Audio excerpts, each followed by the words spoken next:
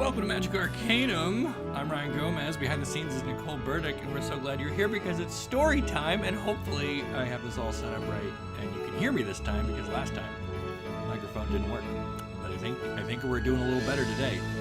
How are you all? It's Friday. It's Nicole's birthday. Nicole's birthday was yesterday. We're celebrating today. We're doing a little live stream, throwback, 1996. Come in the time machine with me. We're going all the way to Heroes of Might and Magic, and I'm really excited to do this one. Just gonna have a great Friday, you know. Just kind of shedding our woes from the week and doing some fun, wacky stuff here on the old Arcanum live stream. So, is anyone out there? Chat is not said a peep. So now I'm wondering, music's too loud. Okay, I was worried about that because I've not used OBS with this game. I had it all configured for Arena and stuff like that. So let me see if I can lower game volume. Let me see.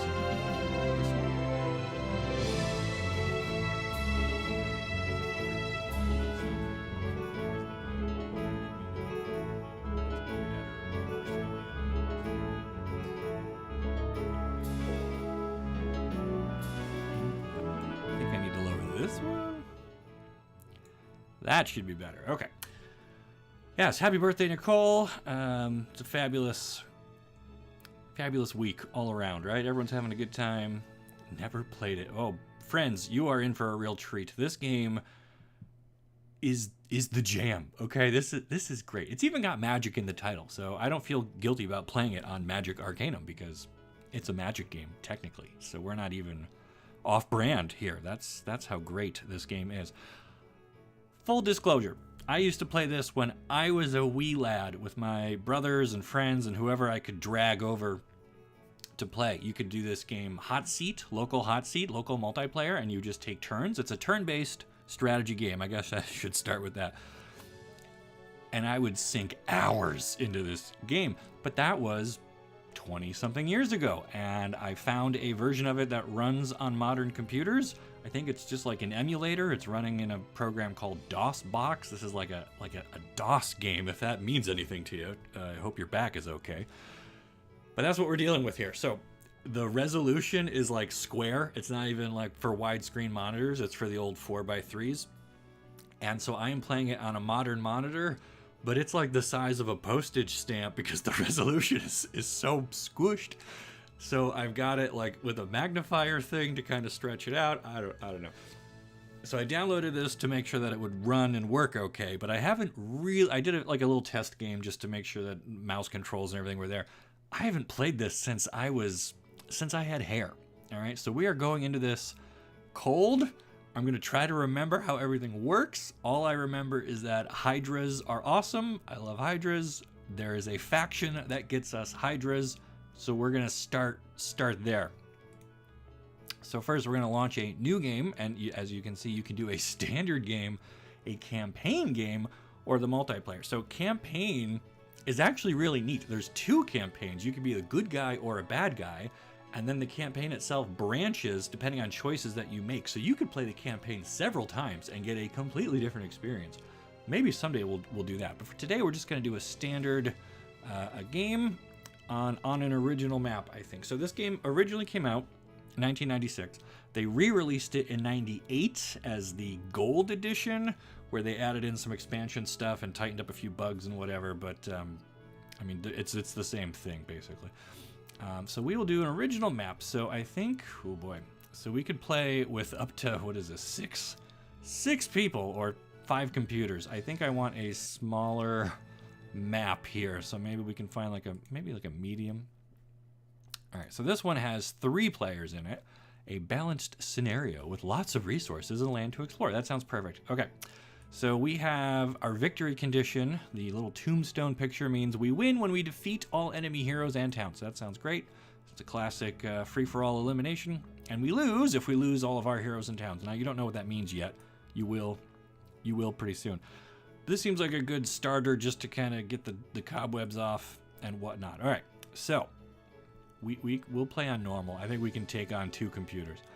We can pick our starting faction, okay? And this game has 6 different factions. We will go through them thusly.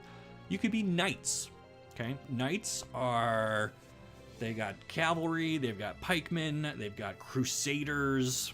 So I guess I should back up. So each of these 6 factions has their own units, characters, creatures for magic parlance, and they are different like levels. So like everybody has a level 1, a level 2, up to 6. And so the level 6 knight creature is, I think, like a paladin or a crusader, which is like pretty strong, but also kind of slow because they're in heavy armor. And the knights don't get a lot of magic. They're more about might than magic. And that's one of the cool tensions in this game, is building yourself up to have a good spread of both, because some threats you can deal with magic and some you want to just punch a lot. Knights are very might driven, and I don't find them very exciting. I don't want to be a knight. Barbarians. These guys are basically Gruul, okay? They've got goblins, trolls, ogres, cyclops, wolves, I think, and orcs, I think, or something like that. They're also a might-driven faction. They're kind of fast and aggressive. They don't have a really good long game. They're very, they're probably good for a small map, but again, I find them kind of boring and smelly. So we're not going to be barbarians. Sorceress. This one has more magic than might. They've got phoenixes, unicorns, druids, dwarves, elves. So all of your classic Tolkien-esque fantasy stuff. They're pretty good. They're probably my second favorite, but they're also kind of like, they're the good guys, and they don't have hydras, so we're not going to be sorceress. Warlock, that's where we're at. Warlocks have the best late game. They get the dragons, they get hydras, they get minotaurs, centaurs, gargoyles, and they have some extra features that help them make money to pay for all of this stuff, which is pretty cool. So I think we're going to be warlocks, but I'm just going to check the last. And wizard is kind of the counterpart to them. So they've got halflings and golems or golems. They've got birds like rocks. And some other kind of fantasy stuff. They're pretty good too. They might be in my top 3, but they're kind of, you know. And then we have the undead. So they've got skeletons. They have a skeleton zombie. Or I'm sorry, a skeleton dragon. They have zombies. They have vampires. Stuff like that. They're also pretty cool. But I think we're gonna do warlocks. And I think, should we be bad guys versus like 2 good guys? Should we take on like knights and sorcerers? I think that sounds like a fun match. All right, so that's what we're gonna do. We are the evil warlocks up against 2 computers. And if you've never seen this game before, or if you've just joined in, welcome to Magic Arcanum. We're playing the 1996-98 classic Heroes of Might and Magic 2. I never played the first one of these as a kid. I don't know how big the difference is between number 1 and 2, but I was on number 2 all day. Yeah, I used to play with my friends on the dial-up modem. Exactly. Same thing. But I did, hot seat with my buddies. It was hard to do online because you didn't have like a cell phone. So for all you youngins out there, if you wanted to play a game online back in the days of dial-up, you had to use your home phone line to connect to your friend's computer. So you'd like call and be like, hey, I'm gonna dial into your game in like 4 minutes, be ready, and then hang up, run to your computer, type in their phone number there, and like you had to dial into their computer, and it was so annoying. And if it didn't work, you'd be like, well, do I call him now because is his phone gonna work? Is he gonna? Anyway, okay. Heroes of Might and Magic. Here we go. This is our overworld or map or whatever, and this is where most of our exploring and resource gathering happens. Okay, we've got 2 hero characters here. These guys with the little flags. And usually the game just gives you 1 hero to start with. So this is kind of generous that this map gave us 2, which is awesome. And then we have this big, scary-looking castle in the middle. That's our home base. And we win when we take over all of the opponent's castles, okay? So let's take a look inside our castle. And we can do that either by clicking on it, or I like to use over on the side here. There's like this little menu. So if we click on our castle, so here we are. We have Middlegate is the name of our castle, and there's our beautiful castle. And we have one of our heroes is at the castle right now, and he's already got some troops with him, some armies. We have some centaurs and some gargoyles. And so the way this works, you can click on your castle, and you can make 1 improvement per day. And each day is a turn in this game, right? So it's themed around days, and then the days become weeks, and weeks become months, and that all means something. So we will get to that. Mom, don't pick up. Yeah. So anything that's green, we could build right now. So we already have a cave. Our town came with a cave. We could add a crypt, which lets us make gargoyles, which are a unit that we can then attack with. We can build a nest, which gives us griffins. We cannot build a maze because that requires a crypt. So there's like a tech tree kind of to this. The swamp is where we get our hydras. So we definitely want a swamp, but we need the nest first. And then the green tower makes green dragons, okay? So those are our 6 unit producing buildings. And then we've got other stuff. So we could build a mage guild, which lets us learn magic spells, which could be useful. We have the tavern, which increases the morale of our troops. The Thieves Guild lets us get information about stuff happening on the world map, so that can be helpful. We cannot build a shipyard because our town does not touch water, but some towns do touch water, and then you can build ships, which let you explore on the water. Statue increases your town's income by 250 gold per day, so that costs quite a bit up front, but the longer you have it, the quicker it pays for itself, so that's okay. The marketplace lets you convert one type of resource into another, and the more marketplaces you have, the better the trade rate gets, which is kind of like neat that they went that far with it. As you can see, there's a bunch of different resources. We've got wood, sulfur, crystals, mercury, ore, gems, and gold, so you've got to balance all of that. The well increases the growth rate of all dwellings. We'll talk more about that in a minute. By 2 creatures per week. Waterfall increases our centaur production by 8 per week. The dungeon, this is unique to the warlocks. Everybody has one unique thing. Ours is the dungeon, which increases the income of our town by 500 gold a day, but it costs 3,000 gold to buy it. And then we have some defensive upgrades. We can put a turret on either side of our castle and or a moat to protect us from invaders. I'm not worried about anything in this bottom row yet. It's going to be a while before anyone is attacking us. Generally, in the first week, you want to build up as many troops as possible. So I think the purchase here is going to be the crypt, although a case could be made for the nest. Let's jump up to the nest. Okay, so the nest makes griffins. It costs 2,000 gold. We've got 7,000, so that's fine. And then look at that. We get this beautiful like fade in, and now our castle has a nest here, right? So if we click on the nest, we see that there are griffins waiting in there. There are 4 available, and they're $300 a pop. So we can buy all 4 of those, and then they go in this top row, which is our castle garrison. And then we can actually bring that down to our hero. And I think we can also grab some of these centaurs here as well, and we'll put those in. So the way this game works, your stuff gets put into stacks. So this is just one picture of a centaur, but there are 16 centaurs in that pile. So they will all attack together, move together, do stuff together, but you want to put as many things into a stack as you can. That makes the stack better, stronger. So we've got a whopping 3 gargoyles, 16 centaurs, and 4 griffins on our hero, who is Vesper the Warlock. So heroes individually can level up and learn skills. They have their magic book, and we'll learn more about that later. So we built our one thing for the day. As you can see now, everything is red and crossed out. We can't build anything else. Upgrades, griffins, might, magic. Yes, Nicole is on chat. She's, I don't know if she's ever seen this game before. I don't know. Heroes 3 next time. Let's get through 2 first. All right. They also gave us this other hero. It looks like Prince. So he's got 9 centaurs and 3 gargoyles himself. This is Rathmont. Cool.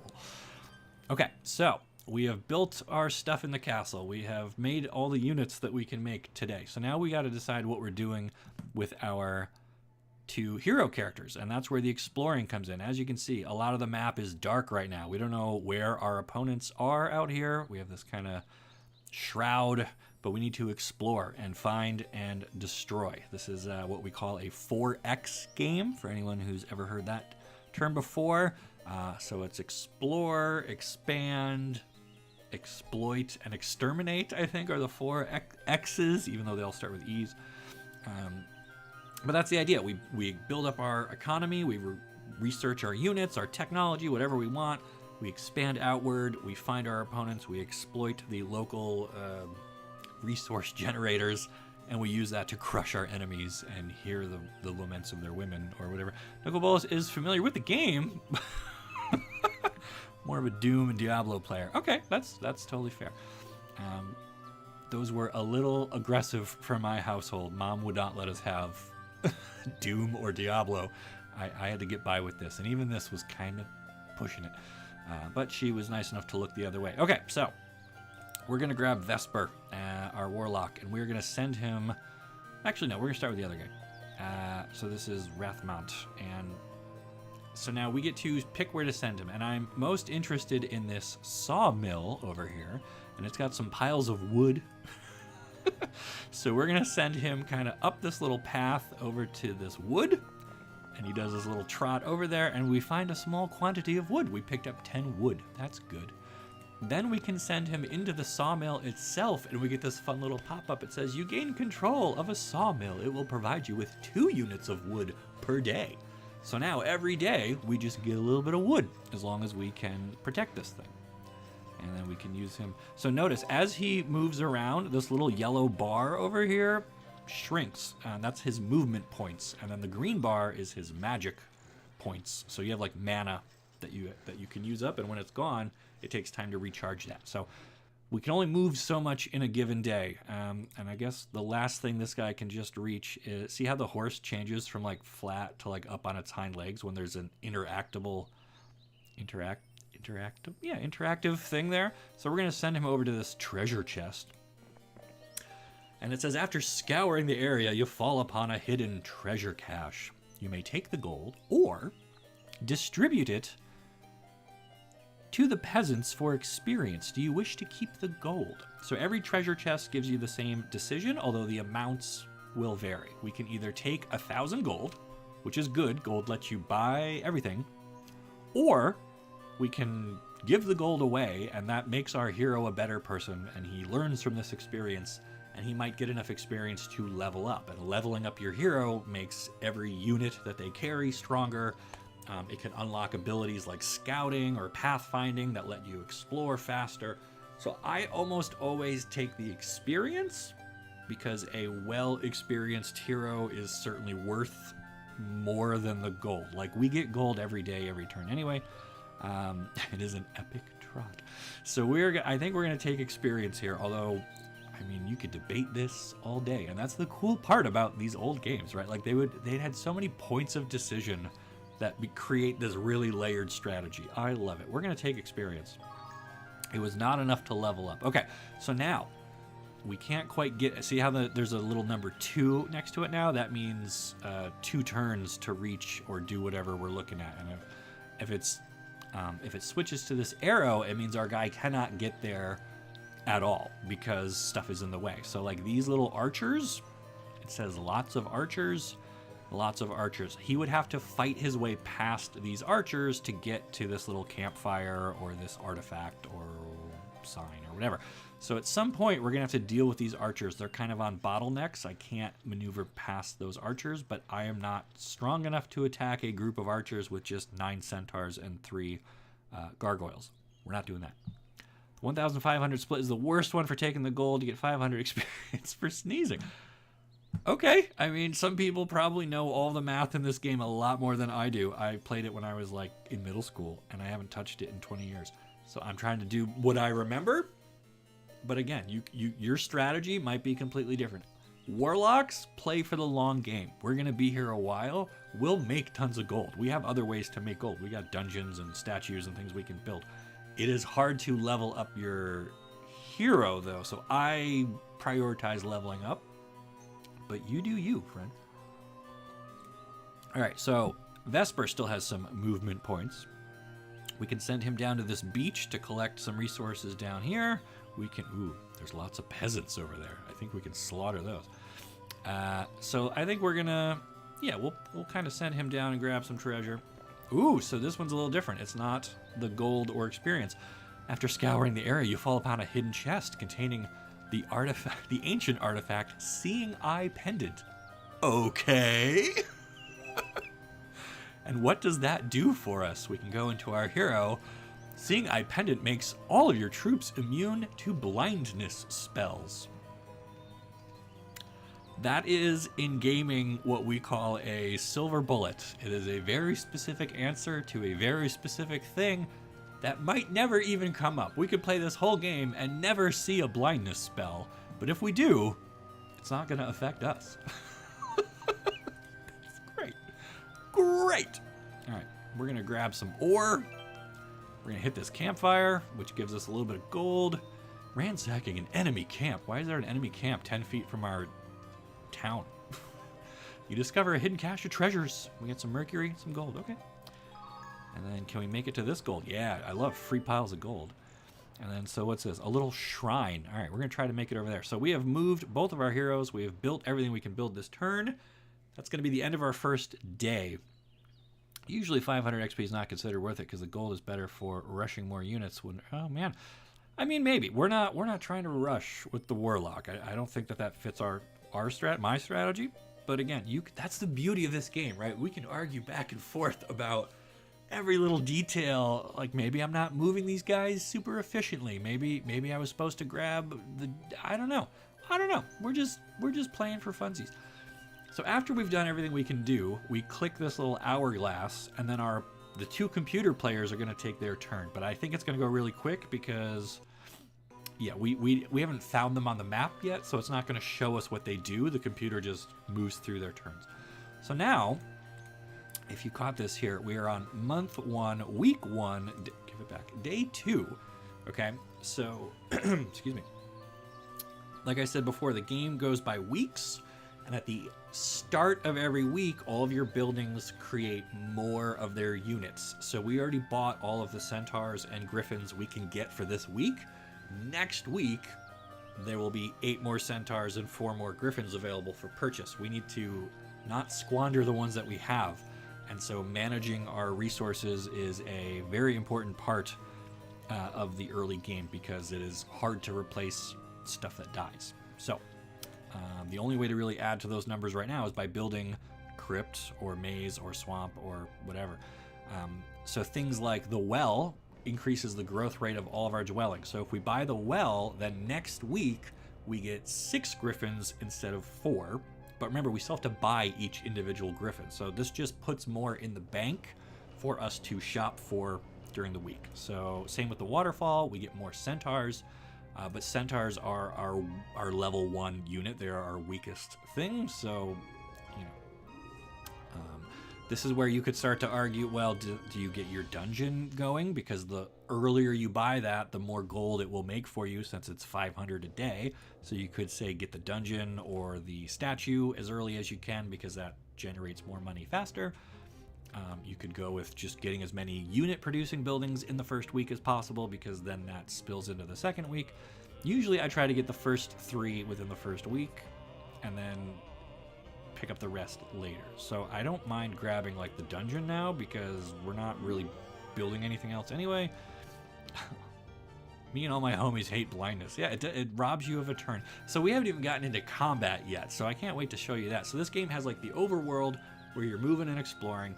You've got your town, where it's almost like a Sim City thing, where you're building and researching. And then you've got combat, which is on a grid, and it's like almost like chess or something, and you're moving your troops around doing battles. So this game has so many like different layered systems that collectively make for a very complex and engaging game. And that's why it sucked up so many hours of my life back in 96, 98. I guess I was playing more in 98 with the gold edition. I don't think I had the 96 cut.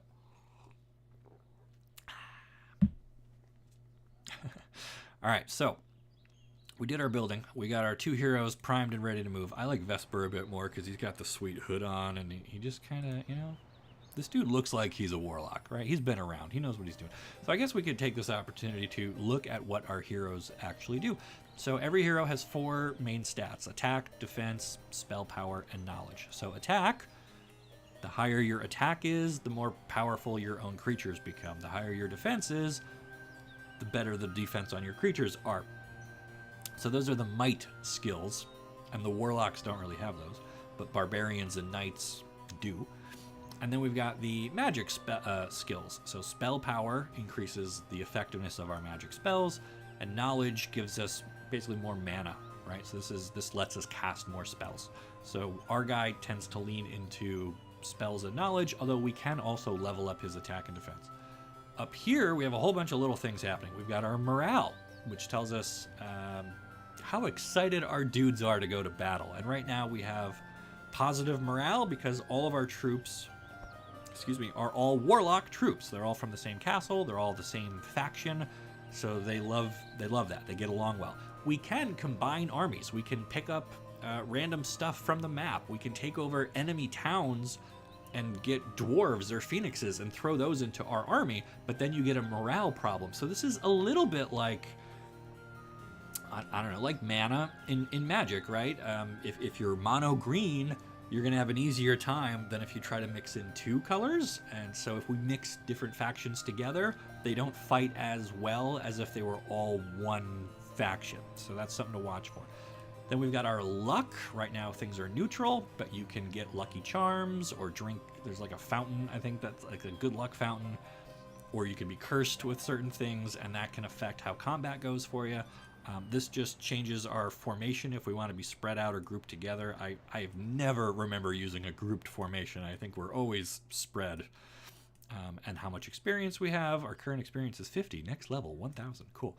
And then our total spell points. And then down here is our spell book. We've got just one spell in it. The Warlock, I think, always starts with the Curse spell, which we curse our opponent creatures so that they deal minimum damage, which is great. And then we've got some basic, we have a basic and an advanced skill down here. So we have Scouting, which lets us see more of the map when we move around. And then Wisdom, which lets us learn third level spells. So there's a cap to how powerful of your magic you can learn that is related to this skill. So Warlocks can learn up to level 3 spells. Right now, I think we only have a level 1 spell, and if we build our Mage Guild up, that's where we get those more advanced spells. Right now, though, we are going to hit this little shrine, and I think this is going to give us another magic spell. Yes. Okay, you come across a small shrine attended by a group of novice acolytes. Such good world building here. Do you see why do you see like the story guy, why I would have eaten this up as a kid? In exchange for your protection, we don't have to do anything. They agree to teach you a simple spell, Magic Arrow. That is a extremely useful spell because it lets us directly attack opposing creatures and do damage. All right, can we swing up here and grab this ore mine? Yes, we want to get as many mines under our control as we can. That's going to give us 2 ore per day. Okay, so our economy is building up. We got wood on one side, we've got ore on the other side. And this is a gold mine that literally gives you gold every day, but it is guarded. See, my horse doesn't show up. It's a sword, which means if I move that way, I'm going to have to fight lots of mummies. And mummies are like level 3 creatures, I think. So they're pretty tough, and there's lots of them. They're slow, but they are tough. So we might wait a minute and see if we can get like some experience here, or maybe knock out these peasants, or whatever. So here, okay, this is another one. So this little goblin hut, if we go there, we can recruit goblins exactly as if we built them in our own city. But goblins are a barbarian troop, and so they will not be of the same faction, so our overall morale goes down. Is it worth adding goblins to our army at the risk of our morale going down? Now, what does bad morale do? Excuse me. If your team has bad morale, there is a chance, and I don't remember if it's like 1 out of 5 or 50-50 or whatever, but there's a chance that your guys will skip their turn. They won't move. They won't attack. They won't do anything. They just kind of like freeze because they're so miserable. So we want to avoid bad morale if possible, because it can rob you of whole turns, and that's not good. I think we could slaughter these peasants, but I might want to wait a little while and level up one more. All right, so this guy, he's got archers, which are really tough to get past, because they will just keep shooting at all of our stuff. And this guy's only got a handful of units right now. He's more of a scout. He could go down to this fountain, but I don't think we even need that. So I might have him kind of just double back and grab some... Okay, so again, experience or gold. Earlier somebody said don't get the experience if it's only 500 experience. That's really not enough. Love the content. Can't believe only 30 people. I know, right? Like, whatever. This is an impromptu live stream. I just thought it would be fun to dig out an old classic. I'm having a blast. I don't care if there's 3 people. Oh, please don't all leave. Don't leave me with 3 people. I am glad everyone's here. It'd be great if this was thousands of people, but I'm on YouTube. You know, I didn't really advertise this. I just kind of said, hey, let's jump on and do some heroes. Yeah. Ow. I am burning through my voice points here with so much explaining. So do we take gold or do we take experience? Remember, this guy got experience last time, so he's like halfway to leveling up. I kind of want to just take the experience again and level up. I don't know why I'm asking you guys. You don't know what's going on. We're going to level up. Okay, so Rathmont has gained a level. His spell power went up by 1. And then we can choose to learn either basic logistics or basic necromancy? Necromancy. I've gotten burned on this before.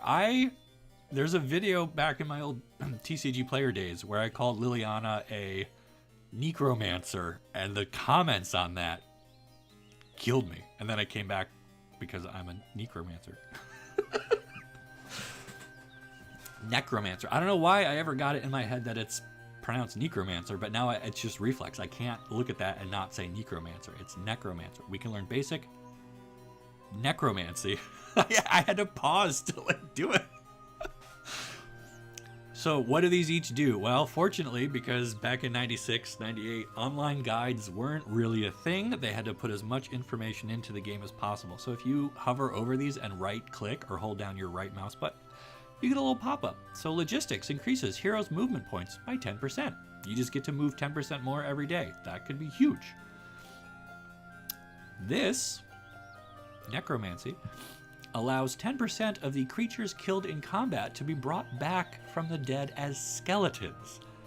That is extremely powerful, more so if you are an undead person to begin with, because the skeletons are part of that faction. So mixing skeletons in with the warlocks, you're going to have a morale problem, but you just get free skeletons after every fight. I mean, come on, that might be worth taking. We'll do a hybrid warlock necromancy not being a faction specific ability feels off. Yes, so each faction has a certain % chance to learn certain skills. So like knights are more likely to learn leadership than anybody else. Warlocks, I think, are the only ones who can also learn the necro stuff. By default, I think every necromancer hero has it. Warlocks have a small chance to like dual class in it, but even that is pretty rare. So when it comes up, I like to grab it because it's fun to dual spec. But you're not going to see wizards or sorceresses get it. So it's not like anyone can get it. And warlocks are already part of the evil. So that's another cool thing. There's 6 factions. 3 are good, 3 are evil. And you can tell we're evil because we have skeletons around our border. And so since warlocks and the necros are on the same team, some of their skills and stuff overlap. Spooky skeletons. I love spooky, scary skeletons. Yes. So we took skeletons, which is going to be great because now we can use this guy to slaughter these peasants, and then we'll get 10% of those peasants back as skeletons, which is good. Really good, I dare say. And look, there's some more skeletons. We might even convince them to join us. You know, we can be diplomatic that way. Okay, so that's the end of day 2. You may want to check that after you raise your first skeletons. It usually ends up with the army to either be completely alive or completely... Yes, so we'll check out morale after we bloody the battlefields a bit. But right now, we're on to turn 3. Don't remember if this game is... Oh, yeah, so yeah, mixing undead... So right, okay. I think you're right. I think I remember that. Having mixed units is already bad. If any of those units are undead... skeleton, zombies, whatever, that's even worse. It's a double penalty. That does sound right. That does sound right. Okay. So we'll double check. And again, there's so much cool stuff in here. All right, so Man, I like Vesper, but maybe Rathmont's going to end up being our tank here. So we'll send him over to get some treasure. And so 2,000 gold or 1,500 experience. That's like 2 more levels probably, right? Let's do that. Okay, we can advance our necromantic powers, and now 20% of the stuff that dies becomes a skeleton. That is like such a slam dunk. Okay, cool. And then, ooh, he can even reach these peasants, but I'm gonna show you guys a little trick. We're gonna do this. We're gonna bring our heroes together, tip to tip. And so now we get this little interface where we can trade things between heroes. Okay, so we can give like all of our centaurs over to Rathmont. He's gonna need them. We can give him these griffins. We can even give him 2 of our gargoyles. So every hero has to have at least 1 thing on them at all time. You can't have a unitless hero. So we're going to keep the 1 gargoyle on Vesper. Give everything else. I mean, we can even give him this artifact, even though it's not going to matter. So we're going to load this dude up for Bear. And then we're going to send Vesper back to base. And now we can send this guy to fight lots of peasants. And this is going to be our first ever battle. So let me quick save because you can see I did some tests earlier. But all right, so we're going to save just in case this goes horribly wrong. always have an exit strategy. Okay, so now here we go. Combat for the first time in Heroes of Might and Magic 2. Oh. The peasants, awed by the power of your forces, begin to scatter. Do you wish to pursue and engage them? We can just let them flee and not risk losing any of our own dudes, or we can pursue and fight them by force, kill them, and then instead of letting them rest in peace, we can conscript them into our skeleton army. Come on!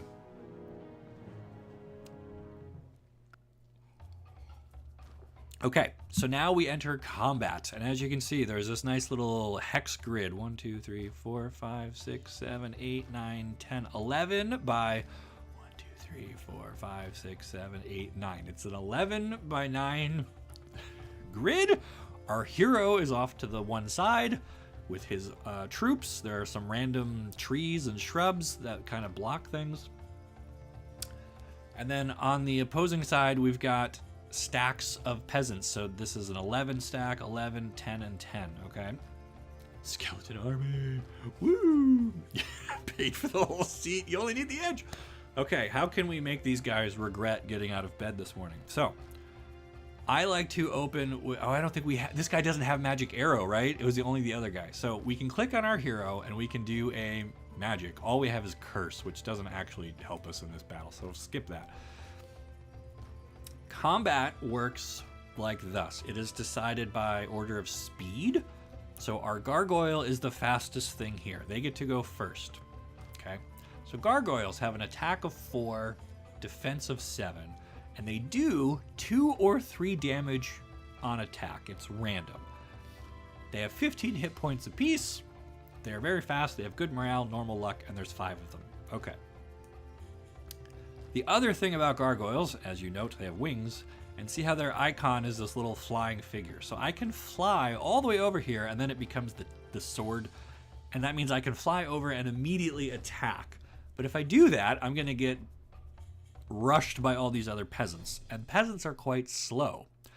As you can see, they have an attack and defense of just 1. They are the 1/1s for 1 of this game, okay? 1, 1, 1, 1, 1, 1. So they are very slow, very weak. They only do 1 damage. They suck. The best thing you can do with peasants is turn them into skeletons, which are way stronger. But if there are 50 of them or 40 of them, 42 of them, that still could be 42 points of damage. That can still be a lot. So we don't want to unnecessarily engage these guys at close range. So we're not going to use our gargoyle yet. We're just going to skip his turn. Centaur is next. Notice how he takes up 2 tiles. He's got a badonk. Centaur is a 3/1 that does 1 or 2 damage, but then that's multiplied by the stack, right? So this is 25 centaurs, and if each centaur does 1 damage, that is still 25 damage, okay? And then so there is some math between like the attack skill, which is 3, against the peasants' defense, which is 1. I'm not sure how that like does. Like if your attack is a certain amount more than their defense, you get a bonus, but I don't know what it is. I don't know all the math. All I know is this guy is about to fire his arrows right into 11 peasants. They're all gonna die. They just all keel over, and just like that, we killed 11 peasants. We did 44 damage. So there's a little text pop up at the bottom. It's only there for a second.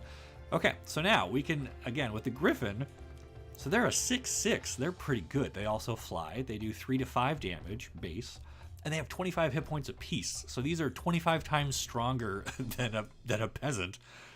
Still don't want to risk them in combat. So these peasants, they take 2 little dinky steps. Best thing you could do is turn them into ghosts. That is true. The banshees are better than skeletons. That's a bit harder to make happen.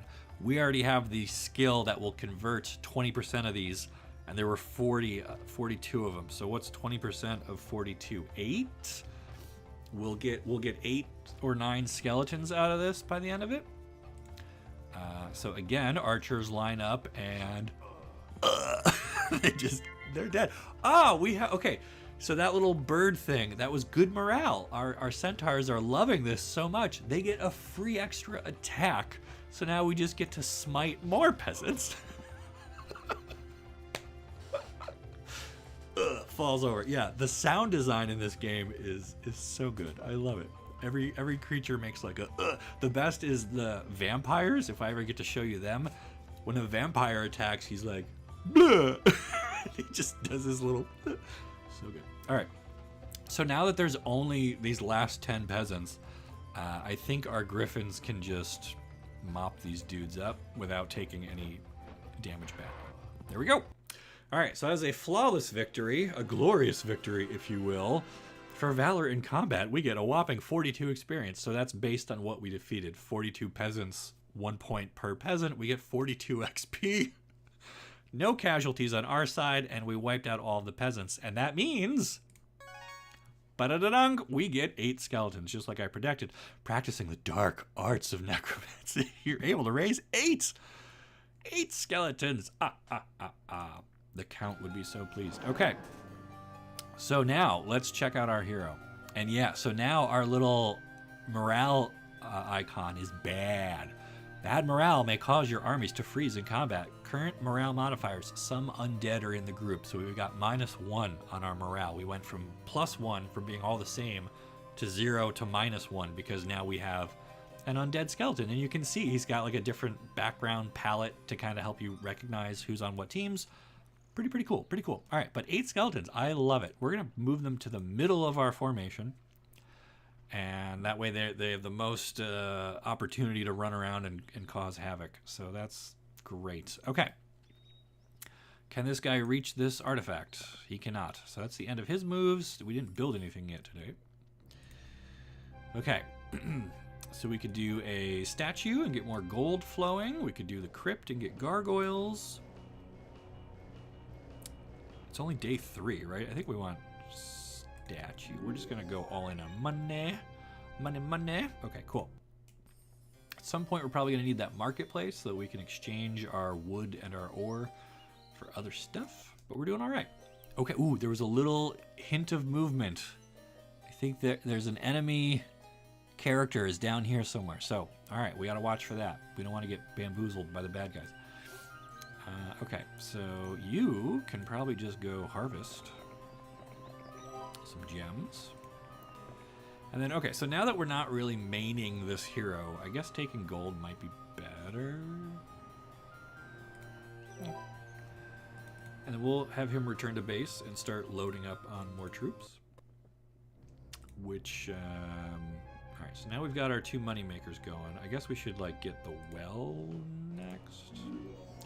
So again, the well increases the growth rate of all of our dwellings. And if you click on the well, it now shows you all the stuff you potentially could have. So we've got centaurs. There's none available because we already bought them all. We don't have the crypt yet for the gargoyles. We do have the griffins, but we bought all those. We can get minotaurs, hydras. Eventually. They are very slow. Not just slow, they are very slow. And then green dragons. And fun fact, Green dragons can be upgraded into red dragons and then black dragons. Black dragons are the strongest thing in this game, but even one dragon has 200 hit points. Okay, compare that to the peasants that had 1 hit point. A dragon is 200 times as powerful as a dude with a little farming tool. Love it. Okay, so our main hero is going to grab an artifact. You come across the Spartan quarters of a retired soldier. Soldier tells you he is willing to pass on the kinetic pendant to the first true leader he meets. So that means we need the leadership skill, which we don't have. So we're not going to get this pendant, but that's fine. We can walk around. And can we make it to this mine? Yeah, whenever possible, I try to grab mines first and then mop up whatever's near them, because you want the mine before you run out of steps for the day, because it'll give you resources the next day, obviously. Okay, so another chest. Big money or big experience? I like keeping experience going. Okay, Titans are the strongest. Is that true? I think black dragons are stronger than Titans. Right? Only creature dwelling can be upgraded twice. Yeah, okay, so some people are familiar with this game. Yeah, that's true. The dragons, I think you can upgrade twice. They go green to red to black, and I thought black dragons are stronger than Titans. Is this a free game? It's like $5. I had this on CD-ROM back in 1998, and I found a copy of it on a website called goodoldgames.com, GOG, which has a huge library of good old games. Like, I love it. This might be on Steam too. I didn't even think to look there, but I found it on Good Old Games, and they do sales all the time. And I think I got Heroes 2 and Heroes 3, which I didn't even play back in the 90s, but it was like a bundle for like $5 for both Heroes games. So I bought both. So I do have Heroes 3, and maybe we'll play that someday. But there, yeah. So you can pick it up for $5 from GOG quite often. Yeah. So I don't know that you can find this for free, but you can get it really cheap. And like, for the amount of hours I put into this as a kid, it was so worth $5. Okay. Titans have better stats. Black dragons are immune to magic. Man, I don't know. All right. Well, if we get to that point, we will have a showdown between Titans and dragons. I don't know. Okay, right now, our guy leveled up. We have knowledge. We can choose navigation, which increases our movement over water by 1/3, but we're not really doing a lot of water exploring. Or we can get advanced wisdom. So I think we're going to keep with our advanced wisdom. So one thing to note, we only have room for 1, 2, 3, 4, 5, 6, 7, 8 skills. And there are more than 8 options. And each one can go from basic to advanced to like expert. I think you can level it up 3 times. So you don't really want to get skills that you're not going to use a lot, because that fills up a slot and there's no way to purge those or learn anything else. So you really want to be focused. So we are going for a wise scouting necromancer warlock. Okay. So what's our next move for this guy? We can keep exploring upwards. We can try to grab, this is a observation tower, which fills in a lot of our mini map. It'll reveal a lot of this shroud, which could be good, but we got to fight our way past lots of skeletons to get over there. Or they might flee, or they might join us. I don't know. I don't really want to fight lots of skeletons if I don't have to. Lots of rogues, that might even be worse than skeletons. And they are guarding kind of this pass into this next thing. Or we could bring this guy down and around over here and kind of go up this way. There's lots of centaurs. I don't know. We got to figure out where to send him next. There's a sprite. They're like a little fairy. They're pretty dangerous. I guess the skeletons is the next most likely. Well, we'll try and grab that gold. Okay, so we've moved both of our heroes. We've built our stuff. Day 4 comes to a close. GOG version is superior to the stream. Oh, there is a stream version. They are different. GOG did a bunch of patchwork. I didn't know that. I assumed that this was like the OG file, just wrapped up in a DOS box, a shell, so that it could run on a modern system. I didn't know that they. GOG has Septerra Core. I don't know that game. What is Septerra Core? I don't know. But yeah, GOG is great. I use them a bit. They seem legit. I've never had a problem. All the software works, and usually they throw in bundles like the original audio soundtracks that you can listen to on like your favorite music player, or sometimes they'll have like art books or other stuff that was maybe available in the retail version of a game that they have digitized and bundled into. It's a great site, good alternative, or I mean, alternative might not be the right word. A good supplement for Steam. If you're doing a lot of online purchases of your games, GOG is a good one to bookmark. Subterra Core. Okay, people know this game. I've never heard of it, but I'm sure it's great. Okay, so do we charge the skeletons or do we just grab this gold first? We'll think about that for a minute. This guy, I don't know there's much else he can really grab because we're kind of fenced in by mummies on our right and lots of archers on our left. So I think this guy's kind of explored everything in here that he can. We're going to send him home. And okay, so we've built our statues, our dungeons. We've got time to do a waterfall and or a crypt. I guess we'll just grab the crypt.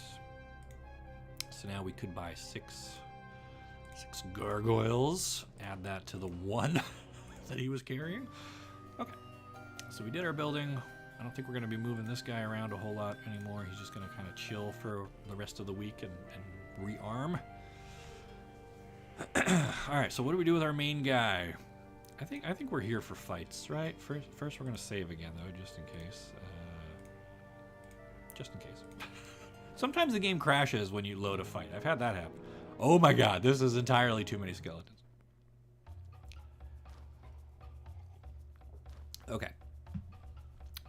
So now we have to think a little more defensively. Those peasants we were able to just run over.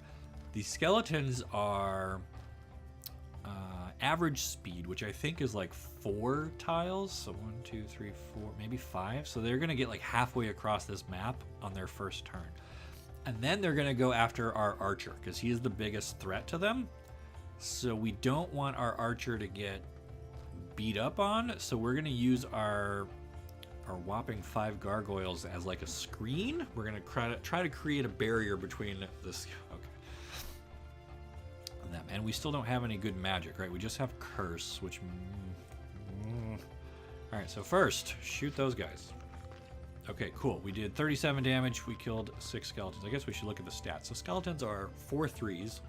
They do 2 to 3 damage per swing, and they only have 4 hit points apiece. Okay, so we have 8 skeletons, which again I think we're just going to use defensively. And I like that we have this little mountain ridge here that kind of creates a choke point. So do we use our griffins? So they're going to do 3 to 5, and there's 4 of them, so they could do up to 20 damage per attack, which could be enough to one-shot the skeletons. That seems all right. Perfect. Okay, so he got in there and killed him, and I think we're just out of range of these skeletons. So this is going great. Okay, so I don't want to move my gargoyle. And now they can't get to our centaur, and they did 11 damage to our gargoyle. And then so there's a retaliation thing. So if you saw that, the skeleton attacked our gargoyle, he got to hit the enemy skeleton back and killed 3 of them. And so now there are only 3 left in that stack, and I don't want to waste a full shot or full volley from our centaur. So I'm going to have him kill one of these stacks down here.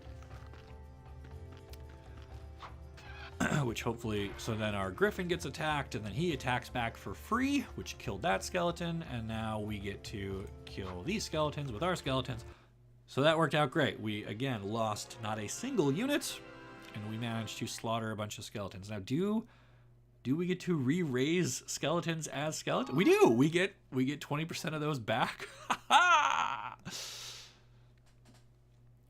As 5 more skeletons. So our army grows. Okay, that was awesome. And now we can hit up this observation tower. From the observation tower, you are able to see distant lands. Okay, so that filled in. Ooh, so this over here is a whole city that we could take over, and then we'd have 2 castles. That's twice as many units per week, more income, everything. You want to grab towns whenever you can. This is a barbarian town, which is one of my least favorite, but it is still a town. We can just make that like a resource hub. And there's all kinds of cool stuff up here. We got lumber mills. Here's a pack of ghosts. We have this little Xanadu. I don't even remember what that one does.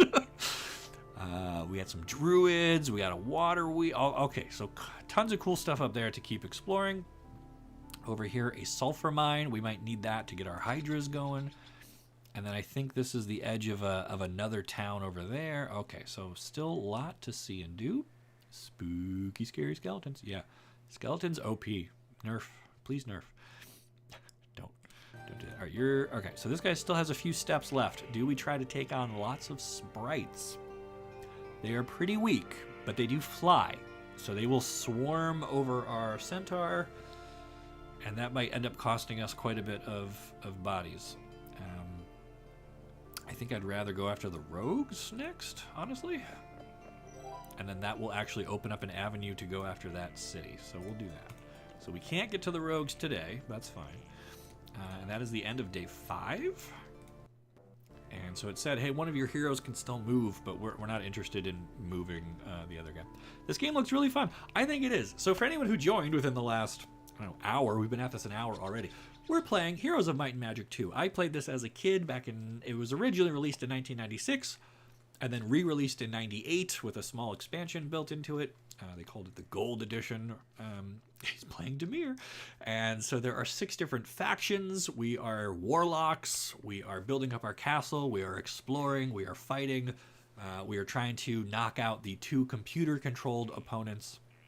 Although this game does have multiplayer, we're not doing that today. I haven't really played this since I was a kid, so I'm just trying to get back in the swing of things. And that starts with attacking these rogues. So there are 7, 14, a lot of rogues. But again, so these guys don't fly and they don't shoot. They have to walk all the way over here. They are 6-1s, so they have a really high attack, very low defense, and only 4 hit points apiece. So I think we'll be okay here.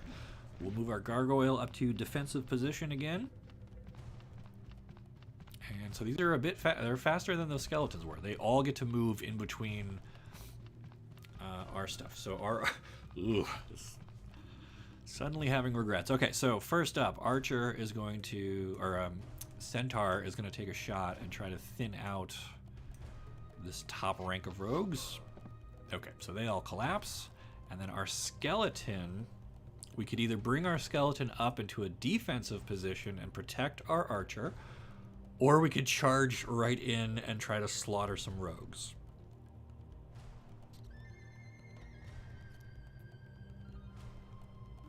I mean, I think that's okay. I think if we use the skeleton here, we can have the griffin fly up and tie up this rogue before he gets his move again. Let's try that. Let's see what these skeletons can do. We got 13 of them. That's a pretty big stack of skeletons. All right, they just one-shot those rogues. And then, so positioning is kind of important. It's not, I mean, you don't get a benefit from like backstabbing or whatever, but like we don't want to leave this rogue a path to get up there if we can avoid it, but the griffin takes up 2 tiles, so he's either going to be in front of him or diagonally above him, but I don't think it really matters because either way the rogue can get by. Birthday means slaughter. Can't spell slaughter without laughter. Yeah, the skeletons just and remember, we get 20% of these guys come back as more skeletons. I love it. All right, so do we try to mop up the rogue before he gets the chance to move? I think so. I think we'll use this gargoyle, swoop in, and then this rogue is going to go for the griffin. Only does 10. Oh, I forgot there's another one down there. Ooh, I missed that. Did we just lose a griffin? We didn't. Okay. Griffin has 2 hit points left. So it's a stack of 4 griffins. Each griffin has 25 hit points. The first griffin, though, is down to just 2 hit points. So if they do any more damage to this, our stack is going to go down to 3, and that's it.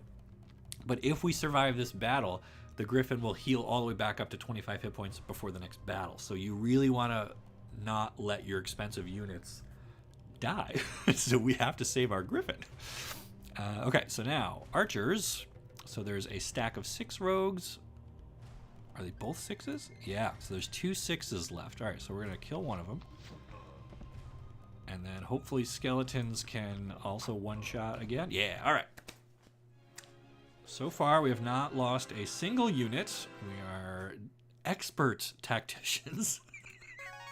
And our skeleton army grows by 6. How much longer is the stream going? I don't know. I just fired this up and I thought, hey, this could be fun. We've been at it for an hour. It has gone by like that.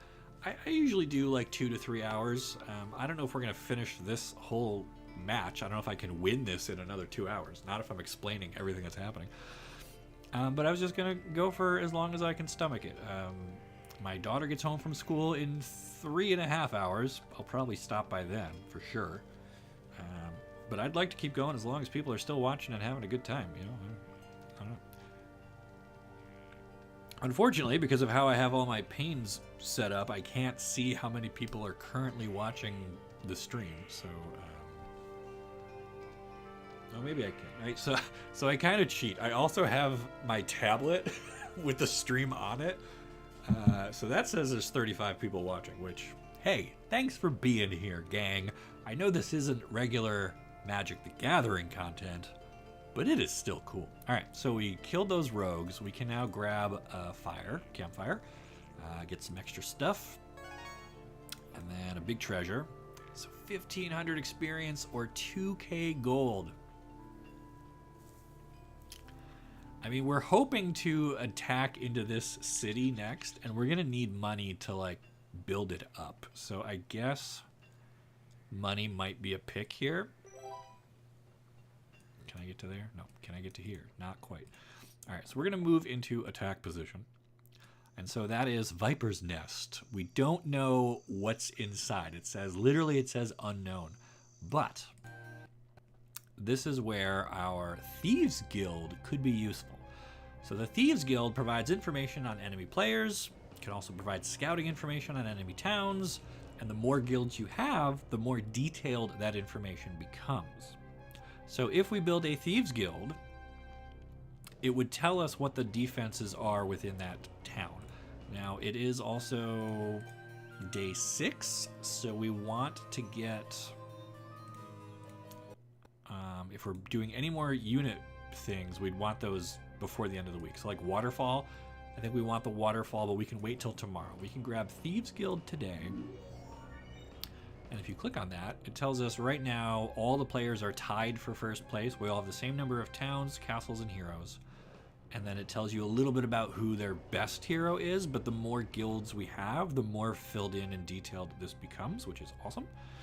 But also, more importantly, for our interests right now, if we go back up and look at this town, now when we right-click on it, it tells us it's just goblins in there. We don't know how many, but goblins are pretty weak. They're a step above peasants, so I am confident we can take over a town full of goblins. So I feel much better about that. There are some stuff, barbarians, because they are such an early game aggressive faction, they could have had some much stronger stuff in here, but this is just like an AI controlled town. It doesn't belong to anybody yet. There's no heroes associated with this. When we get inside of it, it's gonna be just like desert floor basically. We'll see that next turn. So one or more heroes may still move. Yeah, but we're not moving that guy. He's just chilling at base. Okay, so still just goblins. So we are going to attack a town and try to take it over. How old is your daughter? She just turned 7 in October. She's in 1st grade. My son is 4. I'm wondering if there's ever going to be a day where he doesn't have a cold. Oh, yeah. Kids are just little germ factories. You need to hire Goblin Slayer. I am the goblin. We're going to turn these goblins into Skelly-mans. Okay, so there's just a thick stack of goblins. 42 goblos. So they are 3/1s. They do 1 to 2 damage base. They have 3 hit points. And they're average, normal, and normal. Okay. So, again, we'll move the gargoyle to defensive position. The goblins are going to try to hook around and get to our centaur. Centaur gets to fire opening volley, which took off 16 of them. So that's about a quarter. So now skeletons are going to move up to defense because they can't quite reach. Do I send in the birds already? I mean, I guess so, right? The birds should be able to slaughter these guys. Have to go to work, can't stay. Well, thank you so much for being here for what you could be here for. All right, so we pick off another 8 goblins. They're down to just 18. Oof, but they also took a big chunk out of our griffins. Oh dear. All right, so now do we hit them? So, okay. Each unit gets 1 retaliation per turn cycle. So the griffins hit the goblins hit the griffins back. So if I attack with my gargoyles, the goblins shouldn't get an attack back against the gargoyles. We just get to peel off more goblins, which I think is good. Oh, okay, I was wrong. So it's the start of their next turn cycle. So we just lost a griffin, which pains me, but we're taking over a city, so we'll be okay. Excuse me, and I think we lost a gargoyle there, which I don't care about. But that's fine. So we wrap this up. We get to kill him. So tactically, maybe not the best move. We did lose 2 flyers, which kind of hurts, but we did kill 42 gobos. And more importantly, we get 8 more skeletons. And more importantly still, so the little flags just switched to our color. And now we have Viper's Nest. So this is a barbarian town. And right now they just have a little tent and a little goblin hut. So we could buy 10 goblins. But what we need to do first is improve the tent into a castle. So the castle improves town defenses, increases income to 1,000 gold per day. So we got to spend 5,000 gold to do it, and 20 wood and 20 ore. But fortunately, we have the wood and ore mines already, so we are flush with these. So if we click this, we get a barbarian castle now. Have you added Master of Magic to your GOG library? No. Kind of magic and civilization. That sounds awesome. I will have to look into that one. I don't know it. I don't know that one. Okay, so now we have a barbarian city coming together, but the rule still applies. We can only build 1 thing per day, so we built the castle, but now we can build huts and stick huts and a wolf den and the abode, which makes ogres, and we can get trolls under a bridge, and we can get cyclopses from the pyramid. And then statues, and I love this. I love this. The barbarian special structure is a garbage heap, which makes more goblins. Love it. Quick tips. Hero speed is determined by the slowest unit in your army. I did know that. It hasn't really been relevant yet because everything is like the flying dudes. Separating one of your stacks is useful for protecting range. Yes, yes, these are excellent advanced tactics. You are not wrong. I appreciate you sharing your expertise. I was trying to build up to that kind of stuff. Right now, we're just kind of, you know, clubbing our way through. So now we have a barbarian city with nothing in it but some goblins. But hey, that still is going to generate money every day, every turn. And then, so it is day 7. So we need to build the waterfall, which gives us more centaurs, starting next week. So right now, we have 0 centaurs, 0 gargoyles, and 0 griffins available. But starting next week, we're going to get 18 centaurs, 8 more gargoyles, and 6 more griffins, all available for purchase. We still don't have minotaurs, hydras, or green dragons. But we're doing all right. We haven't encountered the enemy computer players yet, which makes me a little nervous. They're out there leveling up and doing their own stuff too. Okay. So the week has rolled over, and now we get this little pop-up. Astrologers proclaim the week of the tortoise. All dwellings increase in population. So that feels like flavor text. Every week gets a different astrology sign attached to it at random. However, there can also be week of the hydra, and then your hydra building gets double production. There could also be week of the plague or famine or something, and then everything gets halved, or if I remember correctly. So there can be good and bad things in the weekly resets,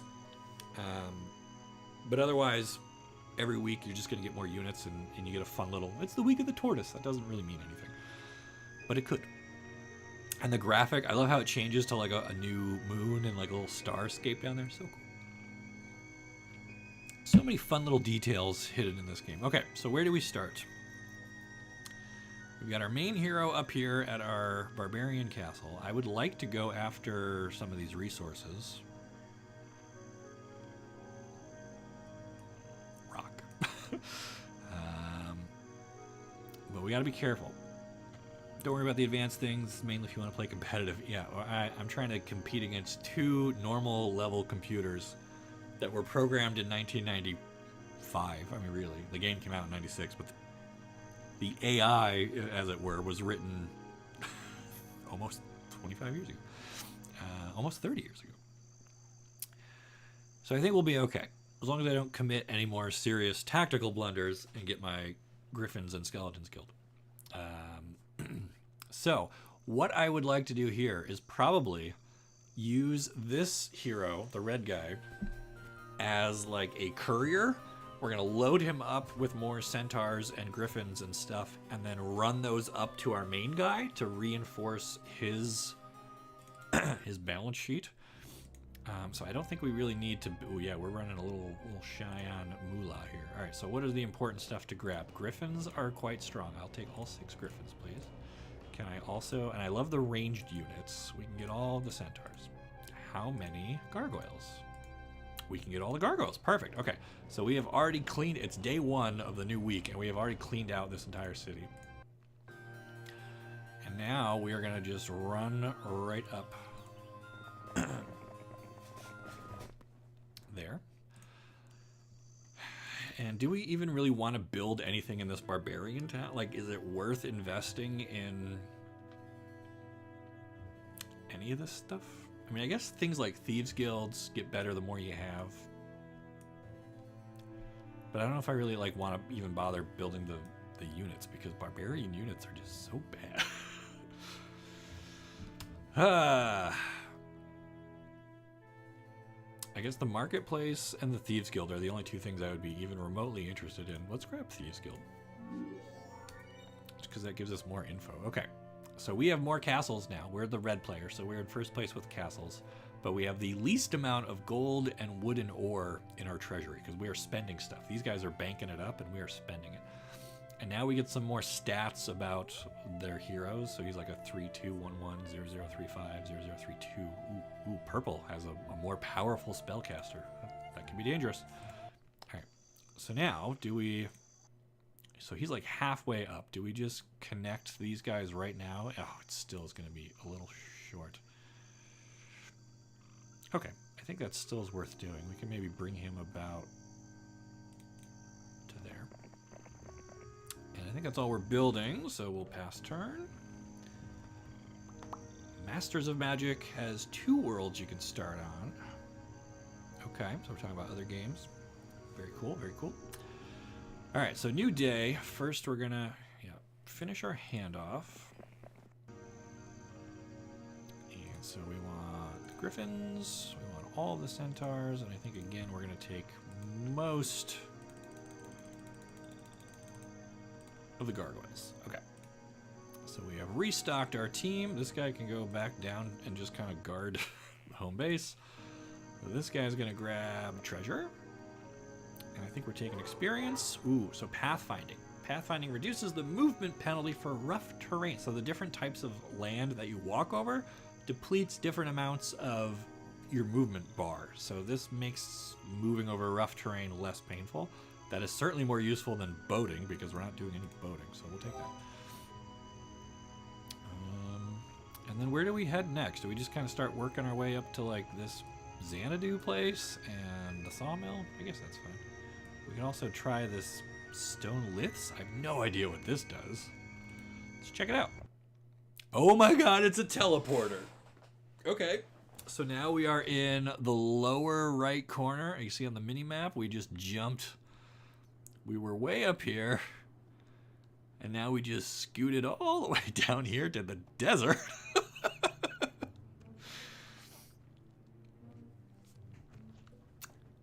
Daughter woke up from the nap. Oh, man, that's danger zone time, man. I feel for you, brother. All right. Ooh, we found another warlock town with a bunch of stuff in it, but we did also just top off our stuff. Can we take on another warlock town? Or do we go after like the Sphinx or these nomads? So much cool stuff. What is that? A demon cave? Oh my god! All right. I don't know. This seems intense. Several lots, few. I mean, we have several lots, few. We're pretty evenly matched, actually. This might be worth taking. What do we got for resources? Do we need to build anything? Tavern, magic, not really. Jump over to our barbarians. I still don't really feel like maybe a statue just to get more money flowing. I think that's worth grabbing. All right. Okay, end turn, and here we go. Okay, so now do we attack another city? I mean, we're here to see bloodshed, right? Okay, so evenly matched on centaurs. We have more gargoyles. We have way more griffins. They've got 3 minotaurs, which we have not seen yet. So they are 9/8, and they do 5 to 10 damage per swing. They're pretty tough. I think they're like a level 4. Yeah, they're the level 4 creature, and we only have like up to level 3s. So this could be risky. So I think this is the first time we're going to use magic. We're going to use Curse, which causes the selected creature to inflict minimum damage. So I think we're going to curse their centaurs? Because they have the most of them? And then we're going to jam our gargoyles right up on their centaur, and that prevents them from making ranged attacks. I think they have to deal with our centaur, but then they get to do the same back to us.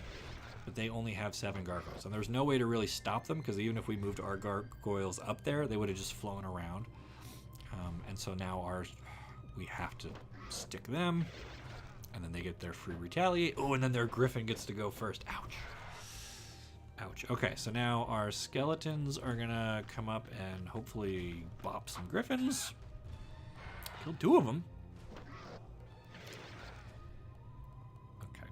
Now our griffin can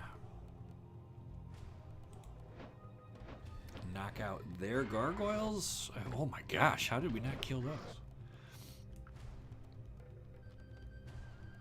All right, they got 2 left. We've got 15 gargoyles. They've got 17 centaurs and these minotaurs. Make them work for it. Okay, down to just 6. We're also losing our oh no, the bad morale finally catches up to us again. It's all right though, it's all right. We get to kill their griffin, kill their centaurs, kill their gargoyles. So all we have left to worry about are these minotaurs, and then we own a whole nother city, which is great. So I think I'm gonna pull these guys back and let our centaurs try to pick off some of these minotaurs. Never good. Okay. All right, so we have 26 skeletons going up against 3. Save 35 hit points and 8 defense, and we have 4 attacks. So I don't know if there's a difference. If our attack is only 4 and their defense is 8, I think that means we do less than normal damage here. I don't know how much less. But if we have 26 of them and say they do 2 points of damage, that's 40 something damage. That means we're gonna kill hopefully at least one of these guys. And we did 50 damage. Okay, so it evened out, that's fine. Bad morale, baby. I know. What can I do though? All right, do we send the griffins in? Sure. We want to end this as fast as we can. Okay. 19 left, and these guys do 2 to 3. There's 13 of them. Can I get them to do 19 damage in one attack? Yes! 26? Okay. So that was a costly battle. I don't like losing over 20 dudes, but we knocked out like 50. So we did all right. And we get 10 skeletons back. Okay. We gained a level, we gained some knowledge, and we can pick now between basic estates or basic luck. Estates, your hero produces 100 gold pieces per turn as tax revenue from estates. So our hero just becomes a walking gold mine, literally.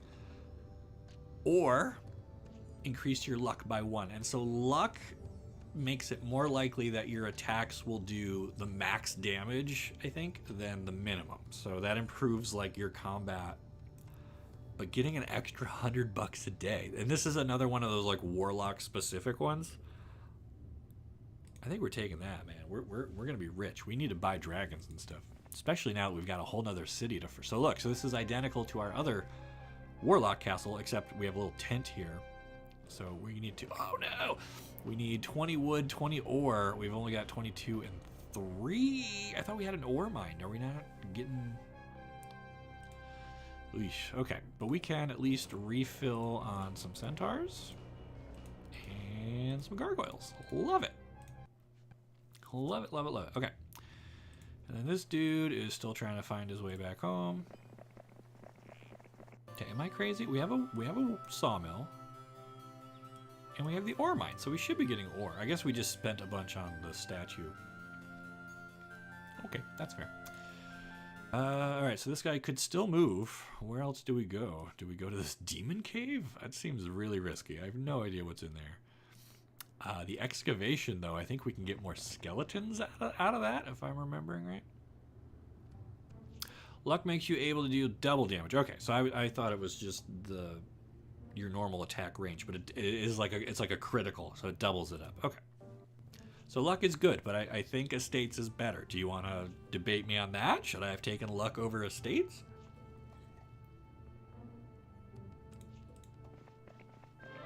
Group of skeletons with a desire for greater glory wish to join you. Do you accept? So this is like another cool random thing that can just happen. And so we had 32 skeletons. Now we're up to 56. We almost doubled our skeleton. There will be no stopping us now. You come upon the remains of an unfortunate adventurer. Searching through the tattered clothing, you find nothing. What a waste. What an embarrassment. All right. We still only have 5 ore, so that's not enough to upgrade the other castle. I guess we could build up like marketplace. So now that we've got 3 little kingdoms going on, there is some benefit to having multiple thieves guilds, multiple marketplaces, because you get better returns on each one. And then this dude is still just chilling. Not a lot for him to do. He's just kind of our transport specialist. Still haven't seen the computer players anywhere yet. Knock on wood. Grab some mercury. All right, we found an alchemist. Taking control of a local alchemist shop, it will provide you with 1 unit of mercury per day. Very good, very good. All right, can we get over to this mine? Not quite. Ooh, what is this? This is like a city of the dead. We've got to go there. We've got to get down there. Okay. And our ore is now up to 7. Still not enough to build castle.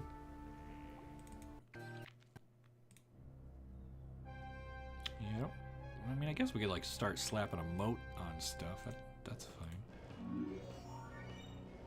And then Barbarian Town. I don't super need any of this. I mean, I guess it's worth... I don't know. I think I'd rather focus on the 2 warlock cities, to be honest. And then, yeah, we still need to come up with a bit more of everything before we can upgrade there. Okay. But it is day 5 on week 2. City of the Dead. Our people. Maybe in hindsight, I should have just been necros instead of warlocks. But, like, hydras are so cool. All right. Gain control of a crystal mine. That's good. And so these little gazebos are all over the map. So an old knight appears on the steps of the gazebo. My liege, I will teach you all that I know. So he just gives us a free 1,000 XP. And then we can grab this treasure. We could take another 1,000 XP, or we could take the gold. And since we're now trying to split across multiple cities, I guess this is where the gold starts to get a little more valuable. And here we have 2. Oh my god, oh my god, oh my god. The pick is based more on where you are in the game. Early game estates is fine. Losing value in later game combat becomes more relevant. Well, that's true. I mean, where are we? Is this early, mid, late? I don't know. We haven't even encountered an enemy hero yet. Is this on Good Old Games or is it emulated? It is downloaded from Good Old Games and it runs in a program I think called DOSBox, which is that an emulator? It creates like a DOS environment on Windows for you to run these old games. So it's a GOG, but I would consider it being emulated because it's not running natively on Windows. I don't know. I'm not good with the computer stuff, man. I just make videos about wizards and lightning bolts. Okay, so our enemy, they have 2 heroes standing here just chilling by the lake. And they seem okay. Like, they've got zombies mixed in with their druids. And a horde of peasants. I want to kill those peasants and turn them into skeletons. Unfortunately, we can't quite reach either of them at the moment, so we're just going to have to wait. And hopefully they don't run right by us and snipe this town that has no defense. There's nothing I can really do about that right now. Such a good game to watch. Thank you for being here. Thanks for watching. I'm having a blast doing this. It's just kind of throwback Friday for Nicole's birthday. I was feeling nostalgic and I wanted to boot up something other than Arena. I don't know if you guys have noticed, but lately Arena seems to be full of people who rope every turn. Like, they just take 1,000 years. And it'll be like turn 3 and they'll like play a land and then just sit there and do nothing. And like with like 2 cards in hand. I don't get it. Anyway, let's see if... Should we just try to kill one of these purple heroes? Ooh, so they just shoved a bunch of units over to Natasha. And so Rebecca has, like, nothing. Killing a hero is, like, really good. And catching them like this with their... with almost no units. Or do we try to knock out their main hero?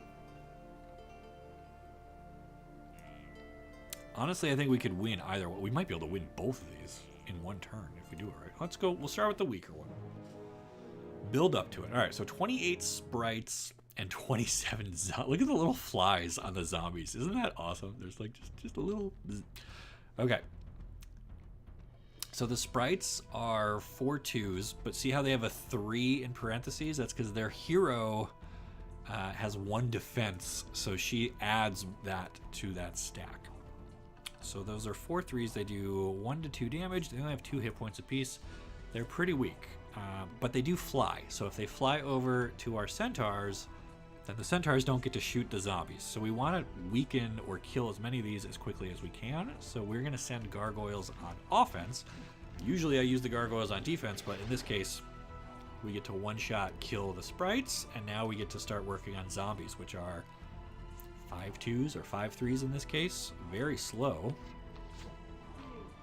With necromancy going the weaker's back. Yes, okay, so good. Kill the weaker first, because then we turn these into more skeletons, which we can use in the bigger fight. That's a good point. I didn't even consider that, but you are so right. Oh, we still have our bad morale problem because we have undead. All right, so have you caught that? The enemy sorceress just cast Bloodlust on these zombies, which increases their attack. So now they are 8 attack. And I'm still unclear how attack versus defense changes the damage that you do, but it does. It does. It'll do something. So I don't think we need to drop gargoyles over here yet. We're going to let the archers... I mean, they're zombies. They're the slowest thing, right? We could just... as long as we stay out of range, although we only killed 4 of them. So yeah, I think we're just going to kind of turtle up for a minute. Force the zombies to take the long walk. What the heck? Oh, so the enemy sorcerer,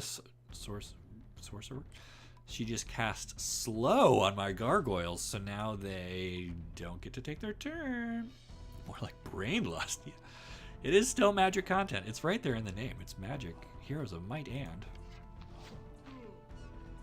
Alright, knocked off 5 more zombies. All headshots. Skeletons can't quite reach, so we're just going to skip.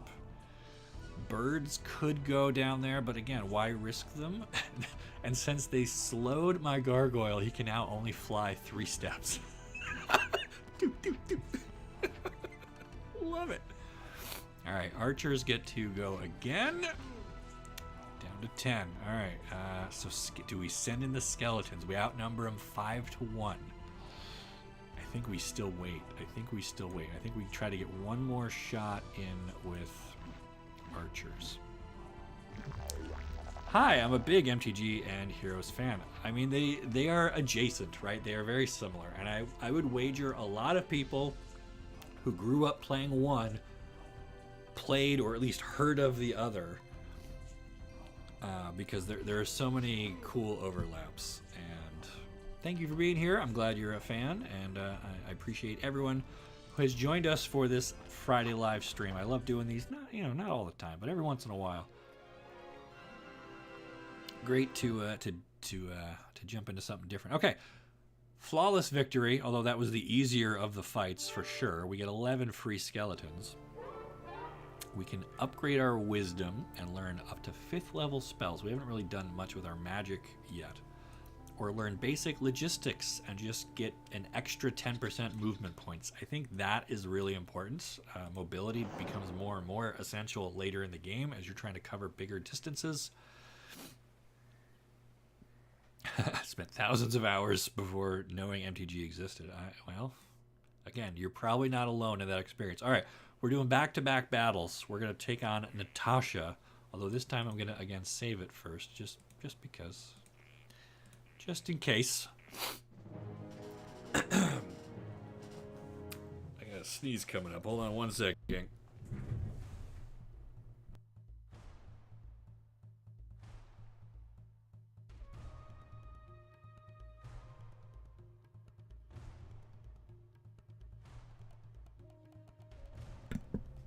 Okay, thank you. All right, battle with Natasha.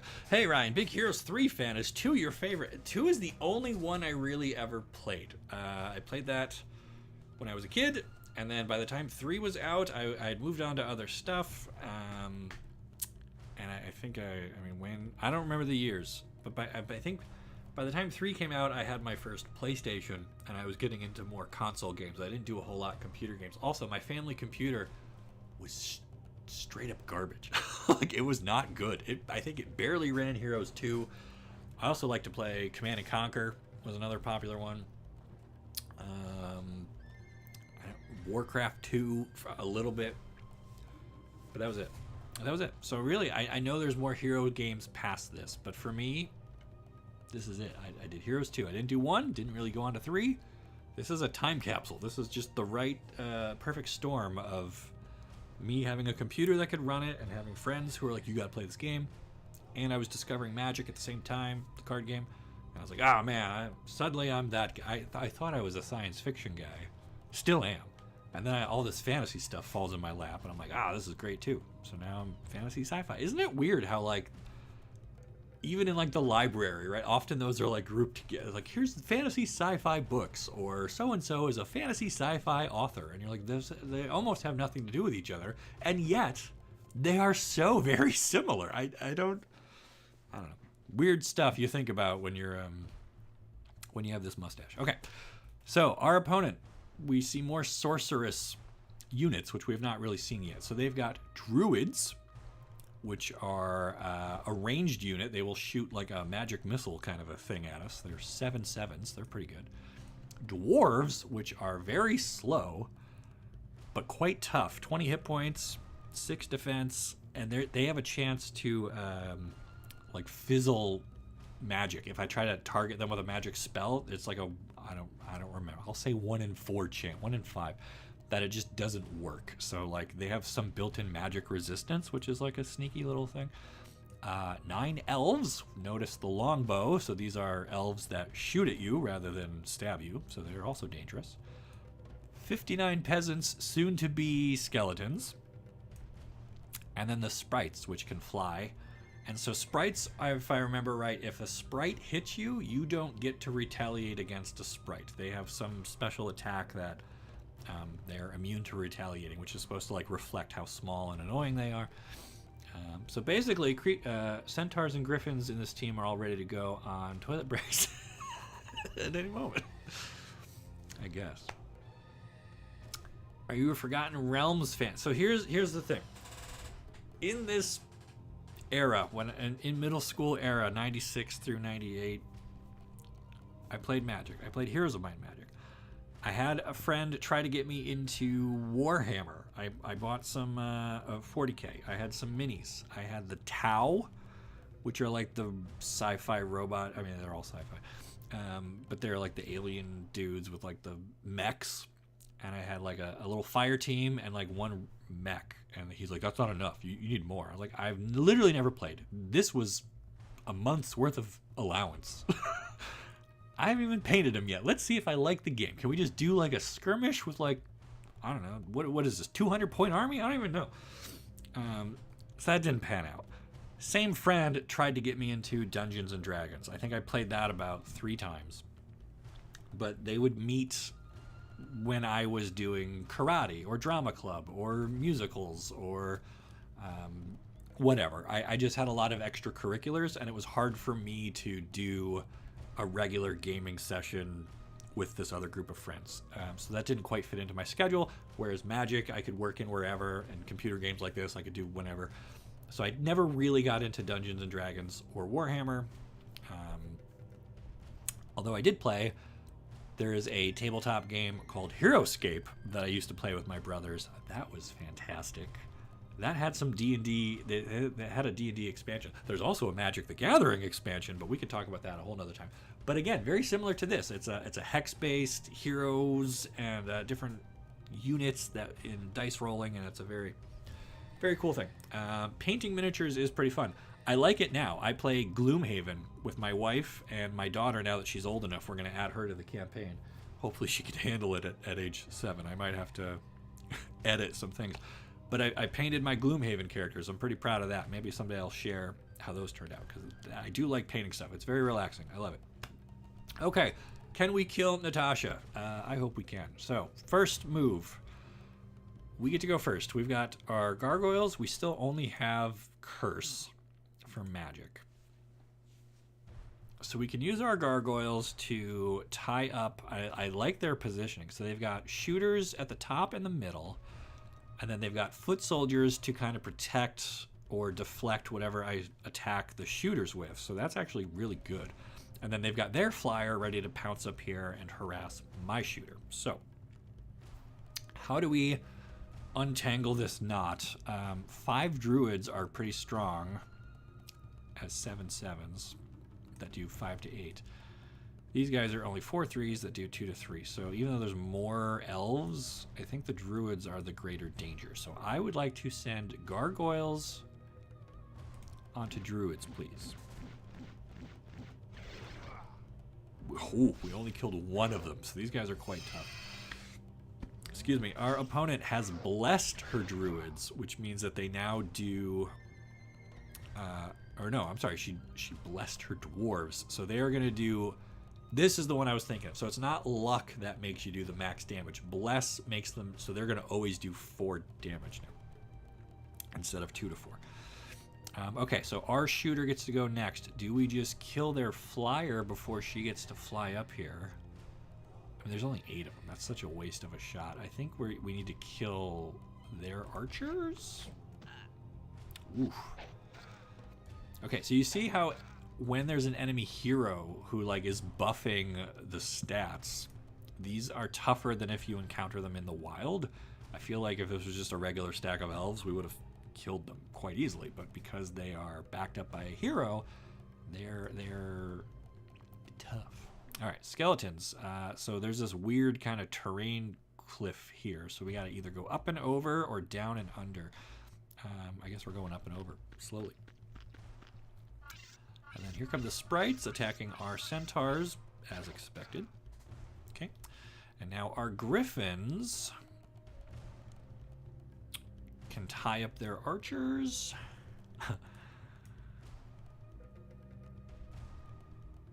Yeah, I guess that's still the right move. Elf archers do so much. Okay, so I just remembered.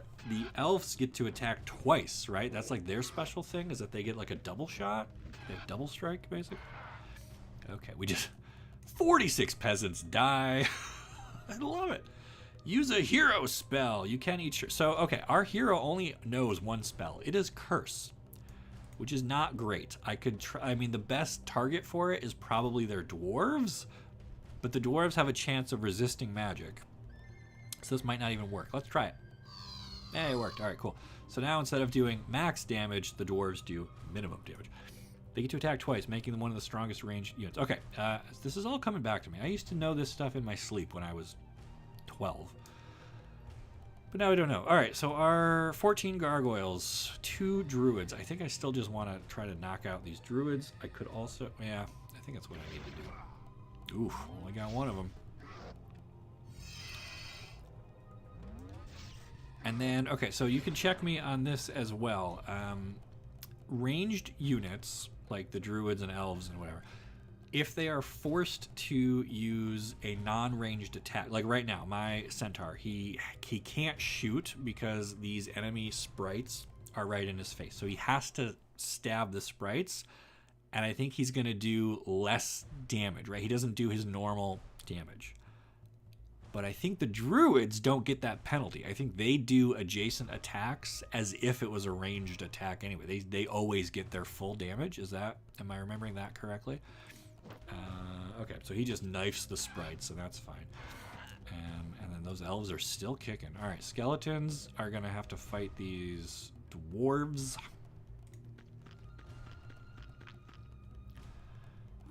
Griffin... I think we're going to actually gank those peasants. Frankly, I know this is my... You've been going on a marathon through the series. Wow. Well, what an interesting coincidence that you decided to join the stream and watch me muddle my way through a game that I haven't played in 1,000 years. Okay. I hope I'm doing all right. I was pretty proud of those first couple battles. We didn't throw a single unit under the bus. We did okay. And we've got 3 cities now, and we're playing against 2 normal computers. So, like, we're doing okay. We're doing okay. Heroes is so wonderful. It really is. And it is funny to me how many parts of this game feel like timeless. Like, they nailed it back in 96.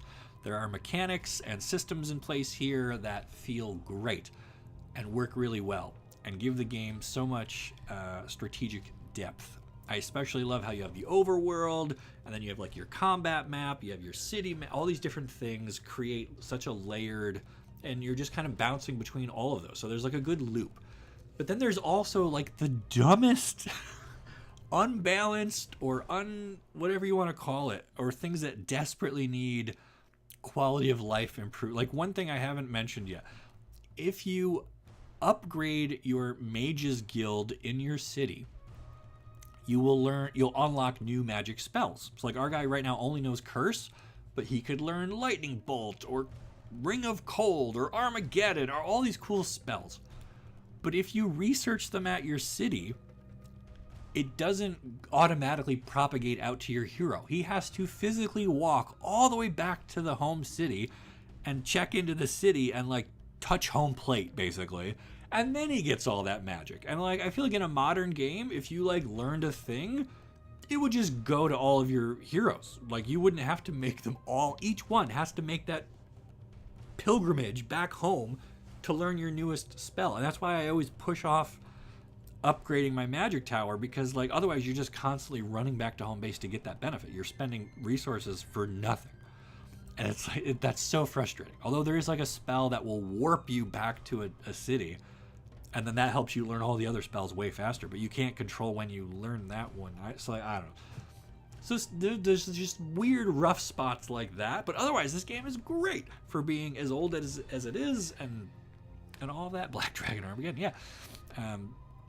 So there are cool combos like that person is saying. Your dragons are immune to magic, but Armageddon damages, I think, everything on the battlefield. So if you just have dragons and you cast Armageddon, you'll wipe out like everything and not lose your dragons. Like that's really cool. That is like feels like badass wizard shit.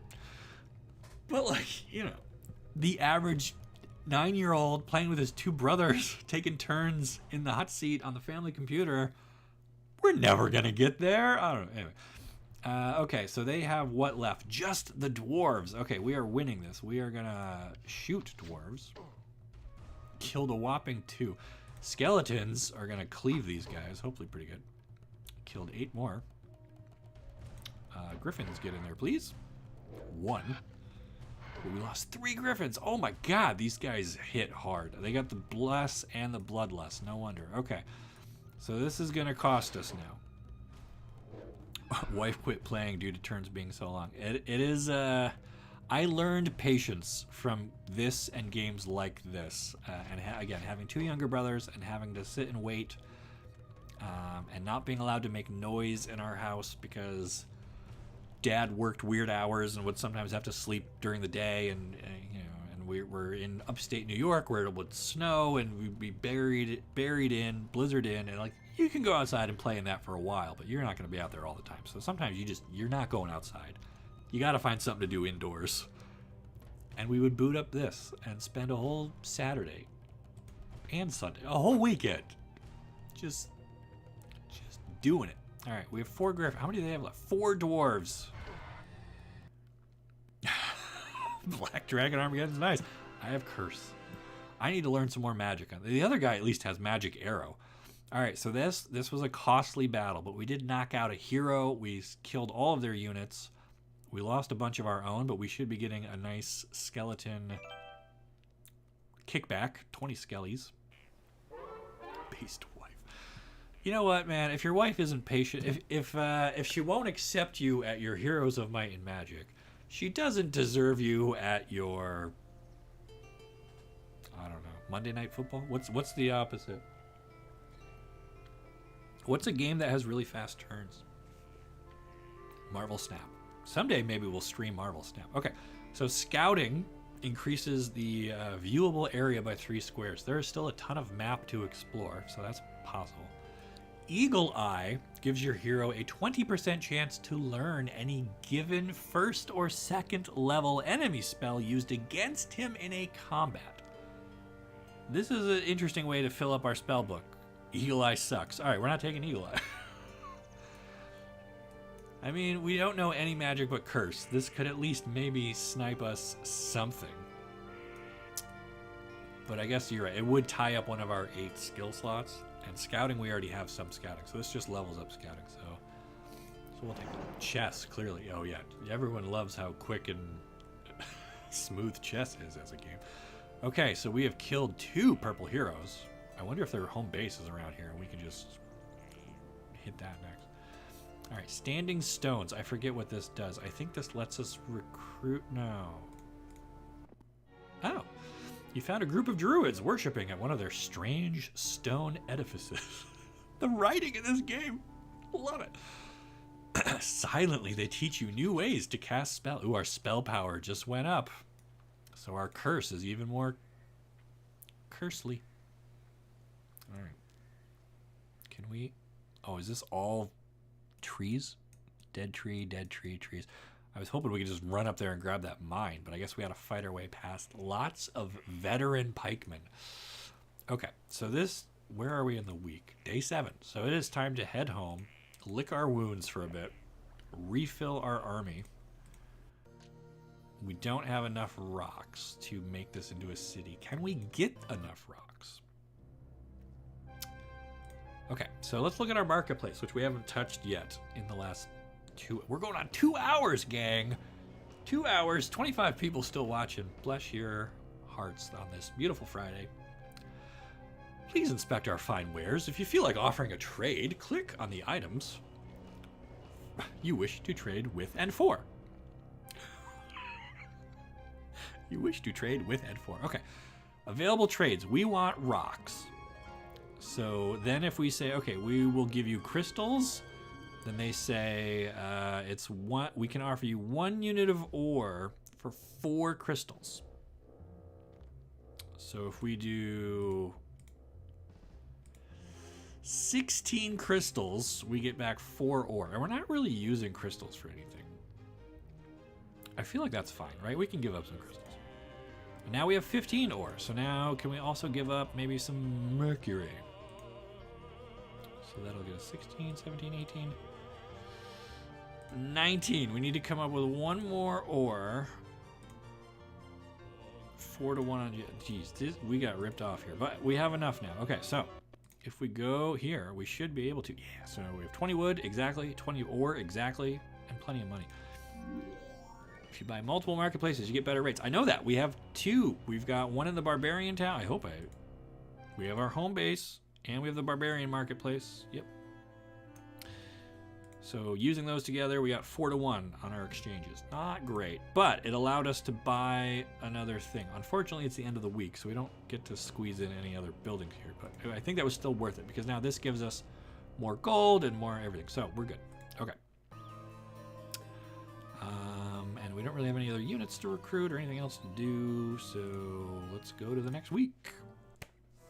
Okay, astrologers proclaim Week of the Aardvark.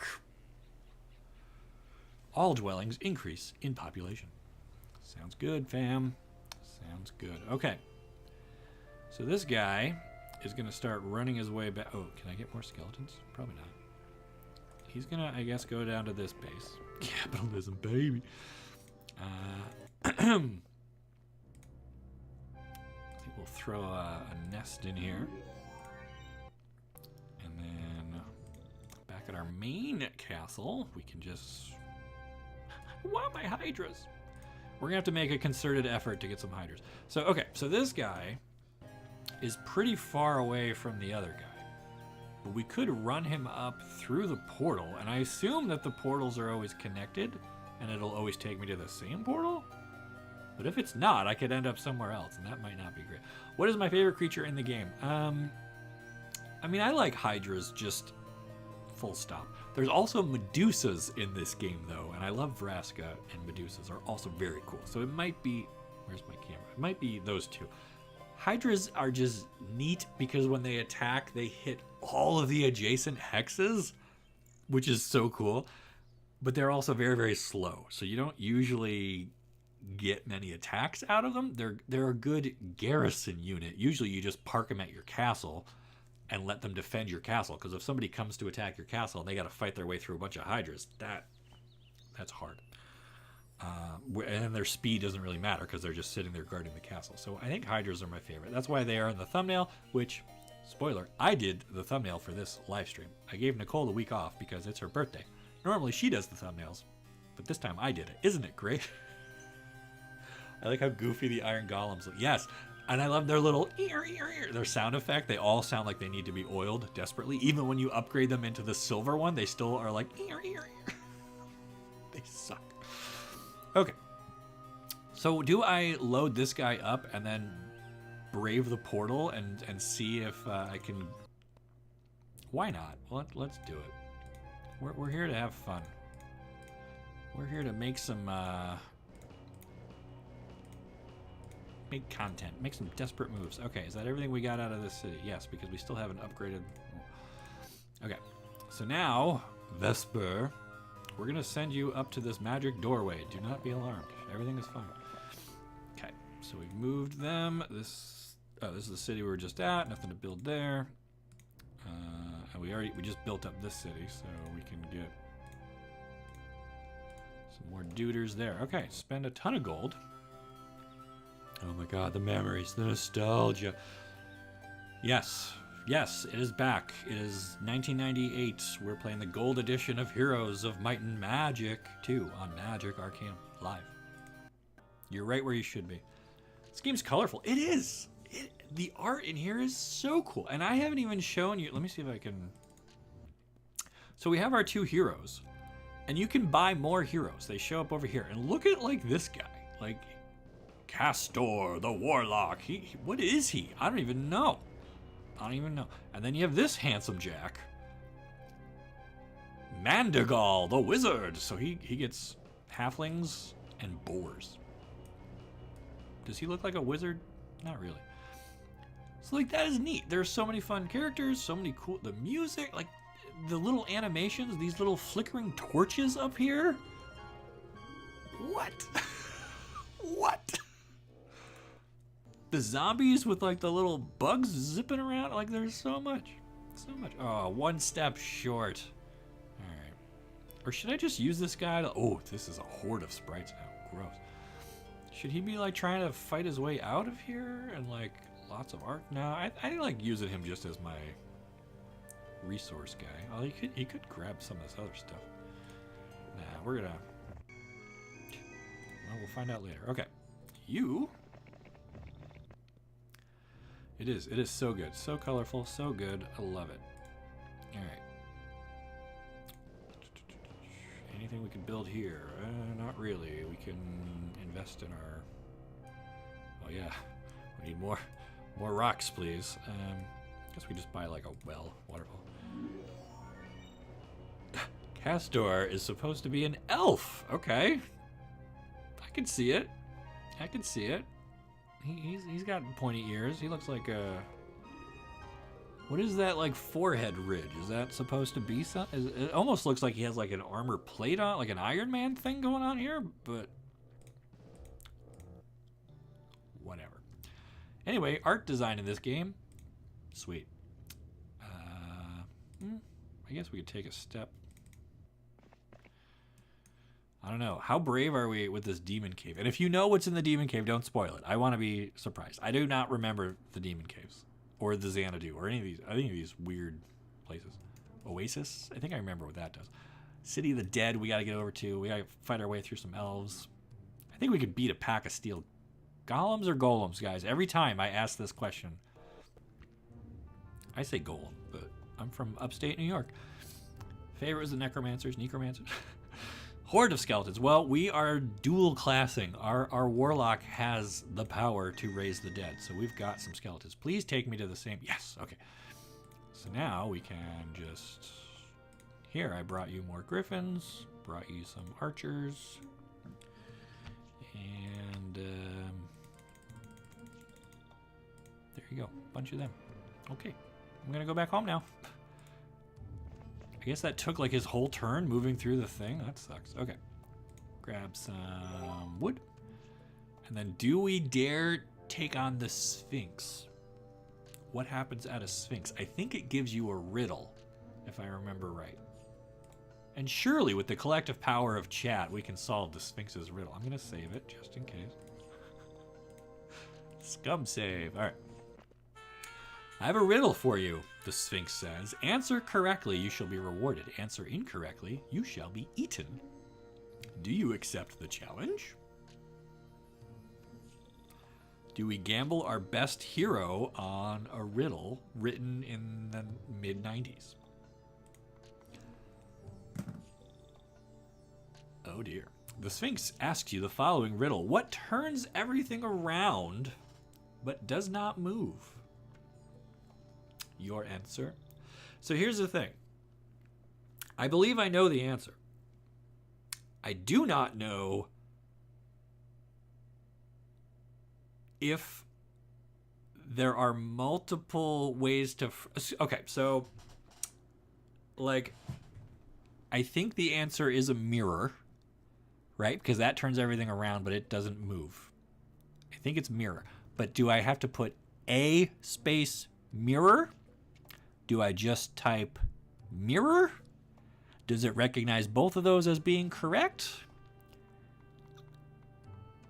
Like, do I answer it as the item, or do I answer it as if I was saying it's a mirror? I know it's a mirror, but how do I type it so that the game recognizes the answer is mirror? We already saved Scum. Yeah, I wasn't really gonna...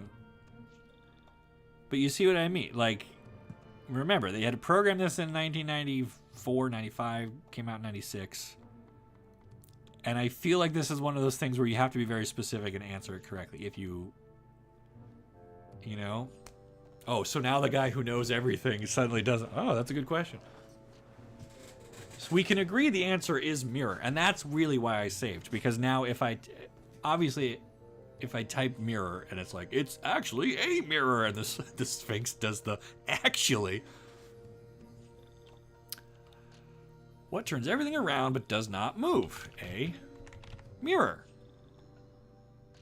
It's Jeopardy rules. What is a mirror? I think it just checks for the specific word.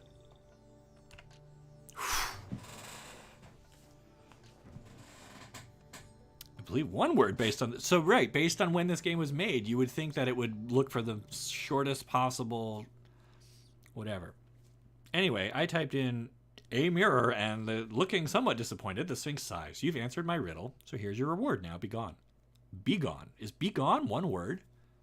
It's not now be space gone? Now begone? Is that really how that phrase goes? I don't know. Anyway, now begone. 4,000 gold. Cash money. Okay. Let's go. Got there. My watch is like, you should get up and walk around. You've been in this chair for 2 hours, dummy. Okay. So we just cleared the Sphinx. We could go to this little shrine and try to learn some more magic. That might be useful. Lots of elves. We know how dangerous the elves are now. Lots of rangers. Those are upgraded archers. They are guarding a desert tent. I think I see... Ooh! Oh, man, another city, and it's a good one. Oh, God. Oh, God. I kind of want to do that. I want to get this city. We want cities. We collect cities.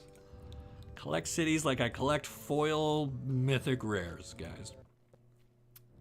Ooh, it's a new day. I forgot. We can buy stuff again. Statue? What's the maze need? 10 gems. Wow, we just traded all those away. I kept my sulfur, although we only have 5 of it. We could get hydras pretty soon. I think the statue, just to get more gold flowing. Be gone. Be gone. Or be gone. I don't know. I'm over here sweating. Is it a mirror or mirror? And the Sphinx is like, whatever, be gone. Be gone. Be gone. I don't know. Yes, the Necromancer town. Necro. Okay, I think we finished our turn with our whopping... Ooh, where was that? That's up here. Is this... Natasha's back with a small detachment, but I don't think I can get over to her. She's on the other side of lava pool. Ryan by day, Brainiac by night. I mean, you have to know these things when you have lore mage powers. You have to know riddles, and there's really only so many good ones. And you figure the people who made this game probably just had ye old big book of riddles and just copy pasted it. All right, you are gonna go home.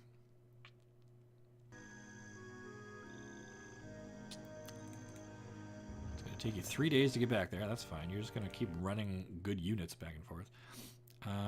Man, lots of nomads to get sulfur. This would get us our hydras a lot faster. But I kind of like getting another town.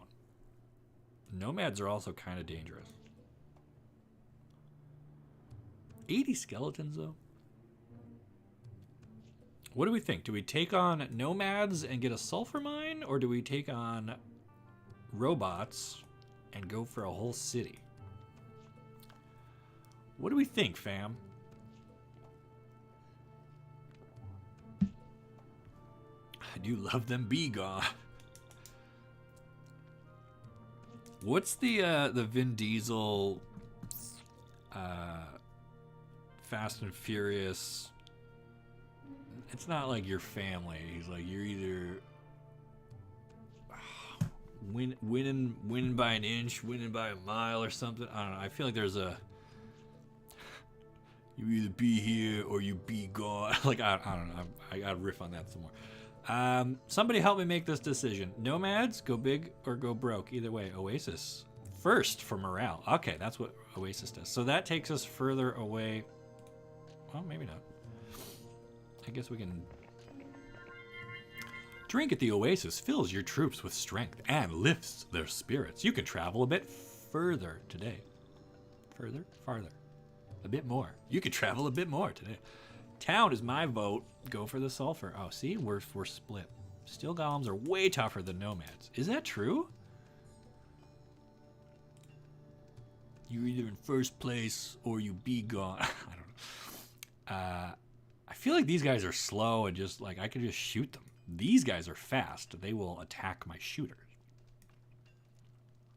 Maybe here's what I want to do. Here's what we're gonna do. I guess the mines are probably live my life a quarter mile at a time. Maybe that's what I'm thinking of. It's been a while since I've seen a Fast and Furious movie.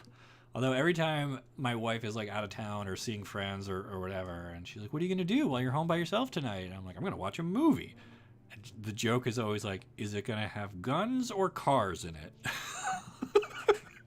Like every movie I watch alone is either a gun or a car movie. Every movie we watch together is like Oscar-winning drama or something. You know, like I have good taste in movies. Don't get on me.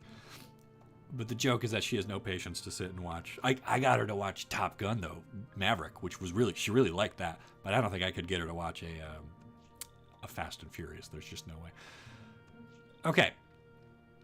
So I'm wondering if the strategy here should be something like splitting our skeletons into about halves. Can I just type it? I can. Oh, I can't. What?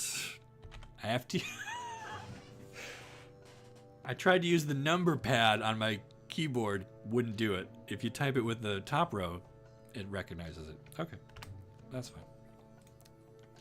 So this lets me keep some skeletons back to protect these guys and also keep some for offense. That might be a good split. The only problem now is if I go to those nomads and they say we would join you, I don't have room for them to join me. I guess they're not going to join me if I don't have there's like a special diplomacy thing. Top Gun is just flying cars. Not wrong. So I don't know. There's a bit of a gamble here, but I kind of like splitting up skeletons. Keyboards weren't that big back then, I guess. All right. And again, I'm saving before the battle just in case it crashes. Not because I'm going to cheat and reload if I die. Just to be clear. Is number lock on? It always is. I don't know. Anyway, we've got 29 nomads. Notice that they are dudes on horses. They take up 2 tiles. They are 7/6. They do 2 to 5. They have 20 hit points, and they are very fast. Gargoyles, again, I don't know. I guess I can bring them up here and try to screen. I don't like to lead. It's frustrating because gargoyles are very fast, but you look how fast these guys are. They just like walk casually right up into. Okay, and we still only can curse. Story of my life. So I guess we just start shooting. Anyway, I started blasting. We only killed 3 of them. Oh my god, these are tough. All right, skeletons. Do your thing. Okay, that's a little better. So now we have 47 skeletons. I don't want to attack the 2 because that's overkill, right? Then we'd be wasting. So do I go like right into the thick of it and fight like the 9? Or do I go straight onto the 10?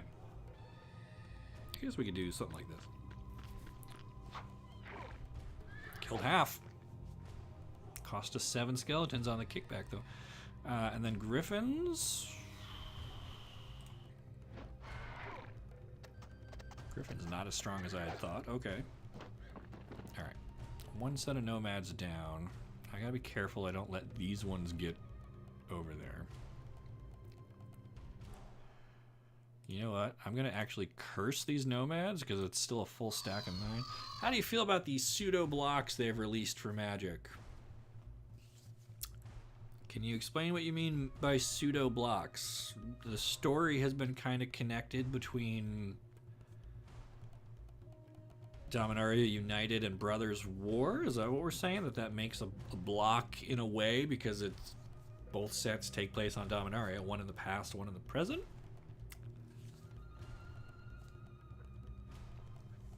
Much prefer the speed number a creature has in the games after this instead of fast or very. Yeah, so right. So in this game, the stats are just speed, very fast, and you just have to know how far that is instead of it saying like 8 tiles or whatever. Yeah. Okay, so still not moving the gargoyle. I like where the Magic story is at. I wish most of the new worlds got a little more time to breathe. You know, Kaldheim felt very tight with a lot going on in just one set. Strixhaven felt very tight, a lot going on in one set. Innistrad got 2. That felt a little bit, although conversely, the story for that felt practically meaningless, right? Like, what happened? It was night for a really long time, and then there was almost a wedding, but we stopped it. That's the important part.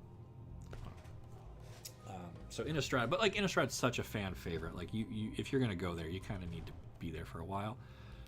And then Kamigawa, a lot of people really liked it. I think that was actually perfect size. I think if they had tried to stretch that into 2, it might have overstayed its welcome.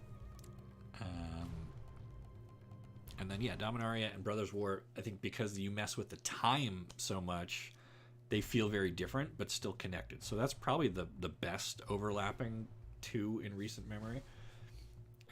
New Capenna, that's got to be one of my least favorite sets of all time. Late to the stream. Happy birthday, Nicole. Well, hey, you made it, though. Thanks for being here. We're doing some Heroes of Might and Magic 2. Currently fighting for our life against a stack of nomads. I don't think I want to move this gargoyle. I don't. Okay. How many birds? None. Oof, this is gonna hurt. 6 centaurs, and then it's the centaur's turn. And if I stab them, then they get their free retaliate back. So I think it's actually better to not attack and then just use skeletons. But again, someone in the chat is gonna be like, actually, Ryan, you're bad at this. Okay. Well, we did it. It wasn't pretty. We lost 13, a lucky 13, 12 skeletons. Okay, 12. And 8 centaurs. But we're going to get more skeletons back. That's fine. Probably unpopular opinion. I do wish we stayed with Strixhaven and Call Time. Yeah. I agree. I agree. Those were fun worlds. But at the same time, now we can be excited to go back to them. Like, we know there's going to be more stuff happening there. Can we get to this mine? Do it. And then that was all of our steps. Okay. What day is it? Day 4. Can we build anything? Another Thieves Guild, another Marketplace. The waterfall. I mean, Marketplace is probably good. The Thieves Guild, I think I want. Because now we can see, okay, we're all tied to the number of towns. Which is interesting. Because that means we all have at least one, or no, we all have 0 towns. All my stuff are castles. So there's towns, which then upgrade into castles. So I have the most castles, because we have 3 now. But we only have 2 heroes, and the yellow player has more than we have. So they have 3 heroes. But we have the most gold, and then the least of anything else. And nobody has found any obelisks. So those are like things on the map that tell you where a special treasure is buried. It's like a puzzle map kind of thing, but we haven't seen any of those. There might not be any on here. Do you think we'll get a standard Atraxa? I don't think that we will. I don't really want a standard Atraxa.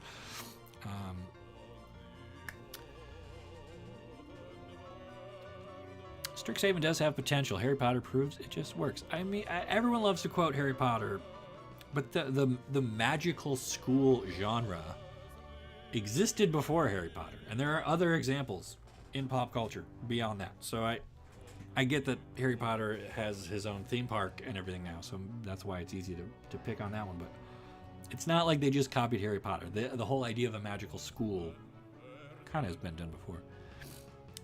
Why was New Capenna your least favorite set? I didn't like the story. I didn't like the setting. I don't like much of what happens there. I don't particularly love a lot of the cards from there. I don't like a lot of the mechanics on the cards from there. Ugh. Yes, the obelisk leads to the Holy Grail. There's a buried artifact that you can go dig up, but is it on every map? I don't think every map has obelisks. But do they all have the artifact? I don't know. So Atraxa was from a Commander product and has never appeared in the story that I can remember, unless she was in the recent story where Elish Norn is like having Karn disassembled, and I think they mentioned like an Angel, Phyrexian, or somebody in the background, but I don't think they dropped the name Atraxa specifically. And like I don't know. There's already going to be so much happening when we get to All Will Be One and March of the Machine. Like, we're gonna have Elish Norn is gonna be like center point, and like also here's this 4-color behemoth.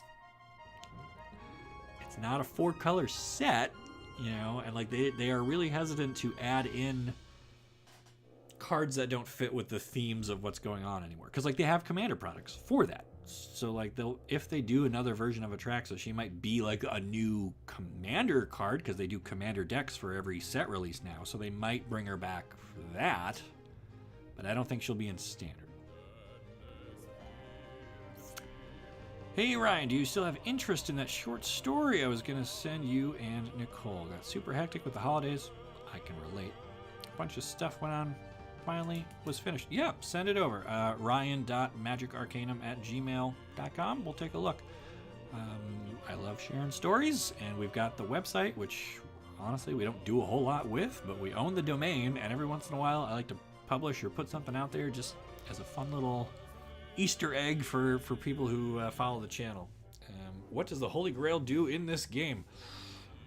I don't remember. I don't know if I ever actually dug it up. I think it's just some uber artifact that increases all the stats on your hero or grants you some special powers and just makes you elite. But I do not remember specifically. It might even be different on every map. Maybe there's a couple. I don't know. Anyway, what is happening? We just built something. We built the Thieves Guild. We were studying the Thieves Guild. And we've moved both of our people, and it is day 4, and home base, anything we can do here? We could build a tavern. I don't need a tavern. There's nobody to recruit here. Okay. And then Barbarian Town is just a wasteland, literally nothing happening here. I just hope that the computer doesn't jump around and steal that from us. That would hurt. Okay, end of the turn. Holy Grail's added in 3. Okay, so it's something else then in 2. It is just an ultimate artifact. Okay.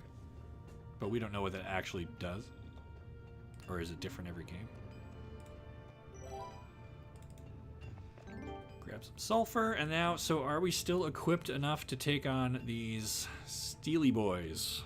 We got a lot of skeletons, a lot of shooters still. I really want this city. And look at all this. Oh, there is an obelisk. Okay, so there's at least one on this map. And a gold mine. This is like, and then these pyramids give us more mummies?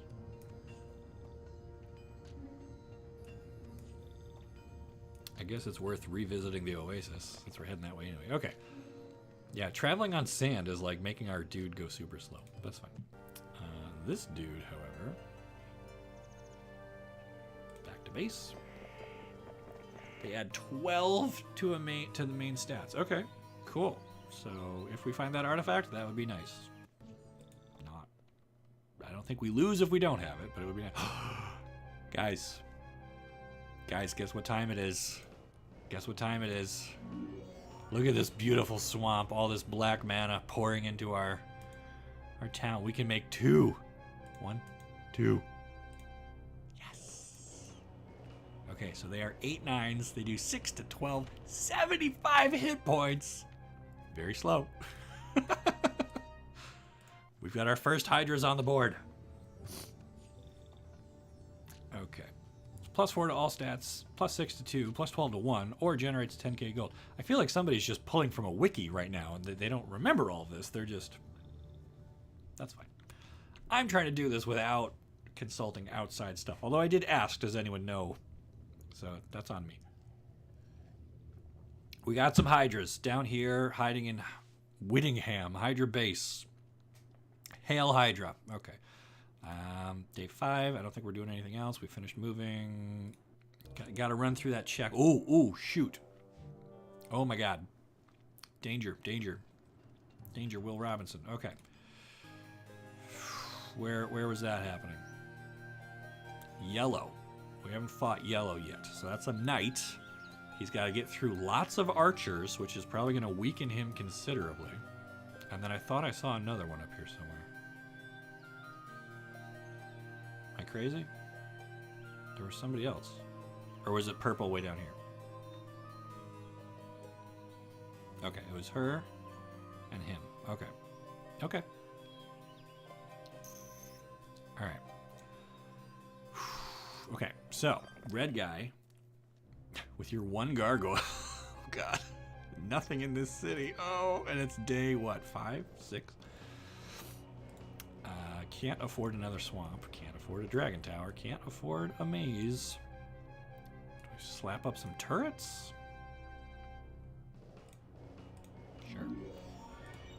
Alright. Because nothing he has flies, right? Yeah, so he's got to fight his way past these archers. Even if he comes to attack our town, will be decent enough. But if he, like, steals our sawmill or whatever, that would be bad. It was just that one, right? Okay, well, we get our hydras, but now the game... Those of us who are late to the stream get a brief little summary of what this game's about. I would love to, friend. Okay. This is Heroes of Might and Magic 2, originally released in 1996, re-released in 1998 with a small expansion. It is commonly called a 4X game, so explore, expand, exploit, and exterminate.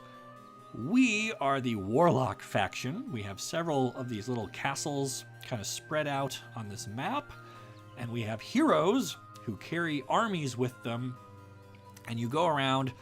It's a turn-based strategy game. You are trying to capture resources, develop your armies, research new levels of creatures, and use those to smash against and defeat your opponents.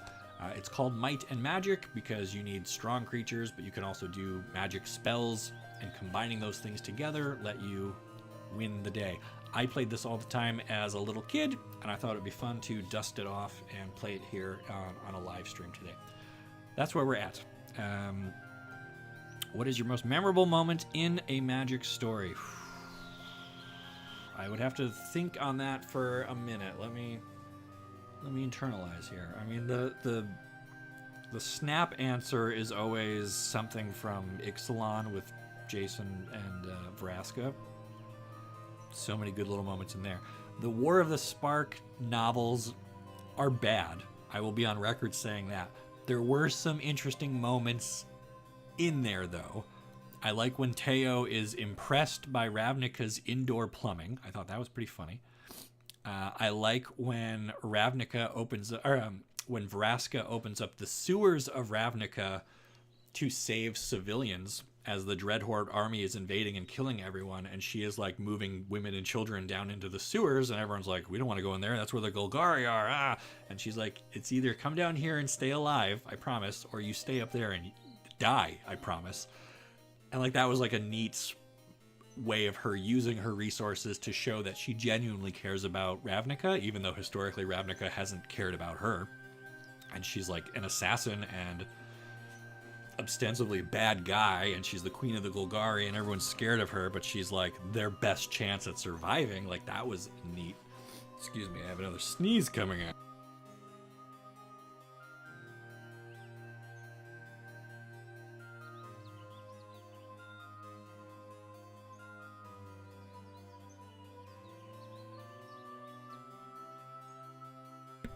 All right, sorry. Try not to do those on a live microphone because that's bad. So I think those are like the two. I mean, I don't know. I guess Teo learning about plumbing is not one of the most iconic memories of Magic, but stuff like that. That's where I like little bits of character defining moments where you learn something about somebody rather than giant epic confrontations. It's those little beats that really flesh out the cards. What scenario are we playing? I think this one's called Beltway. It's a medium map with us against two computer-controlled opponents. And we win by killing everybody. And so far, we've not really killed anybody. Love when Dak Faden died without a card. Yeah, so again, there were some bad parts of the War of the Spark story, but some good stuff buried in there if you were willing to tough it out. Okay, so again, back to the game. We have the Yellow Knight about to enter our territory. It is day 6. We might get a chance to buy some reinforcements before he gets here. And again, I thought I saw somebody else up in here, but maybe it was just the purple one down here.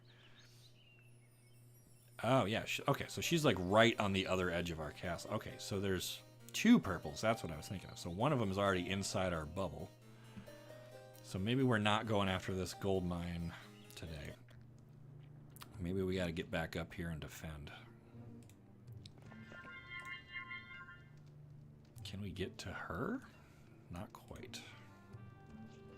All right, but the best defense is a good offense, right? And now this creates a choke point. She can't, I don't think she can run past us and go after our city. And even if she does, we've got 2 hydras in there. But maybe we should throw a moat or a, what did I say it was? Day 6? I think we'll take a waterfall here. And then this guy, so he's bunkered down, and we're just gonna have to, yeah, hope that, okay, so yellow, ooh, what the heck? Give me, okay, I thought he had to fight his way past these archers. He slipped under them, there was enough room, he went to the fountain and came up. I thought he was gonna lose a bunch of units to the archers, so now he is within 1 turn of attacking our home castle. Okay, so, but again, none of his stuff flies. So if we just like, I can't get the turret. I'm what, 1 rock short? Okay. Although if the knight has magic, he could kill our one. So the way this works, gang, we're gonna be in the castle. We're gonna have a wall with a moat around it, and we're gonna have our ballistas and stuff are gonna be shooting. So all that happens kind of automatically. As long as we have 1 unit alive in the castle, we're fine. So we have a single gargoyle. But if and our opponent, the knight, has nothing that can fly over the castle walls. He does have archers though. Those archers could shoot over the castle walls and kill our gargoyle. So that is a problem. That is a problem. Trade some resources. Yeah, so we're gonna go to the marketplace. 4 to 1. I just need the 1. Or, okay. So we get to put in another turret, but now I am super nervous if his archers manage to kill our 1 gargoyle. Then we lose this whole castle. Ugh. So I could like run over here and try to get some goblins. Real quick, but then he would just walk into an undefended castle. Alright, well, we'll deal with that when we get there. And what does this girl have? Like, very little. Almost nothing. So I guess we just kind of keep her on the ropes here for a minute. We'll re-tag our mine. And I still can't quite reach her.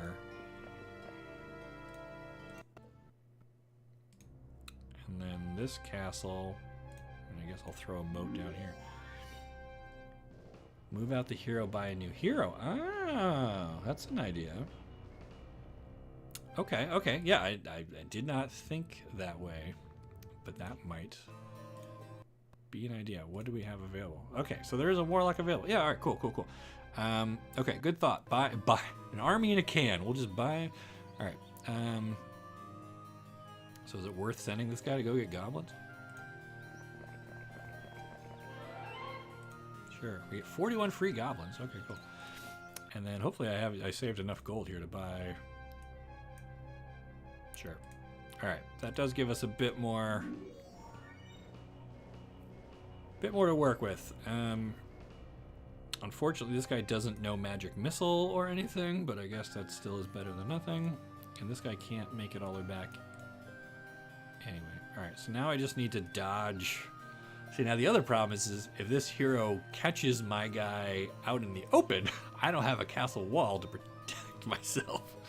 So, okay, well, just in case the game crashes, we'll say that. Alright, so the knight doesn't want to challenge a castle. Okay, week of the Aardvark. I feel like that already happened. All dwellings increase in population. Is that still her? Alright. I think I can get her. I think we go for it.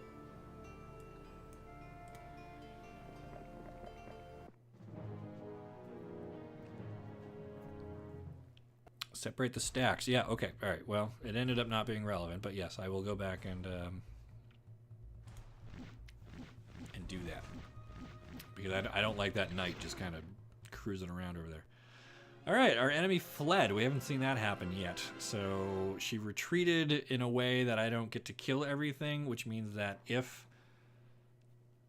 someone hires her, so she goes back into the pool of available heroes to be hired. And so if you hire her, she will start with the 3 dwarves that she had. So, but hey, we got some skeletons out of that. So we defeated her. And now, so the other one is up here somewhere.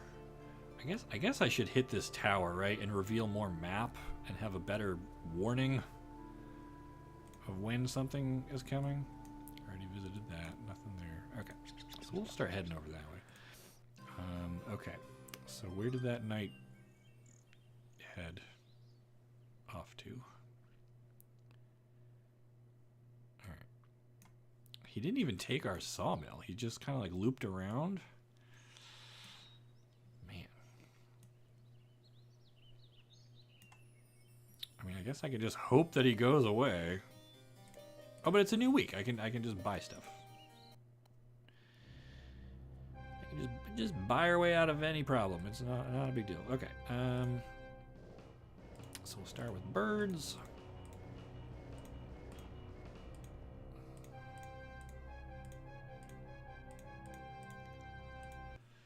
And so now, if he realizes that this city has no guard, then so, but is it even worth trying to defend up here? Oh, I could look at this. Do I get the bald guy, the barbarian, and just start? I guess so. I guess it's time to diversify a bit. We'll get a barbarian going. We'll get him some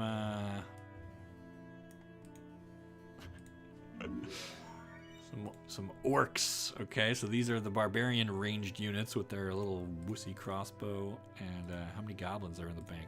40 gobos. All right, cool. Switch those. Okay, well, now at least that castle's not completely defenseless. Can I? Oh, I can't build anything else because I just did. Okay. Down here, there's another marketplace. Get the barbarian. Ouch. Ouch. Low blow. Okay, so we'll put some defenders down here, some shooters, some flyers, some more flyers, more hydras. Cool. Is that everybody? Boom, boom, boom, boom, boom. Got them. Look at all these here. We just doubled our number of heroes. Okay, and this guy's got 41 goblins in his pockets. See, like, now I don't really know what to do with this guy. I don't want to fight lots of mummies or zombies. I don't know. Can this is not enough to take on the knight, right? And this guy won't get skeletons for doing it either. All right, so I think we're just gonna we're just gonna turtle up for a little bit. Nope, not you. You. Is there anywhere I can send this guy just to? Nah, we're just gonna wait. We're gonna wait. Play it safe, okay? Warlocks are in it for the long game. Don't need to be reckless. Okay. Let's hit the scouting tower. Ah, is this Purple's home base? Did we just find their... Yes, okay. Oh, and there's another... There's so many towns around here. I love it. Okay. Okay, who do they got? Natasha. And they've got some dwarves, some sprites, a few druids, and a few elves. Guys, I feel like we need to press the attack here. This is our best hero. We got some flyers. We can get over their castle walls. I think we're going to do it. We're going to do it. And then everybody else is just going to kind of hold position. Although, yeah. Could build another guy and use him to shuttle up some more units before we attack the castle. Nah. I mean, I'm mostly just worried about that knight. No. Samuel says no. What are we knowing? The attack? It's a bad attack? How do you figure? We got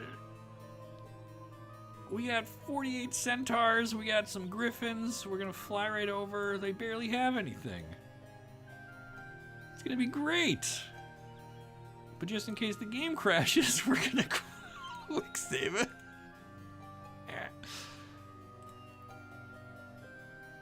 What could go wrong here? Wait, where'd that yellow knight, where'd that other knight come from? Where was that happening?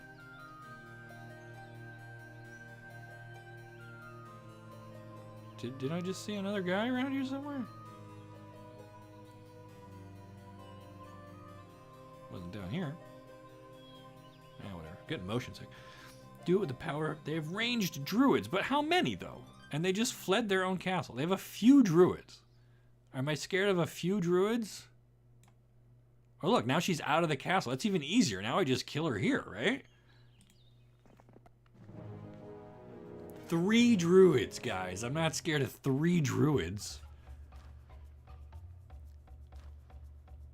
Especially when my gargoyles get to go first. Ugh. Oh boy, they blessed 11 dwarves. What are we gonna do?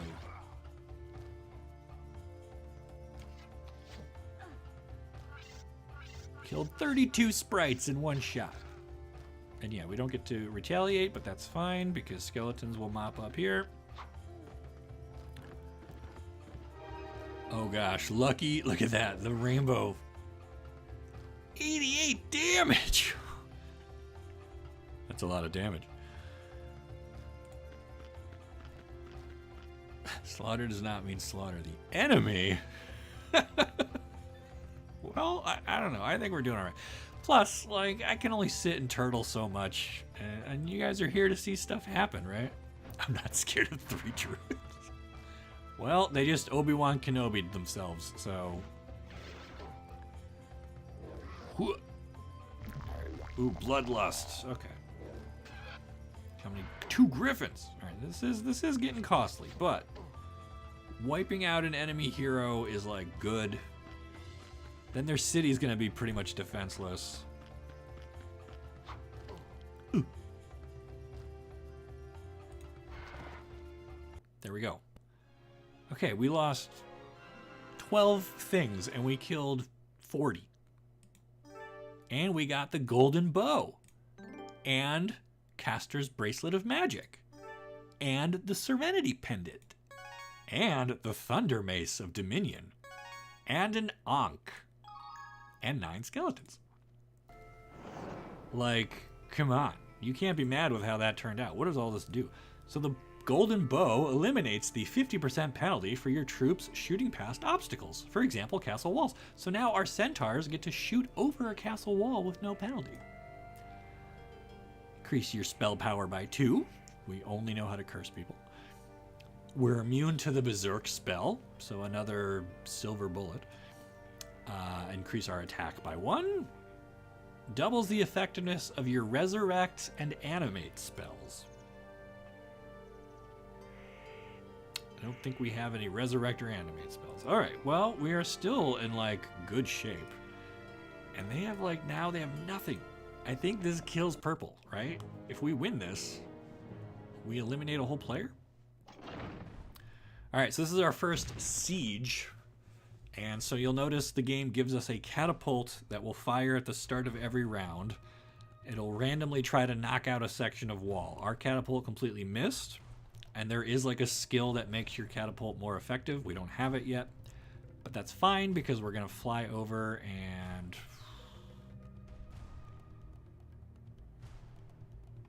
So I think first I'm going to actually curse the sprites. Because our gargoyle can get in between both of their shooters. This is a bad tactical formation. If they had split these guys up a little more. Alright, so their tower ballista fires and kills some centaurs. They dispelled the curse. Now their shooters get to go, and now our shooter gets to go. So I really want to kill these sprites before they fly out and harass us. Alright, skeletons move up. Berserk on hydras. Block 2 archers, yep. So they let me wedge right in between them. And now the griffins get to come in. So they have 1 druid or 3 elves. Well, this worked out great. This is fantastic. I think we're about to eliminate the purple player. We're gonna lose a bunch of our centaurs, but we're gonna eliminate a whole player.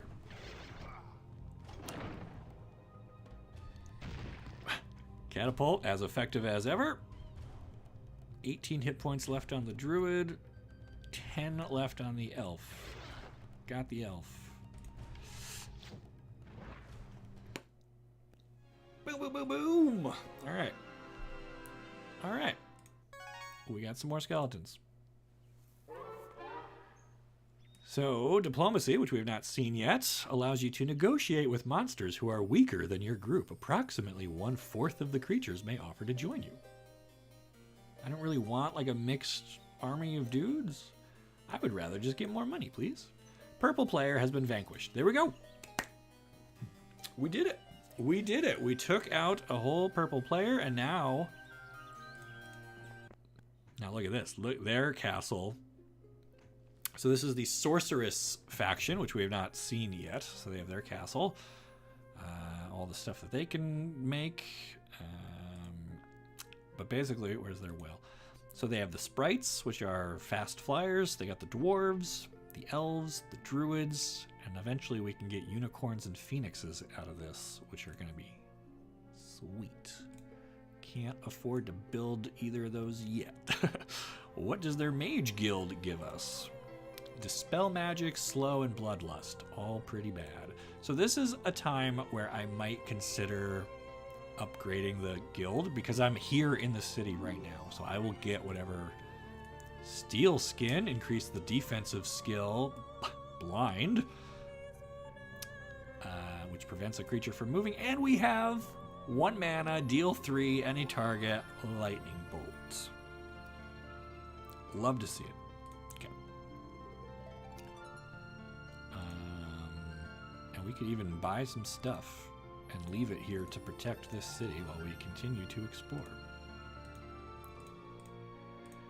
But we're gonna split them up. Okay. Hey, look, I'm there. Yeah, the unicorn, you're there. You're there, friend. All right, so we've defeated purple. Save. And we've been at this almost 3 hours now. All right, I think I got maybe 1 more week's worth of turns in me, and then I'm gonna need to go get lunch or something. But this is great. I appreciate you all being here. Having a blast. I might be willing to do this one. We could also start the campaign someday and try to like get through the whole campaign together. That would be fun. Barbarian City Man, what can you do? We can buy, I'll tell you what, man, I'll buy you a den. And now you can have some timber wolves. And this guy still just kind of chilling. This guy also just chilling. You're good where you are, I think. Although, where did that yellow knight go? Wasn't he around here somewhere? I don't know. I'm a little leery.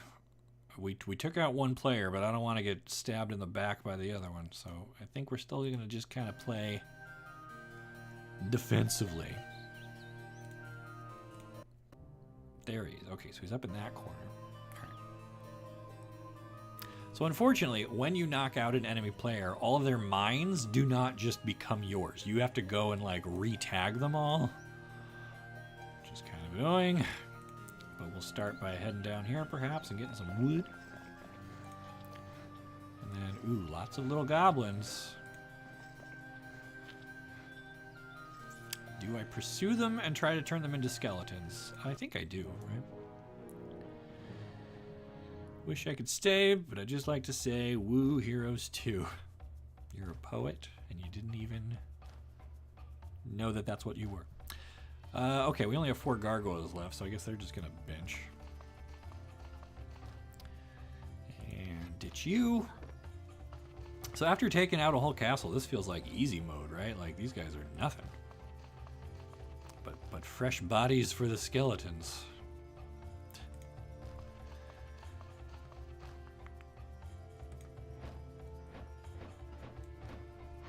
Something they added in 6. What? That you get all of the mines when you KO somebody? You just automatically get their stuff? That's a good quality of life upgrade.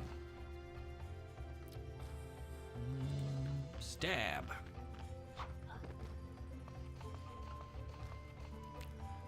Who's it? Okay. Get him.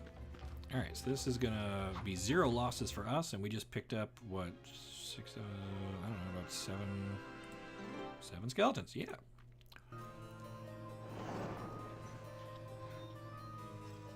Cool. Okay, good turn for him. This guy's still just, I don't even know. This guy also just kind of, I don't even know. Baldy Barbarian. Can't afford any of this other stuff, so maybe we just kind of keep making small improvements there. Can we get a sorcerer's hero? Barbarian, warlock, no. So we could buy any hero and then just give them sorceress creatures, but well, is that worth doing? I don't think so. Not yet. Learned so many tricks from playing Heroes 3. Yeah, well, this is Heroes 2, so take whatever you think you know and in the trash. Okay. So this is like awkward because now we have like four heroes and 4 cities, but we're really only using the one guy. Hey, we found a witch's hut, an ancient and immortal witch. She seems OP. Why is she not out here being a hero? Living in a hut with bird's legs for stilts. Teaches you ballistics for her own inscrutable purposes. Buy the marketplace. I thought I already have the marketplace over there. That was one of the first things we bought in the barbarian town. Was it not? What's his temple do? Oh, hey, good. Morale. All right, cool.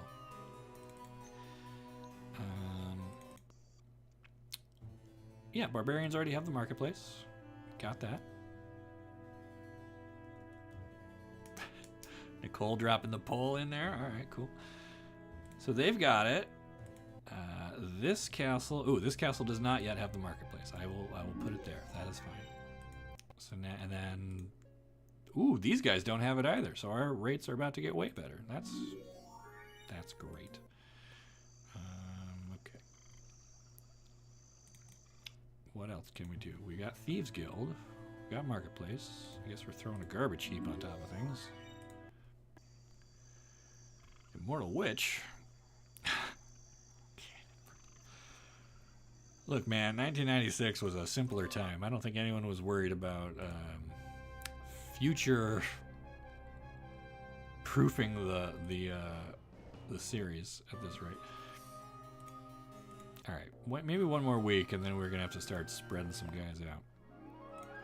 Free experience. Okay, this is several fire elementals. Can we take out several fire elementals with our best hero? I mean, 2, 4, 6, 8. Okay. Watching me play Heroes 3 would be killer fun, especially if I'm new to it. I would be brand new. I've never, ever touched Heroes 3. I only know number 2. So, and I think in college, I might have played like 5 or whatever came out in like 2005, 2006. I know a version came out then, and I found a guy in the dorms who was into it, and I played it like twice with him on his laptop or something, but it didn't satisfy me the way this one does. Like this game is just so good. I was confused. I was overwhelmed. Use a hero spell first. I did learn some new spells. You're right. I was gonna say this guy still only knows curse, but he did. Look at this. We can lightning bolt somebody. Let's see what that does for us. 275 damage. Bye. How much? They're 8-6. They do 4-6. They have 40 hit points apiece. All right. Snipe. Killed one. Skeletons can't quite reach. Gross. So I'm going to actually tuck the skeletons kind of up and maybe get out of range of these guys.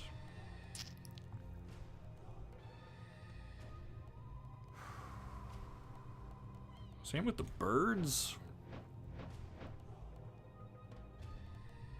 2006 Heroes 5. Yeah, okay, that's the one that I remember playing then. I can use a hero spell at the start of each round. You're right. I'm not used to using the magic very often because this guy didn't have any for like the first third of this game. And now we have Lightning Bolt. And I guess we have 43 out of 50 spell points. So, but Lightning Bolt costs 7 every time we do it. So I don't want to just like 5 Lightning Bolts here. I'll be out of mana. Oh, did I just hit the one that only had a stack of 1?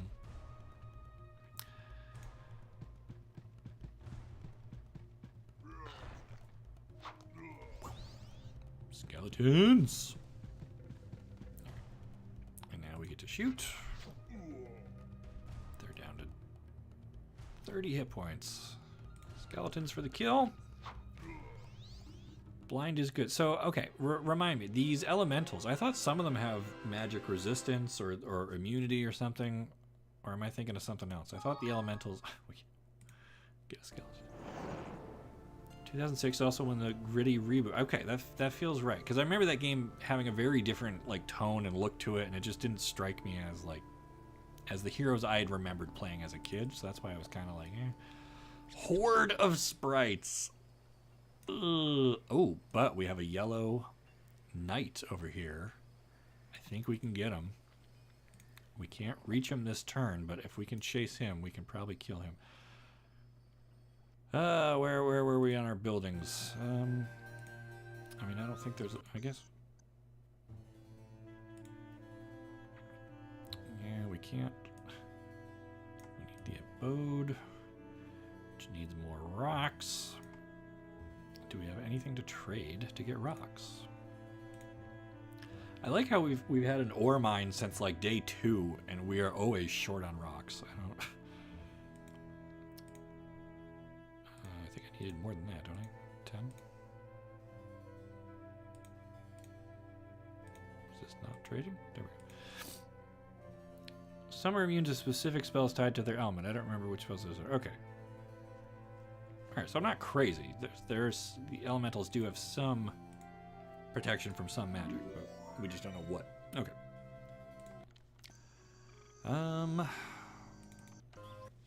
Wasn't this missing a thieves guild? Ah, now I don't have enough wood. Ugh. I don't think we can get the meadow. We need gems. We have no gems. Gross. Okay. So at this point, it's just about chasing down the yellow player and killing him. And I thought he was up over here somewhere, doing stuff. Where'd he go? Oh, there's another portal. Maybe that's how he's getting around. Okay. I think that's all we got for this turn. Oh my god, I looked away for a second. Did I just see somebody like down in the... Down here? No?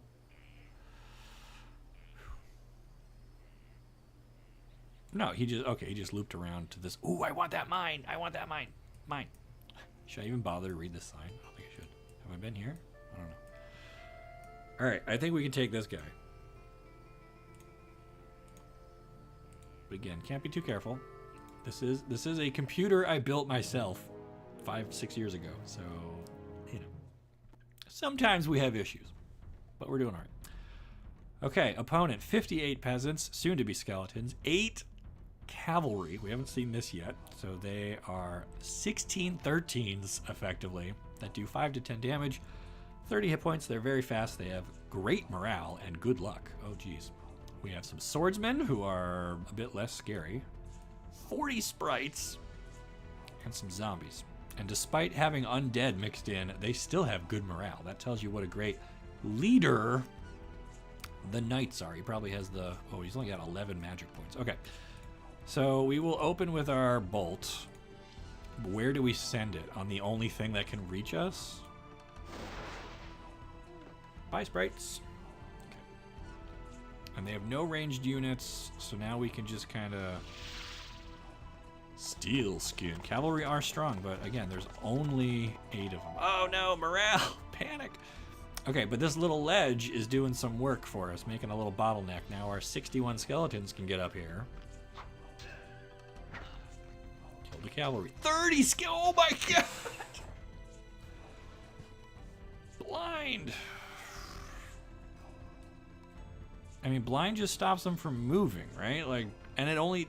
Does blind only last until you attack the thing? Because that, like, shakes that out of the blindness, right? I don't know if blind is... that good. But this guy just carved right through our skeletons. That is actually a little alarming. I'd love to see him do it twice. Do I just fly over here and harass peasants? Do I go straight toe to... Look at... So, okay. So again, might magic, the whole principle of the game. The knight with his 6 attack and 4 defense gives this guy huge buff to his attack and defense. Whereas I don't really have that. So that's going to affect how the math shakes out here, even though these guys are last for as long as your spell power.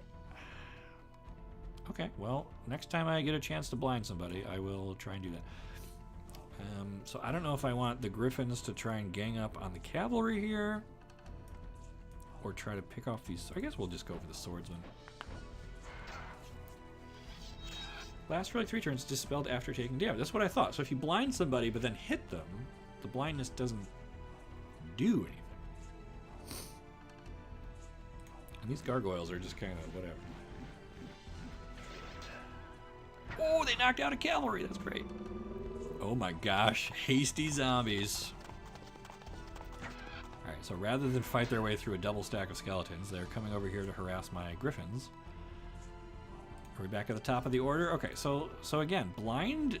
Why would I spend 6 points of mana to blind something when I could just kill it with bolt? Right? Like, unless I am down to my last 6 mana points, bolt is so much better. Right?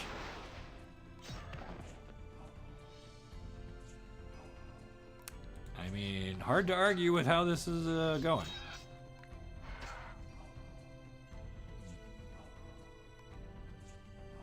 Okay, so this guy could go like 2 steps. So I don't want to put my skeletons where he gets to attack first. I will just kind of half walk over there.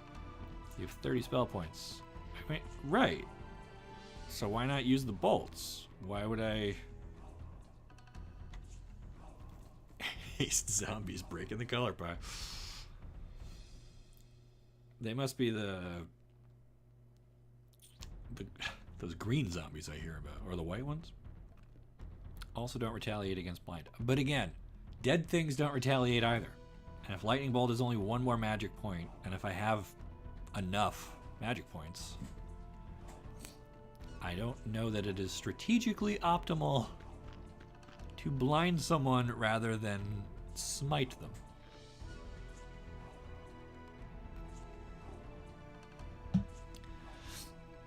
I have 2 griffins left. I guess I can pull them back. I don't need them getting cut up by a swordsman. Okay. So here, you want to see blind? Here. Oh, we can't. Why can't I blind the zombies? Because they're just immune. Okay. There. Blind peasants. Fly behind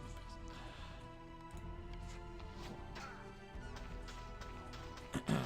Uh-oh. Those are fast swordsmen. How'd they kill 6 skeletons? How'd they get to go again? Oh my god. Dude. Get wrecked. Can I get down to these zombies? Not yet. Skip it. Skip. Dead units always better than stunned. Right. Right. Why would I... What do I got left for magic? 17 points. So I could do lightning bolt twice. Or blind twice.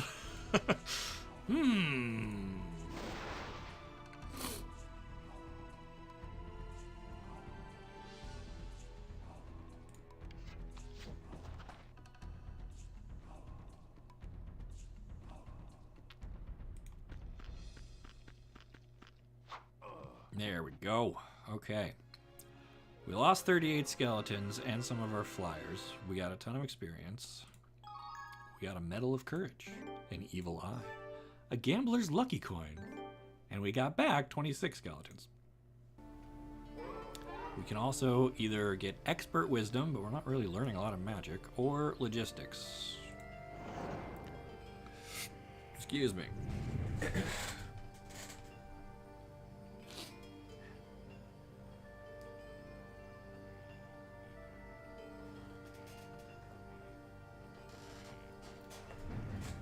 Alright.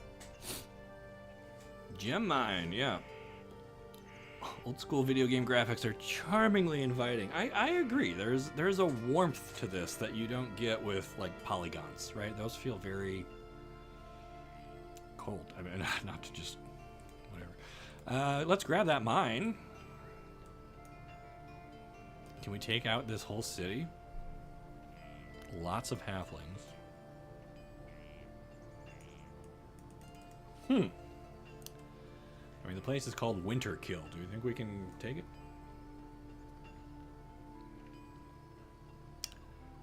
Seems risky, but we don't have a wizard city yet, so... I don't know, man. Like 80 skeletons we've got. And they have no hero here or anything. These are just like AI people. I mean, this is why we're here, right? Like, we're not gonna win by blocking. Ryan presses his luck, chapter 2. I don't know, what day is it? 7. So if we want any units, we gotta... Okay, don't really need anything there. This is our home base. Can't afford any of the good stuff here yet. This place we do have hydras, but it's in the middle of nowhere. And then this place, I mean, sure, we'll throw that in. Wizard Town, baby! Yeah, the wizards are pretty good. I mean, they're not warlocks. Somebody's trying to tell me titans are better than black dragons, and I don't believe that, but we'll see. Okay, turn it, burn it. Astrologers proclaim month of the spider. Okay. I still think we could take this. Still gonna save it just because. Alright. Let's go to war. 1 rock. And these are all units we haven't seen yet. So we will inspect them in a second. So the rock, obviously it flies. It's a 7/7, does 4 to 8, 40 hit points. They're pretty tough. Like they're a good solid creature. They go neck to neck, wing to wing, claw to claw. They go head to head with the griffins pretty well. Although they have almost twice as many hit points. Jeez. And then these boars are pretty quick. 5/4s, 2 to 3, 15 hit points. Halflings are the dangerous ones. Spooky spider week. Because these are their ranged dudes, and they have like a little sling, and they're like, boo, boo, boo. And then the creaky iron golems. Not really worried about those at all. It's mostly a question of where do we bolt first. I think bolting their shooters is a good opener. Good. And now we kill their bird, hopefully. Yes. And now skeletons can try to deal with these boar. Yeah, save, and if the results are bad, you can go back to the save. I'm trying not to use it for that, although the option is nice. It's more just because I remember growing up, this game would sometimes crash or glitch when it transitioned into or out of battles, especially. So I'm just in the old habit of just saving before fights. I'm not using it to undo. If I lose, I will accept my losses. And there have been some fights that have not gone perfect for us, and I didn't reload. And also that the riddle. I was nervous that the riddle wasn't going to work, so these 2 griffins are just going to chill for a minute, I think. We're having pulled pork for dinner here. I guess I could start shooting at this guy because the skeletons are going to handle that. Oh, I could... Oh no, I only have 4 mana left. I can't actually do it. I guess we'll just wait then. Shoot. Okay, killed 1. So the iron guys, they're pretty tough, but they're also hecka slow. So I'm gonna get to shoot them several times. Curse is 1. I don't need to curse the guy who can't even reach me yet. I can just shoot him. I like how some people, some viewers out there are very focused on the magic. And I am fighting this more of as a might kind of a battle, but it takes both, right? You need to... We've kind of neglected upgrading our wizard towers and our spell books and all that, and mostly I'm used to just slugging it out with arrows and skeletons. Could slow it even more. I could. So, but this is another one that I feel like has some innate magic resistance. I don't know if all spells work on these guys. I feel like they're another one that might have some immunity. I think we can skip one more round here. Yeah. Chonk. And then skeletons. Oh, lucky skeletons! Critical! And we get our skelly mans right back. Magic resistance only affects damage. I don't think that's true. I don't know that that's true. Because if you try to like curse a dwarf, he can ignore the whole curse. He doesn't just take less damage. There are certain characters that if you try to hit them with a spell, they have a chance, it might be a small chance, they have a chance of completely fizzling your spell. I am pretty sure of that. I don't think it's just less damage. I think there's a chance that they ignore all of it. I think that's what it is. Anyway, we have now acquired another tent. And we're going to need a whole lot more wood and rocks before we can do anything with this. So it's mostly just an outpost. But hey, look at this. Money? Sure. We got our gem mine. We can't get past lots of mummies. Seems risky. I don't want to do it. We're gonna go find that knight castle. Take the fight to them. Alright, so this is our main... I guess this is our main base still. So let's see. Can we like... give this dude enough to like go actually fight and explore? I don't know. We only have 3 stacks of units though.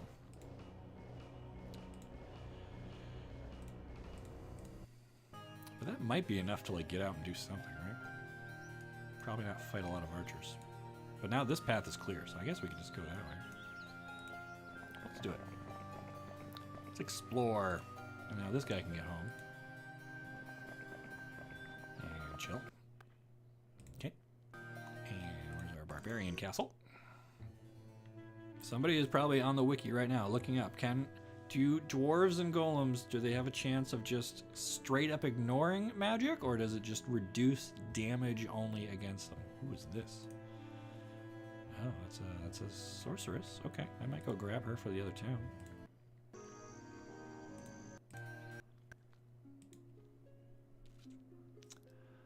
I looked it up, and golems take half the damage from spells, while dwarves have a 25% magic resistance. What does that mean? They have a 25% chance of ignoring the whole spell, right?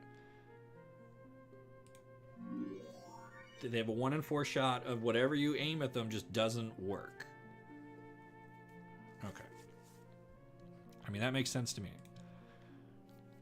I wasn't sure if they both had the same mechanic, but it makes sense. If the golems take half damage from magic, fine. But I remember the dwarves have a chance of just like straight up... Don't tase me, bro. Okay, cool. So now we have another hero who we can load up with... druids are pretty good. Elves we know are good. Don't really want dwarves. Is it worth it to get sprites? Sure. And someday we'll come back for unicorns, but I don't think we can afford... Dwarves have the chance to nullify. Okay. So I wasn't wrong.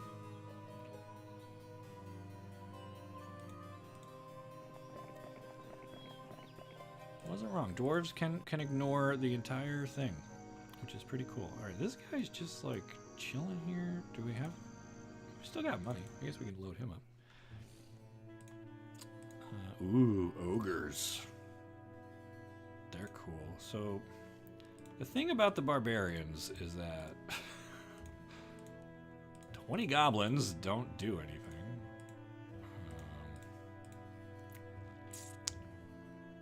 Yeah. Their stuff is like fast and pretty tough, but they don't have a good ranged or flying. They don't have any flying, do they? No. Barbarians don't fly at all. They don't even get like a bird. they just run around. Alright, what's this hill fort do? All the ogres and orcs in your army have been trained. Oh, cool. It upgraded our dudes. That's nice. Okay. That was a good turn. We made a new hero. We've expanded. We've built. So weird seeing an M&M game where you can't use all your units in your army. Glad they remedied that. Oof. You're going to have to defend that position, friend. I like the restriction. I like that you only have room for a certain amount, and you have to make some very strategic choices. Who do you bring? How do you split your stacks? Formations matter. If you could just give one guy everything, then like, I don't know. I like games that make you make choices. That's probably why so many of us like Magic the Gathering. You have to make what cards go in your deck. What do you play each turn? What do you attack with? All of that stuff. Like, that matters, right? Advanced pathfinding or expert estates. Now that we are juggling so many castles, I want the money. Here is a knight that I think we could just kill. Although I gotta be careful. I'm relying on these skeletons an awful lot. And I've neglected the fact that our air support is mostly gone. So we just have some centaurs. We still have lightning bolts, but do we have any magic points left? We really don't. So this might not be a winnable fight. Although a throng of peasants, if we kill that, that becomes so many skeletons. Okay. Well. 158. And we're going to get 20% of that. Oh, they have a lightning bolt. Oh my god. I don't think I've ever seen a knight use a lightning bolt. Oh, and I missed that they had 33 archers. This could be bad. Hey. Oh, I don't even have enough to blind. Oh my god. Okay. Alright. Curse your archers so they can't pick us all off. And then... Isn't Throng over 100? Yeah, I guess. In 3, they made it so you had 7 stacks, which is the amount of creatures per fact. Oh, so you just get, like, everything in your fact. Yeah, see, I still don't know. I kind of like that you have to decide late game. Do I want the 2 dragons I can afford, or do I want the 40 centaurs that I've amassed? You know, like, level 6 is better, but, like, more of the level 1s. I don't know. All right, so they brought their cavalry into... They're really defending these archers. So I don't think I can just sit back. I think I gotta charge over there with skeletons. Blind. Yeah, well, again, why would I blind them when I could have just bolted them? I can get in there with my whopping 2 griffins, but then... I guess it's really important we just kill these archers. Otherwise, this looks like an L. Never say that. Good luck shines on the peasants. Bye, birds. 284 damage. Oh my god, why do they have so much? Oh my god, this is gonna be an L. Oh no. I got cocky. I've been in this chair for too long. Okay, what do we have left? That's good. 11 skeletons, 14 centaurs. They have 28 archers still. I think I was relying too much on magic, and we don't have spell points. So what are my options? I can retreat or surrender. What is the difference? Retreat your hero, abandoning your creatures. Your hero will be available for you to recruit again. However, we'll only have that's fine. Surrendering costs gold. If you pay the ransom, the hero and all of their units and surviving creatures will be available to recruit again. So if I surrender, I start with some skeletons and centaurs. I guess that's all right. 800 gold. Sure. Ugh. Rip. Okay, well, hey. That happens. So now, when does he become available to recruit again? Not. Oh, he's right there. I could just buy him again. Oh my god. Super. Fine. That was worth it. I don't care. Oh my god. That was even better. Now I'm like, I free teleport home. Okay. And have I bought everything in here? I didn't even buy anything here yet. Oh my god, this is great. Joke's on you guys. I wanted to do this all along. Can you even hear the music? Okay. So, I mean, I'm going to buy these hydras just because I want to. So here's the thing. When you move around the map, the amount of steps you get to take is in part determined by the slowest thing in your army. And since hydras are very slow, our hero would not get to take as many steps every turn. They would slow him down. But it's 10 hydras, guys. Like, is that worth bringing a slower unit? How do you play Warlock while ignoring spell towers? Rush to Black Dragons. Look, man, we're just hanging out, playing the way I remember playing when I was a kid. I'm sure there is ultimate strategies that could be employed. That sounds boring. I wanted to do it Hydra way. 100% worth it. Oh, the original music? Oh, what? It's worth it to bring the hydras? Hydra is baby. Don't you dare leave them behind. Okay. You've convinced me. Hydras, come along. Everybody, get in the wagon. We're going. All right, cool. Where are we in the week? I feel like it's day 2. All right. Should we go check out this demon cave? We haven't been up that way yet. There's a ton of stuff. We can kill nomads. Treasures. Hydras are worth more than all your other troops. Not if they just sit there and get lightning bolted. This guy, he was working on getting us some money.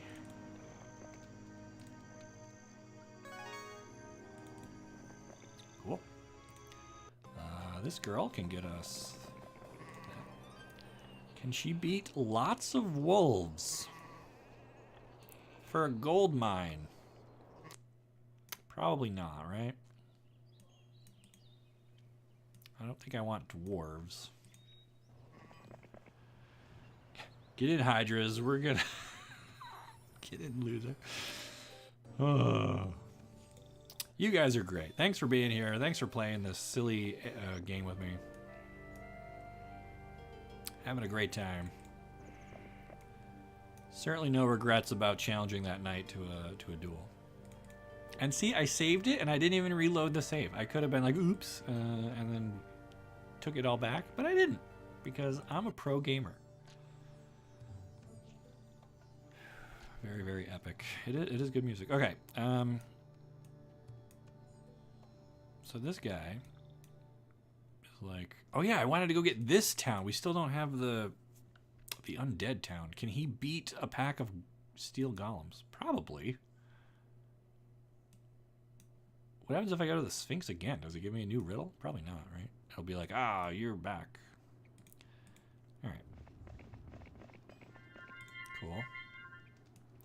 Can we beat a pack? Oh, when he regened, he didn't start with full magic. Oof. Ugh.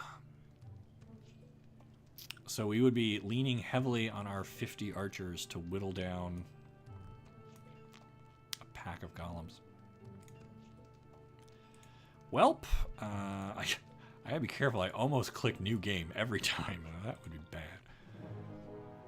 All right, how many of these guys can we defeat?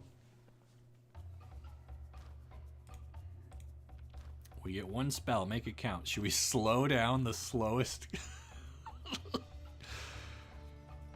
I mean, no, I think we bloodlust our archer so that they do the most. Do you have enough for slow? I could have slowed somebody, but I don't know that that is really where I want to be. I think I want to buff up, because bloodlust adds to my attack. So now my attack is 8, and their defense is 10. So we close that gap, which I think is better. That means I'm more likely to do more damage, right? How much is this going to do? Okay. So we did 69 damage, killed one guy, left 1 hit point left on the next one. Bloodlust only affects melee damage. Well, did it say? No, that can't be right. I can't even look at my spellbook. How dare I? Forgot we only have 11 skeletons. Birds are good. But we got all day. These things are slow. Even the upgraded ones only go, what, 3 steps? And we have 10 hydras. 10. With 4 heads each. 5 heads each. We have 50 heads worth of hydras, guys. We're gonna be fine. 16 into nice. You know, if you play this game long enough, you're gonna see all the numbers. Okay. So, does this now? Will it tell me? Bloodlust increases a unit's attack skill.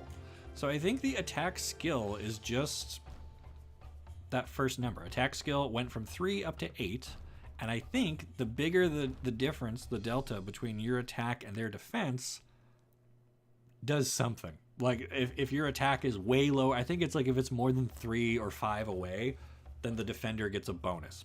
And by getting my attack up to 8, and even though these are 10, I'm still less than their defense. But I think it's within a close enough margin that I don't get the damage penalty, I think. But again, you guys are out there with the wikis, you know, look it up. 68 damage. Now this guy's got 2 hit points left. Oh my god.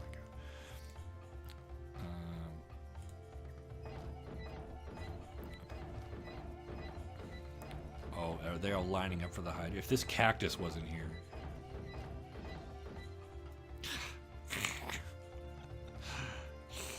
Okay. Well, Hydra can protect this guy pretty good. And then it's like, is it worth bringing these gargoyles up to knock off one whole? I think it is, because otherwise they get to do an extra 4 damage when they attack.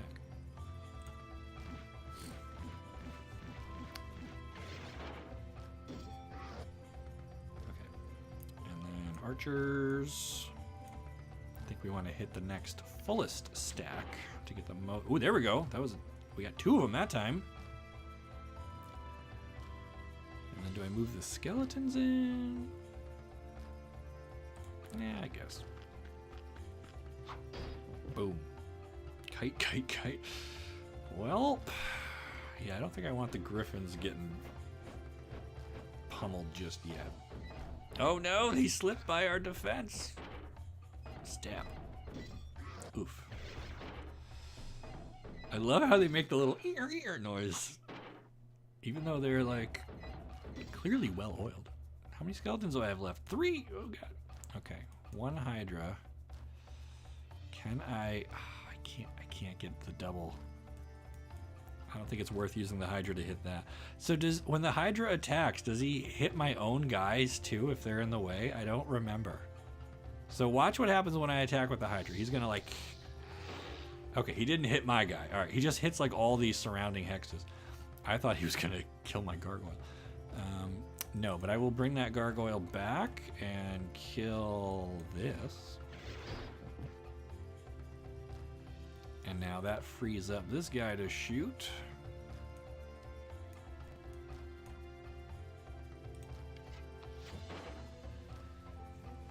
And then the 3 skeletons that are left can't really do anything. Can they get up here and kill this? 20 hit points. Skeletons are gonna do like 6 damage. No. Alright, we're just gonna skip them. I still don't want to risk my birds. Oh, birds got hit anyway. Okay, birds got a kill.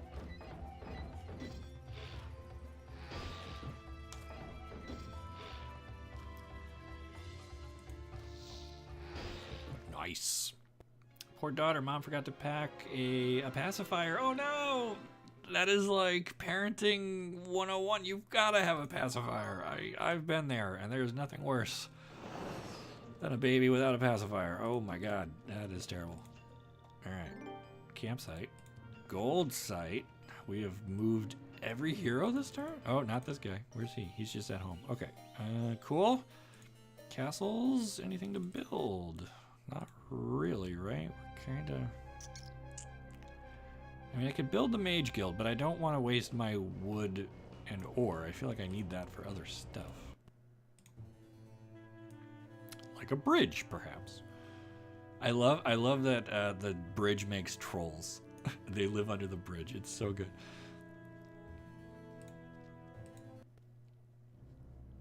And same with this castle. Not a whole lot to... Oh, we never built a dungeon down here, though. That's interesting. I thought we had that already. And then the sorceress spot, I think we're saving up to get phoenixes. That's a lot of resources. Holy cow. And then this place is just never going to become a thing. How did you raise skeletons from constructs? It's right there in the name. Might and magic. We just magically did it with our magic. Uh-oh.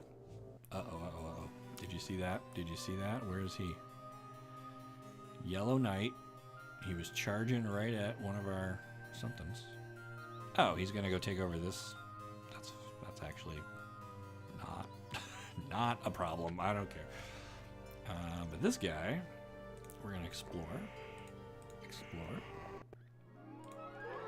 Level up. Luck. We'll take luck. Haven't done that yet. What is this? Dragon City! I don't know if we were brave enough to go to Dragon City, gang.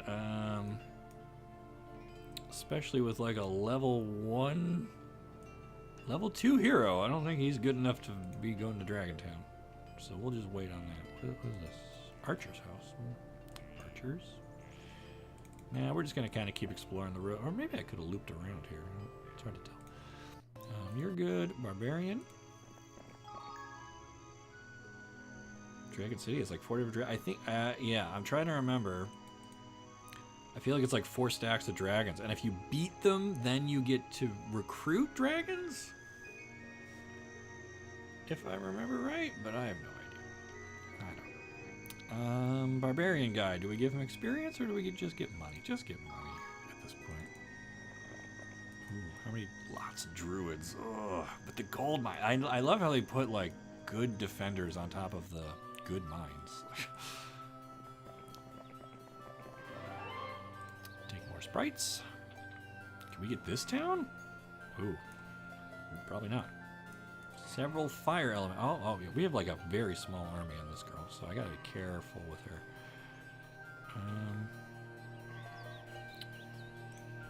But we can like swoop in here and just keep tagging mines. That sounds good. Main dude, good. Alright. So I gotta watch because that yellow knight was around. I guess, no, he's over there. He's far enough away. Okay. I wish they showed up better on this mini map. Like I guess there is. There's like a little chunky yellow. Alright. Or is that another one? There's 2 knights. Oh my god. So they don't show up on the mini map. Okay. Well, I'm not too worried about him snagging that town. I'm going to be mad that he takes my gem mine, but whatever. I think we are still good to... Ooh, lots of greater druids. I think I want that town, but we can't get there today. Okay.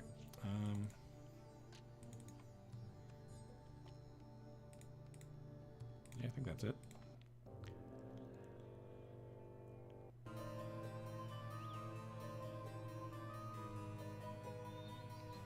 Have you actually played the Never M&M Magic games?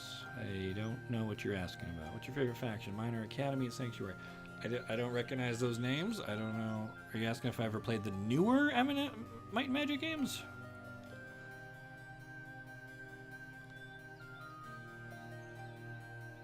Fortress Inferno. Yeah, I don't recognize what we're talking about there. We'll start with this guy. I don't think we can beat lots of druids. Dwarves. We'll just go keep picking up the low-hanging fruit. So is it worth trying to see what else is over here? Yeah, we'll just kind of keep chugging along down here.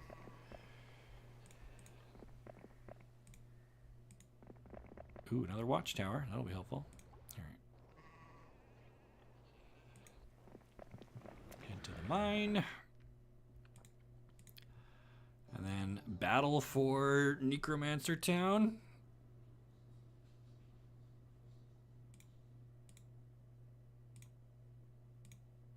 Let's do it. Okay. Mummies and vampires. First time seeing them. Note that they have nothing that shoots, and these guys can fly. They turn into a bat, actually. It's pretty cool. So I'm a little nervous about them running over here and hitting us. I don't know. We have 3 magic points left. Do I slow the vampire? And then do I go attack the vampire? I guess I do. Down to 2. Okay,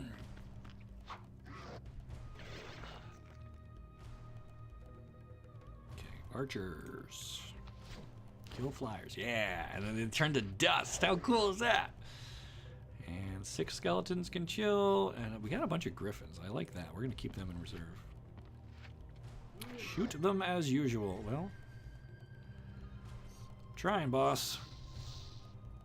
Oh, that's right. Vampires heal when they... Yes, they do. See, I like how there's... The creatures aren't just like stat piles, right? Some of them do have interesting special abilities that give them some character, you know? Like, that's pretty great. How many gargoyles do I have left? Just 5? All right, I'm going to pull them back. Yeah, vampires can heal whenever they attack something. They get it back. Okay. Kill a bunch of skeletons.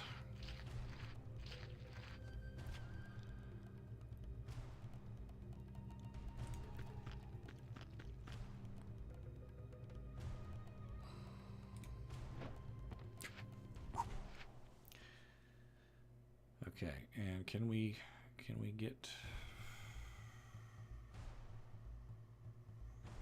first strike on that? I guess it's worth doing. Boom. Nope.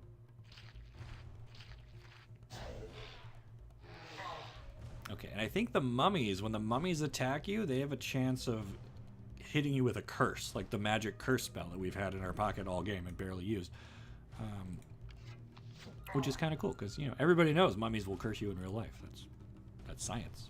So, keep our griffins in reserve. Let the hydra do the work. Haven't lost a hydra yet, right? Oh, down to 12 hit points, though. Oh, my God. All right, so if we do this, we get a double... Yeah! Cool. All right, down to just 6 zombies. I think it's mummy lords that can curse. That might be right. That might be right. Okay. So that's another thing we haven't really even explored, because the warlocks don't really do it. Some creatures can be upgraded. Oh, we've seen upgraded creatures throughout the game. But yeah, warlocks can upgrade their dragons, but we don't have any dragons yet. How much? 12 hit points left. These guys do 2 to 3 times 6. They're going to do enough. They might kill a hydra unless I get over there and kill them first. Ugh.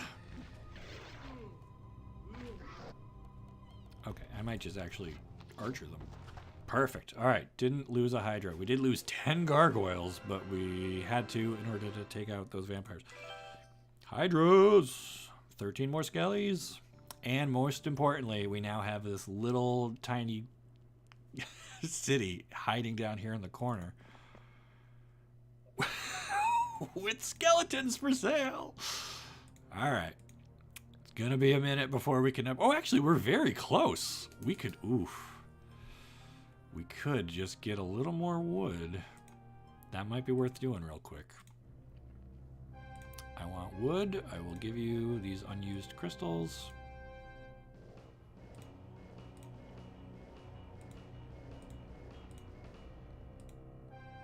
Cool, cool, cool, cool.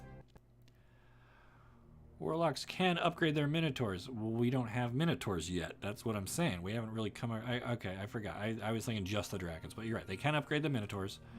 We don't have any. Gold mine is more important. Where was there a gold mine? Cool. All right, we'll explore that later. Oh, yeah, we do. Oh, okay. Yeah, we got the gold mine. We have a city. This city is going to give us bone dragons, though, guys. Like, we could have an all-dragon phoenix army at some point if we do this right. Okay, is that all of our people, pretty much? And all of our buildings, pretty much? Minotaurs are Chad. They do pack a punch, I gotta admit. Oh, how many heroes do they have? Jeez.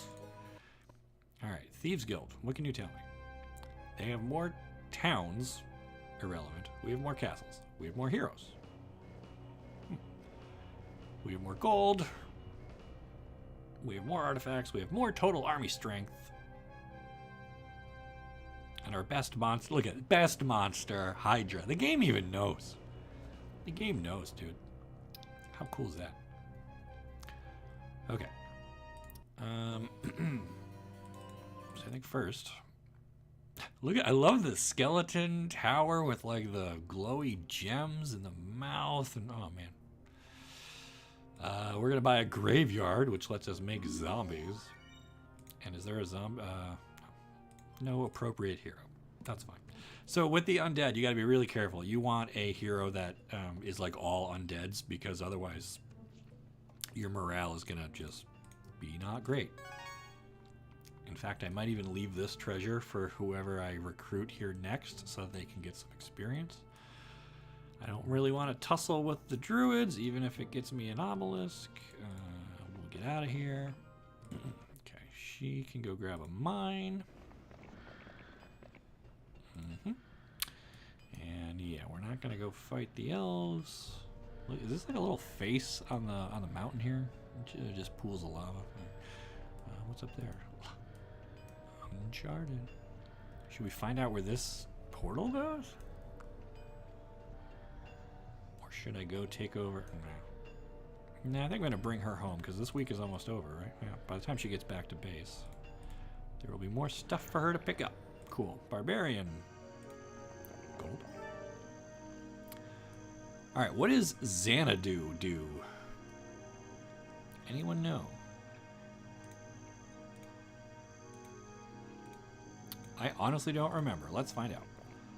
Butler opens the door and looks you up and down. You are neither famous nor diplomatic enough to be admitted to see my master. Come back when you think yourself worthy. What? Alright. We have a mini quest now. Barbarian needs to clean himself up and become famous enough to get access to Xanadu. So good. Watchtower. Okay. Gets rid of another chunk of ooh, shipwreck. Ooh. So the knights have themselves a skeleton town. Have we found their main? Oh, there's their main base. Okay. All right. And then there's just this little lake in the middle that nobody can actually do anything with. Okay. So this hero has like very little stuff with him. I don't know if we can attack their main castle. I don't know if we might be able to jump down here. Although they've got Gwyneth, who's pretty powerful. So that might be all the exploring this guy is going to get to do. We might be at the limits here. Okay. Anybody left with movement points? This guy. Is there anything in this castle we don't have yet? Oh. No, we already maxed that out. Okay. Moved him, moved him, moved her, moved him. Built everything we can build. Pass the turn.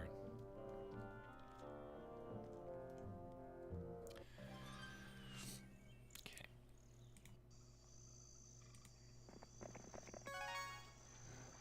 Xanadu gives +1 to one of your primary attributes, but you need to be level 10 or above. Oof.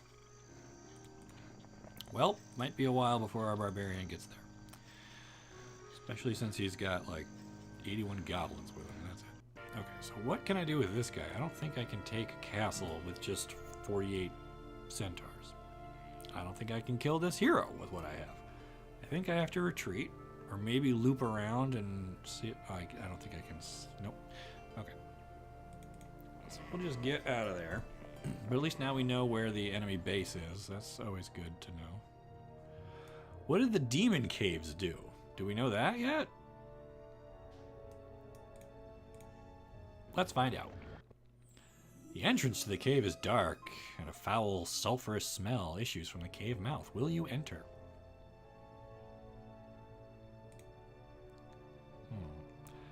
Evidence of a terrible battle. The cave is empty. Okay, well, now we know. Now we know.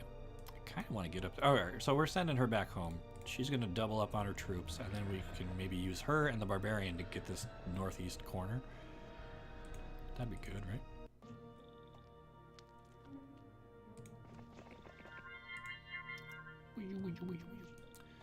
Lots of elves, lots of rangers. Don't love it. We're just going to go home and reload, since it is getting late in the week.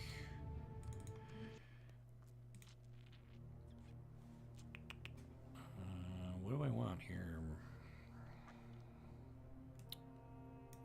Pyramids to start getting mummies, I guess?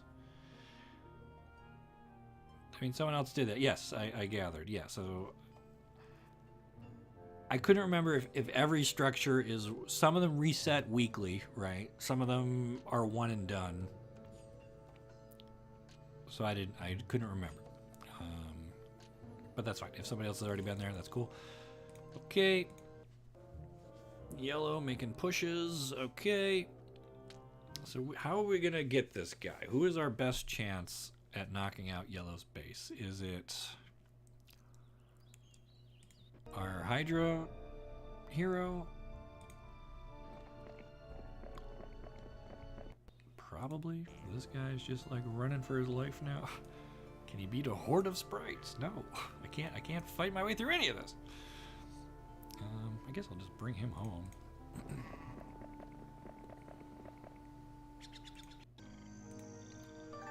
Barbarian's got wood for days.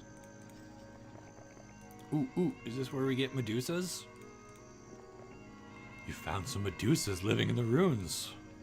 Heck yes. All 13, please. I love the... Is that like bagpipes or some sort of siren thing happening?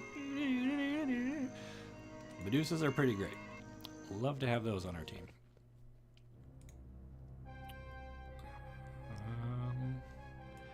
And then what do we need for... So do we go for the maze? We're still so far from that with the gems.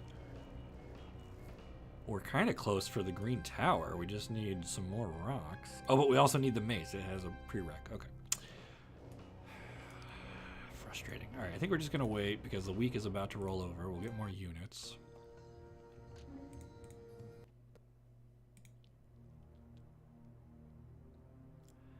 And down here, we can get more skeletons. I guess that's the best. All right, this is day 7. Okay. And then, is there anything we can build in Barbarian Town? Not really. And this place already has the swamp. Okay. Can't get the meadow. Okay. All right. Build a mage guild and rest for one day to refill magic points. Or trade to get the maze. Okay, I guess that's worth it. So how close are we on the maze? We need 10 gems. We have a bunch of crystals. Or we just go with the mage guild to refill our magic. I guess the maze is better because then we get the dudes next week. We can always build Mage Guild tomorrow, and we'll still be in town. Okay. So what did we just say we need? We need these, and we have plenty of these to trade away. 1 gem for 4 units of crystals. Oof. Why is this trade still so expensive? I thought we have a bunch of these marketplaces now. This should be better than this, right?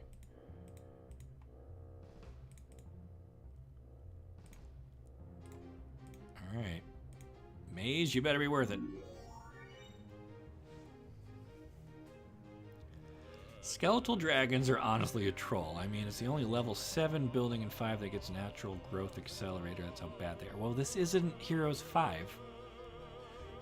This is Heroes 2. And bone dragons have something very special going for them, and that is that I think they're neat.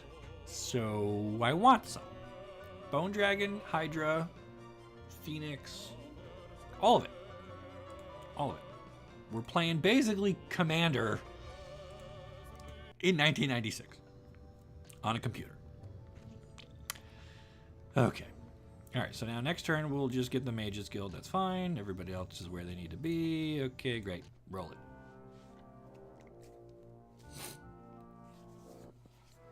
Week of the Gopher. Go for it. Go for it. Okay. What do we learn? Dispel, Stone Skin, and Slow, which I think we already had all that, but whatever. All right. So first I want my Hydras, because then I want some Centaurs. It's kind of sad there's not just like a buy everything button, but whatever. So what's left? Minotaurs. So here's the thing. Are the Minotaurs better than 43 skeletons? For a commander game, you sure have a lot of dupes. Well, but they're all in one stack, so they're still singleton, really. Do we trade out skeletons for Minotaurs? Probably not, right? And how fast are these guys? They're normal, average. Are Minotaurs better than 2 different flying units?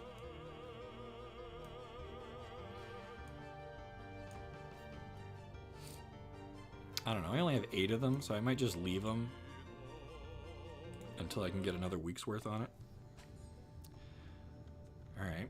So do I send this guy to this demon cave? I guess I gotta wait one more day for his magic. Either drop the gargoyles or the griffins. I like the griffins, though. See, I don't know. I guess dropping gargoyles. But the gargoyles are good because they're very fast, and that lets us do magic first. Drop the griffins. Drop 22 griffins for 8 minotaurs? Really? I would say drop gargoyles. Alright, so you guys are thinking drop the I like having a speedy unit, though. That gives us a window to do magic. And I feel like 22 griffins...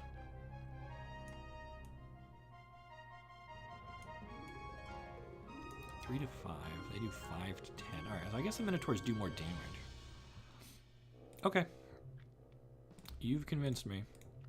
I will try it thusly.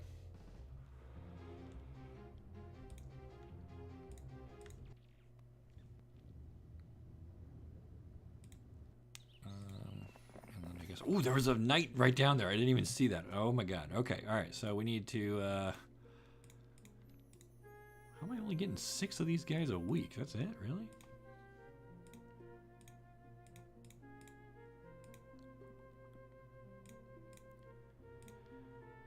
What else is even up here? More treehouse. Okay. Is it worth it to get a bunch of dwarves? Ugh. Sure. Okay. Alright. I don't love having dwarves with us, but we might have to fend off an attack. So we'll just chill there for a minute. Our barbarian's just up here poking around in the Winterlands. Okay. So this guy's still trying to get it back home. Honestly, replace the skeletons. Different factions ruin. Yeah, but since we're gonna get more skeletons every time we kill something anyway, then what do we do with the next batch of skeletons? Or if we just keep all 5 ranks filled, then we never do get the skeletons. But I feel like... Huh. I don't know. I kind of don't mind having somebody who can make skeletons because I can just dump them at the necromancer town now. And, you know, give them to somebody else. Ah, I could build a...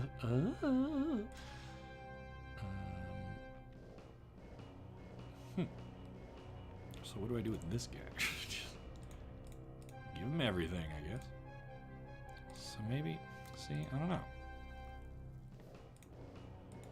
I guess we want hydras everywhere because they're the best.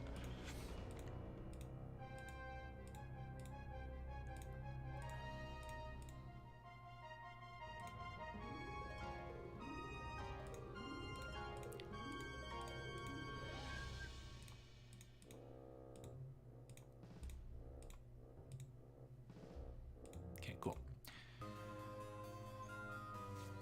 Yeah, see?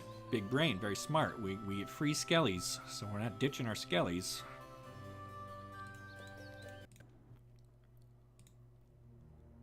Sorceress, Warlock. Oh, why can't I get a good hero for this area, though?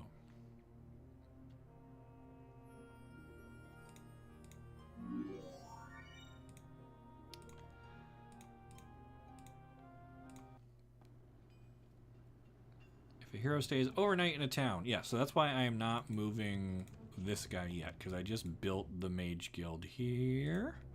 So we will let him refill his lightning bolt points.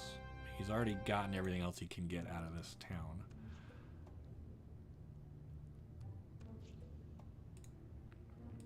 He's leaving behind a bunch of griffins.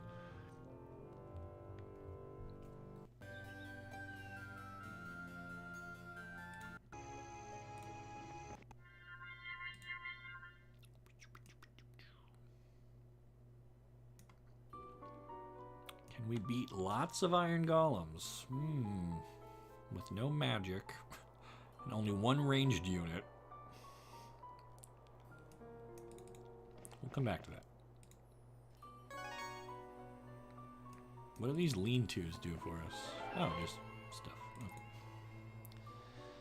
Okay, that's fine. Alright. So she has a knight down here.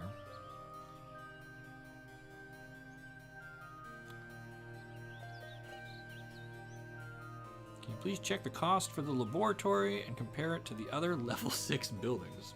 Sure. 1 second. Laboratory.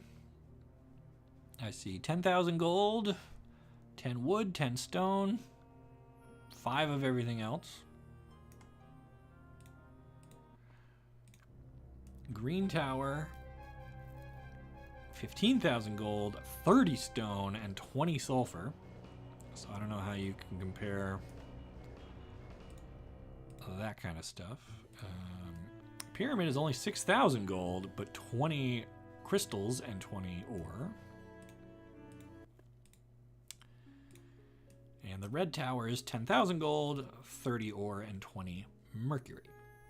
So it's hard to say which one is the most expensive since they all require different stuff.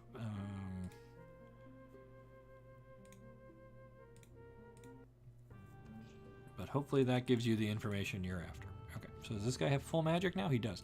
Do I go after this demon cave?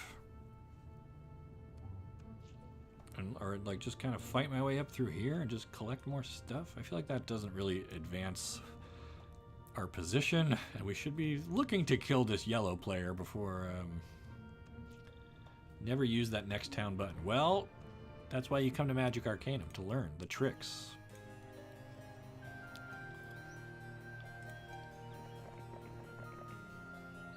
Yeah.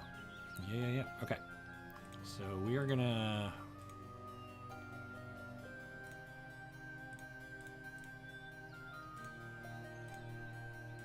load this guy up, I guess. I don't know where he's going, but seems like the best use of him, right? Is to just kind of load up. And maybe I send him through the portal? Or do I send him over here? Like, there's still stuff we haven't found over this way. Yeah, that could be good. Let's do that. And then, so now I don't know what to do with this sorceress. Do we make a dive at this knight or just stay in our castle? I guess that's fine. And so now this guy's full. And I think we've gotten everything we can get out of this town now, right? Yes. Okay. Short of dragons, but I think it's going to be a while before before we get dragons. Okay, so let's get back on the road again. Are we going to get more skeletons from this? We do. Cool.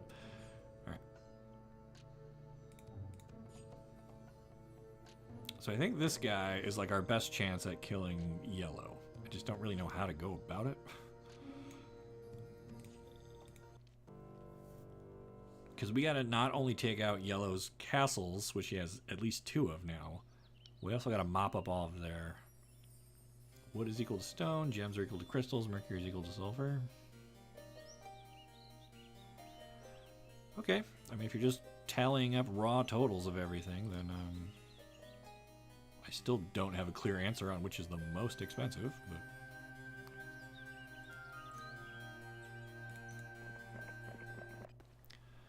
Send you up, send you over.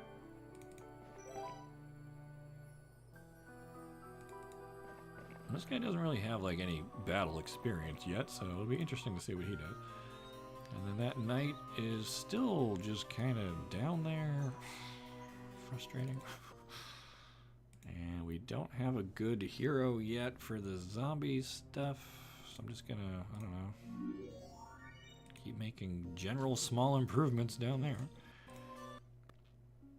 Would like to get phoenixes, but I guess first we need other stuff.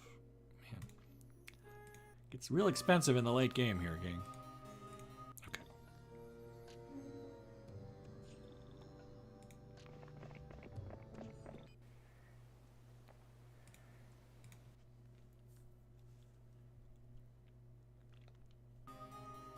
Was that a...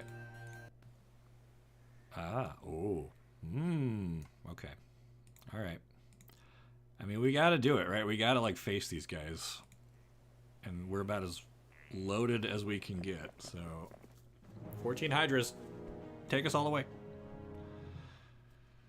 And this is where I wish that we had, griffins and stuff. Whatever, we got 50 magic points. We've got lightning bolts. So do I kill theirs? Well, I think we go after their centaur. Ugh. And then we can tie up their archers for a minute. I hope. Big battle. It is. I mean, is this their best hero? I should have checked the Thieves Guild for it. They hit the skeletons with their lightning bolt. Sometimes I wonder...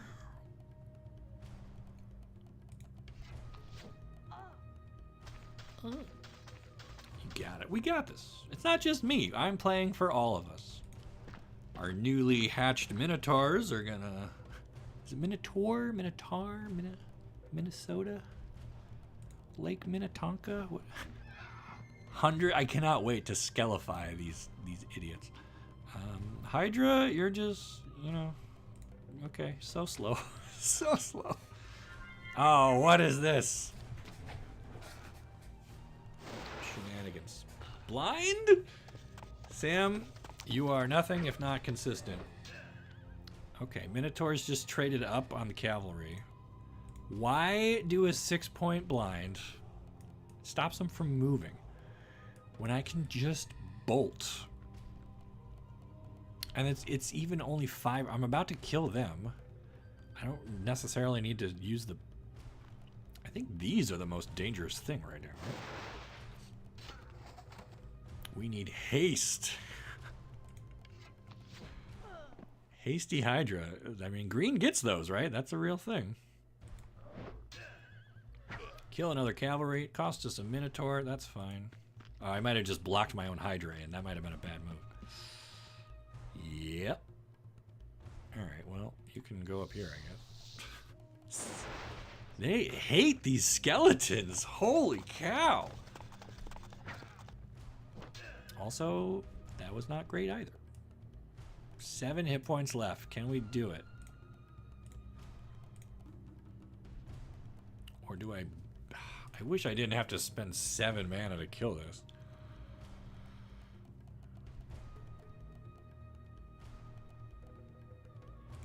I mean, if I have 49 attack, or 49 units, I need to deal 7 damage. Oh yeah, we got it, right?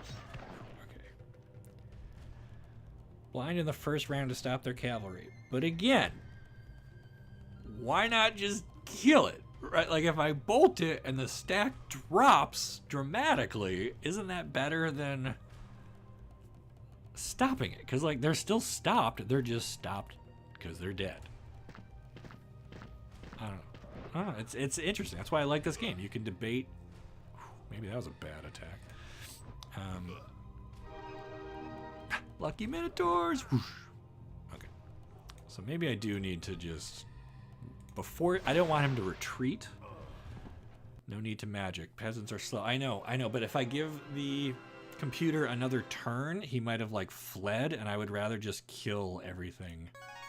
And pick up the white pearl, and the giant flail of dominion, and the medal of valor, and the 4-leaf clover, and get 45 more skeletons. And then learn some ballistics. Alright, 1 knight down.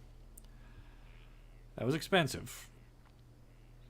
That cost us all of our gargoyles, so now I kind of want to go back and pick up the... go back and pick up some more stuff. Okay, well, again, just because we've been getting lucky so far. Can we take on lots of golems? Because the cavalry can take several lightning bolts to down. All right, so if I blind the cavalry, they sit there and do nothing. I still have to attack them at some point. What am I attacking them with, if not a lightning bolt? And as soon as we attack them, we decided it undoes the blinding, right? This guy doesn't have any magic. Barbarians don't get it.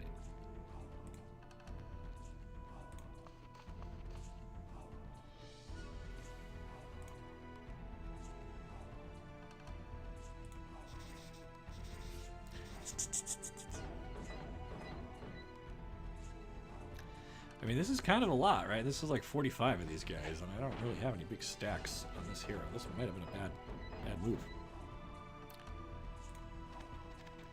But, you know. You can blind more often than lightning bolts. But there's... If blind costs like 1 or 2 mana, you might be able to convince me. Blind is 6. Bolt is 1 more and does 275 damage. Right? Like, they are so close in price, and one permanently kills things so you don't have to worry about them ever attacking you. The other stops them from moving until they get attacked, and then they still have their full strength when they attack you. I just feel like the difference in mana cost makes Bolt way better. If Blind was half as much as it costs, you could convince me the Blind is more efficient. But if I'm already paying 6 or 7 mana, I would rather pay 7 and just have their stack rather than blind it for a few turns and still have to deal with it later with another creature, right? But I don't know. I'm not good at... I don't claim to be good at this game. I just like playing it on stream. Barbarians don't start with spellbooks, correct. Wizards, warlocks, and necromancers usually do. And sorceresses, but barbarians and knights do not. Correct. Alright, Medusa, you need to, like, get in this fight.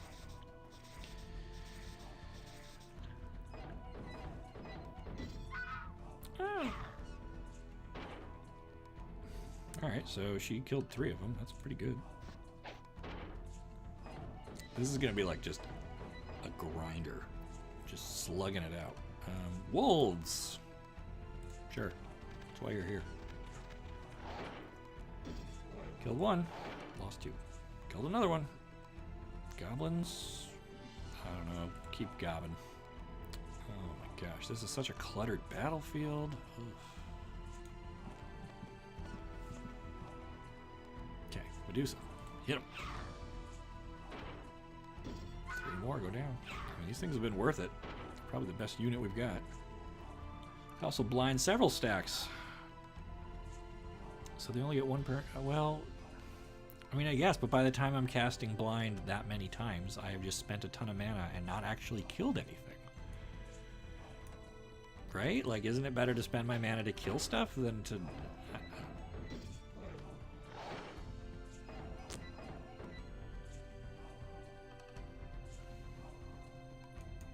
We got 6 wolves. Guess we'll just use them to mop up that.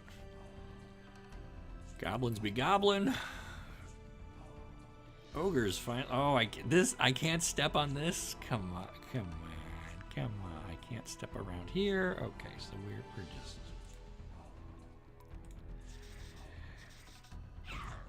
And again, if blind was cheap enough that I could go boom, boom, boom, boom, and blind... I think there's a mass... Is there mass blind? There's mass bless and mass curse.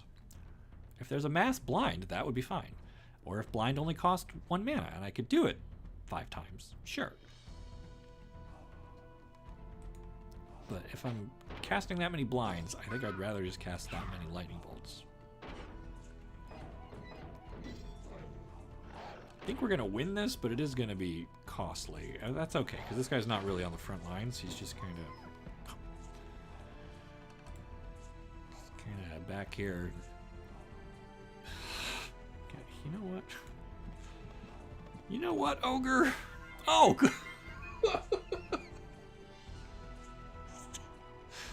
I'll just send him back here for the lulls. And he's like, oh, I love that. Let's do it again.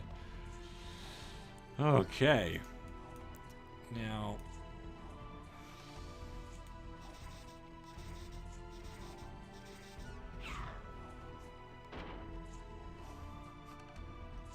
You love to see it. There is one guy, I think it's the Cyclops. He shoots like a laser out of his eye. And it can hit like two screens worth or something, if I remember that right. But maybe someday we'll see it. I don't think I'm investing in Cyclopses, but maybe. Ogre Lords. Oh, these guys just love what they do. All right, get them again, man. Cool. And Medusa. Okay, so we have turned him into stone.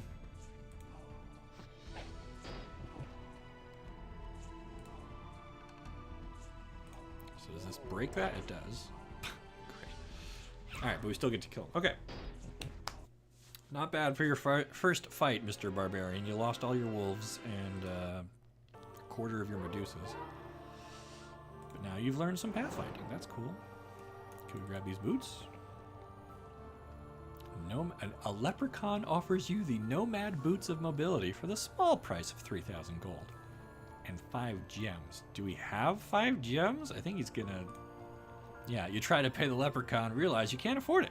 The leprechaun stamps his foot. Okay, well, that's awkward. How close are we? 4 gems. Is it worth... I don't know, do we need boots of whatever? I mean, I guess it lets us get the treasure behind it, so maybe that's worth doing. What do we need? 1 more gem?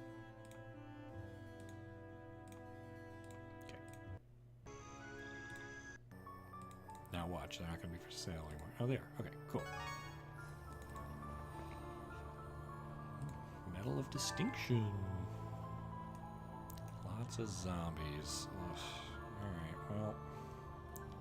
This guy's gone about as far as he can go, so...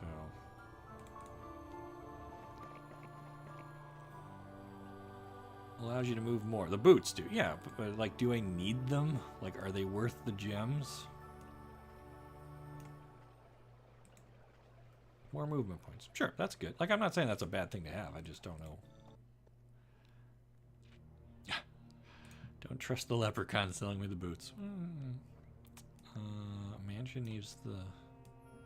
Oh, a Thieves Guild. Okay, sure. Want to get those vampires. They're pretty cool. Sorceress. Where'd that knight go? Oh, we killed him. We killed him with our other guy. So she's free to move and do whatever. Alright, go get that back. And this guy, he was just kind of going wherever. Cool. And that guy's just chilling, and that's probably enough.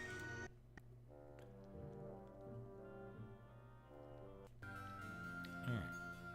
So we have good control. Oh, they do. Yeah, look, his bar is now, like, got the plus sign on it. Alright, so... Cool.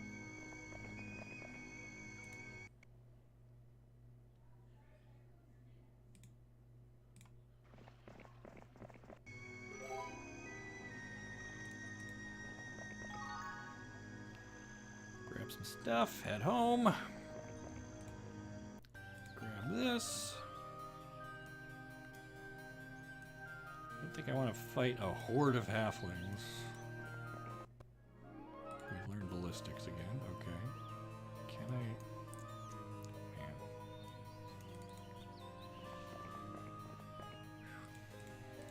Okay. Big boss.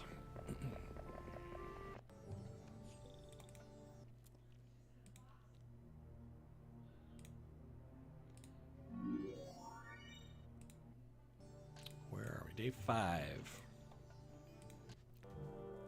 I mean, at this point, it's just a matter of collecting a big enough army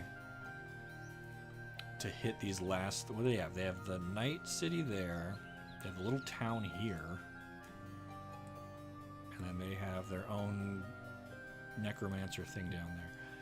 And they've got a portal, which must connect up here somewhere? So maybe we can use that to, like... get in behind him somehow? This guy's going so slow with those 2 hydras in his pocket. I love it. Alright. Barbarian, go home.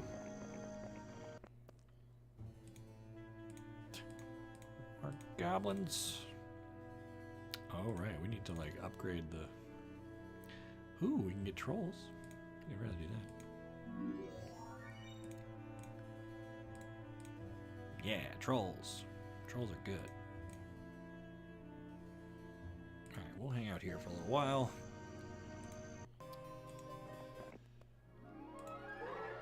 She can learn... I don't really care. Luck.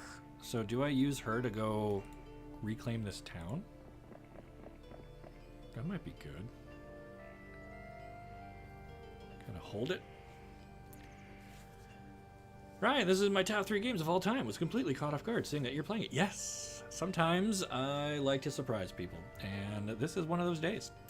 We are hanging out, doing a little live stream, going into our, what, 4th hour now? Oh my god, my kid's gonna be home from school soon. She's gonna be mad because she's 7 and she wants to hang out. Whatever. Daddy's got work to do, right? This is important stuff. Okay, well. I think we're just kind of cramming in whatever we still need here, building-wise. Okay. And that guy's chilling, and that guy's chilling, and... oh, this guy hasn't moved yet. Okay. So he's going to go home. Nothing else to really get here. I guess I can grab griffins. Cool. Oh, where was that? Where was that? Shoot. Where was that guy? Oh, he's right outside my big base. That's silly, because you're going to die. Still going. Yeah, I you know what? I just skipped lunch. I'm having such a great time. Have her watch the stream. We should talk about parenting tactics. Is it appropriate? I'm not trying to pick on whoever just suggested that, but should a 7-year-old watch live streams of any sort, not just mine? Like, should I hand her a tablet and be like, poke around, see what's on there, right? Like, would you feel safe doing that? Oh, this is this city where I only have 40 goblins. Oh, God. But again, he's got nothing that flies, just a bunch of archers. So, and what day is it? 7. And there's nothing here to buy. So do we do the thing where I retreat and get a new hero? Or I think we're just going to... split these up, right? Into like...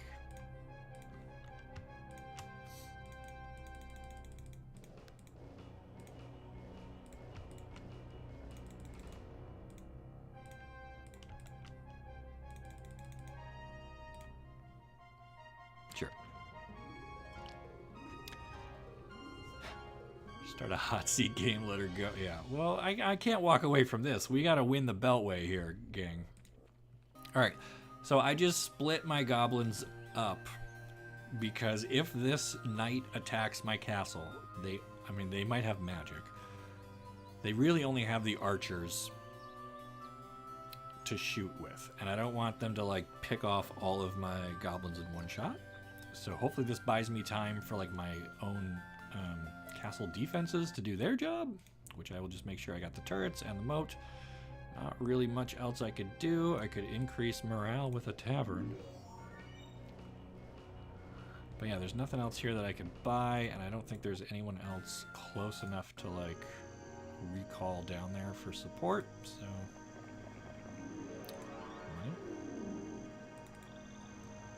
I mean, I could try to drop this barbarian guy down there. He's got hella speed. That might work, actually. Ooh, I could even upgrade... What do I have the most of?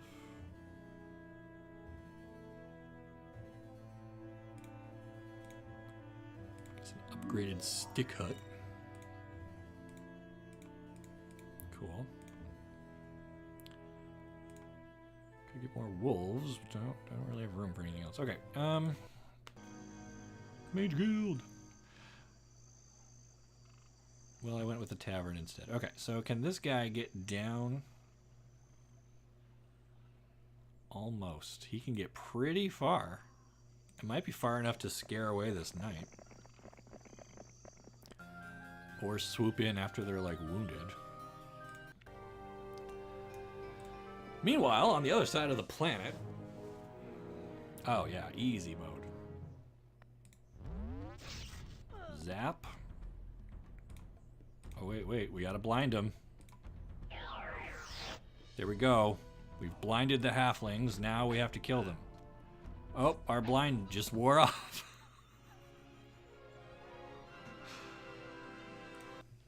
Could have just bolted him, just saying. Alright, this place is still a dump. Cool. But hey, at least it's our dump now.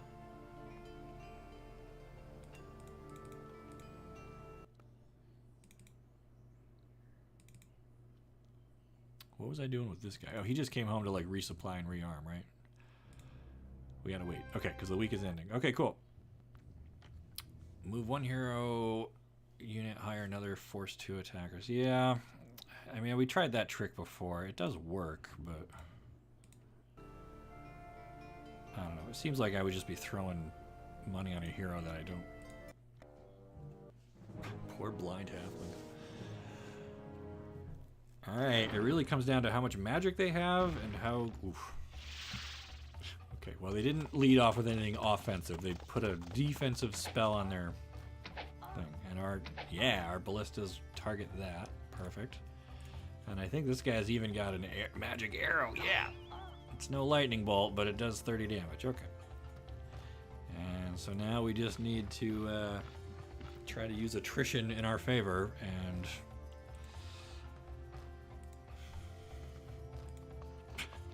I don't know, 9 goblins against the cavalry. 5 damage! Oh god! Oh no!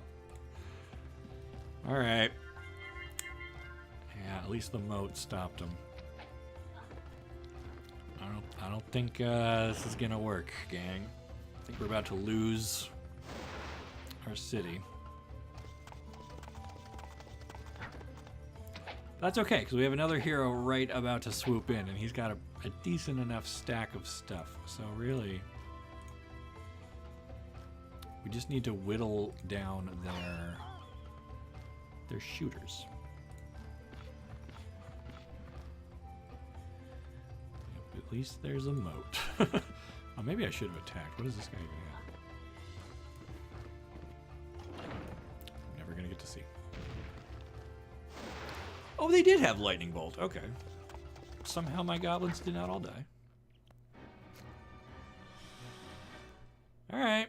Well, we just lost our first castle. Week of the Rock. Rock growth +5. If we had a wizard city, that would mean something, but we don't. Alright. Where are we going with this guy? Guess we're just kind of exploring. Alright, so now... So they didn't buy anything in the castle yet, which is good.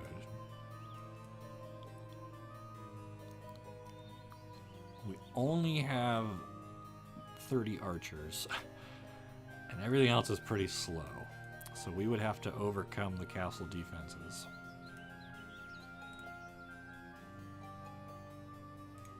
I mean, I don't think it gets easier the longer we wait, because they just start making units.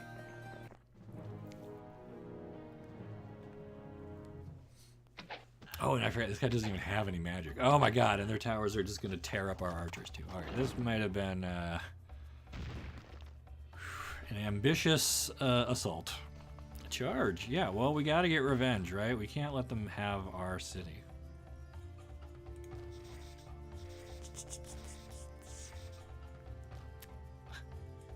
And I don't know where the wall's going to open up, so we're just going to kind of all... Oh, I forgot, we have 3 little trolls down here. Yeah. We get a 50% penalty shooting over a castle wall, but look at that. We just throw a rock, and we killed a whole archer, so that worked out great. And again, nice. Okay.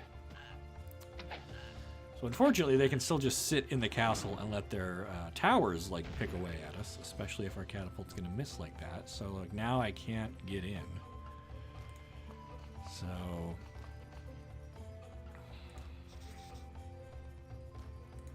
Definitely did not mean to move her into the...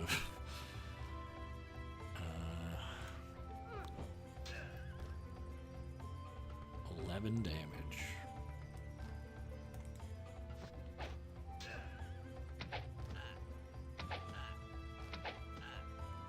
Yeah, trolls are... Oh, yes. Beautiful. Love it when the computer commits a strategic blunder like that. Whew, okay, so their cavalry dude tried to open the drawbridge and engage us and left the bridge down because he died on it. So now we get to swarm in, and it really doesn't matter that we haven't knocked the wall down. We just get the front door open. Computer doesn't sit, they'll come out. Well, I guess I did not know that. I expected them to just turtle up, but now there's a bottleneck here, so I can't.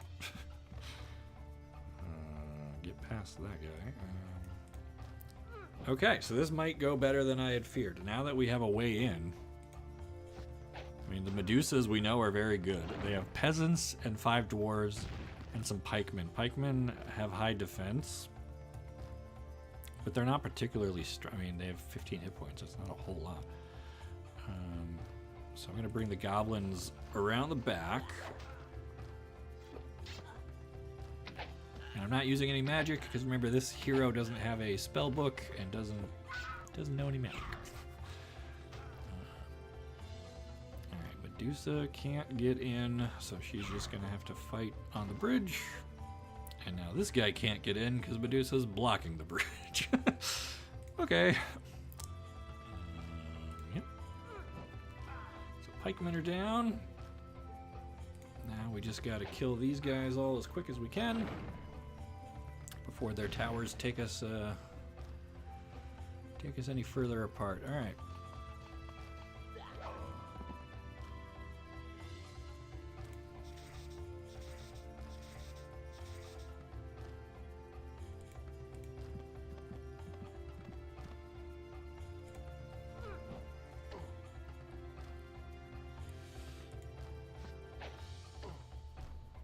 Okay. Survive another round of archery shots. Okay, we've reclaimed our castle. It only cost us 50 goblins. And I don't think we need scouting anymore. We pretty much have this whole map revealed. All right, cool. Cool. We got everything back. There's people we could hire if we want. All right, I think we're just gonna chill there. This girl still doesn't really have much of an army. So I'm just kind of scouting around with her.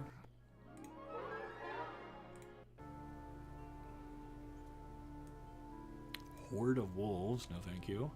Is this another town down there? Oh my god, this place is loaded with towns. I really don't know what to do with her. Like, she's not well equipped for a big attack. Alright, that guy's gonna chill. This is still probably my best dude, right? And he's got full up everything. Oh, but it's a new week. Okay, so we're gonna load him up and then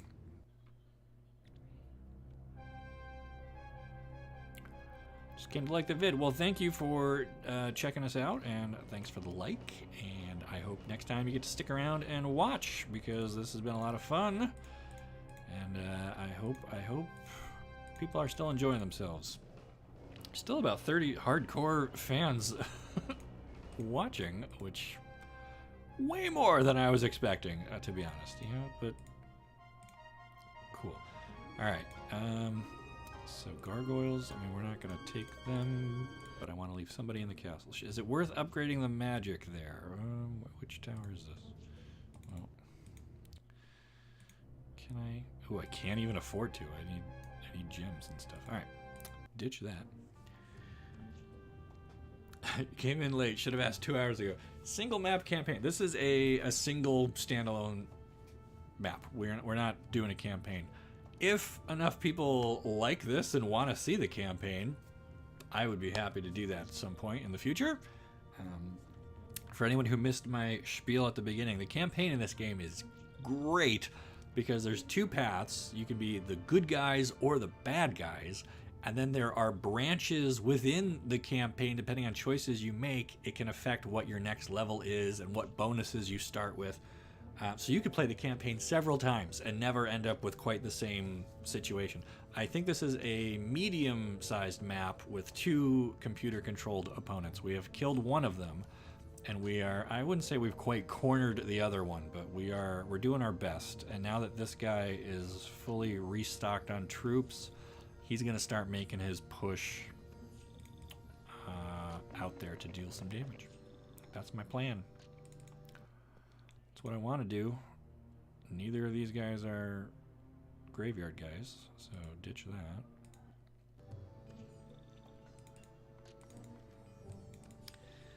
And yeah, I don't think I have the resource. Oh no, I don't have enough stone to turn this into a castle yet, right? Nah, I need 20. Okay.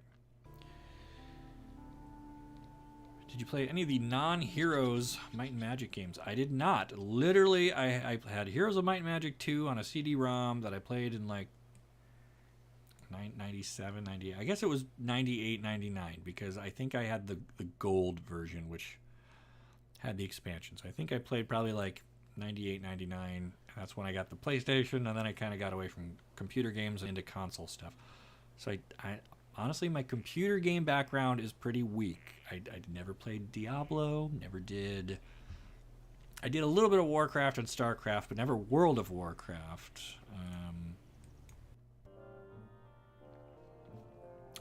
My family didn't have a good gaming computer. I didn't have a lot of friends that were into it to encourage me. It just never really was my thing. We could go grab a whole nother city or another town. Just have to fight our way through lots of archers. I guess that's like worth it, right? And then this guy, the barbarian dude, just kind of chilling here. So you can go reclaim our sawmill.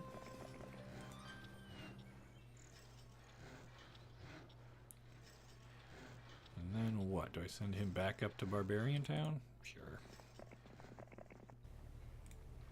And then this girl.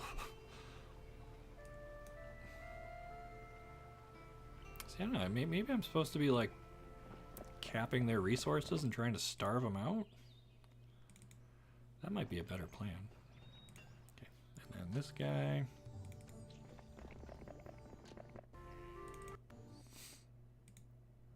I don't really know what we're trying to like build towards at this point. Like most of our castles need need a lot of help. I guess we can upgrade our trolls. Why not?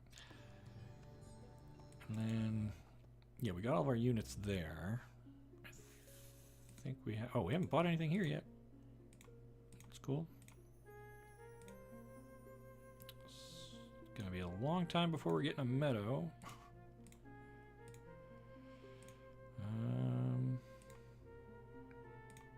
I guess we'll take the dwarfs. I don't love them.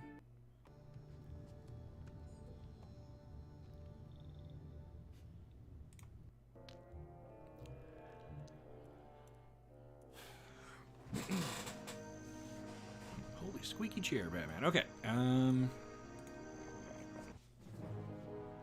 Oh my gosh, 45 archers. What magic do we have? Just a curse. Uh-oh. Forgot for a minute, not everyone carries lightning bolts. Computer is boxed in. I mean, kind of. We control like 3/4 of this map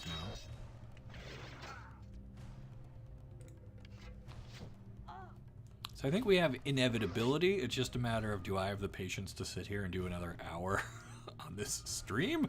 Not that I'm not enjoying myself, but like it's gonna be dinner time soon, and I didn't have lunch even, so nobody wants a cranky live streamer. Oh, look at these lucky gargoyles! Get them!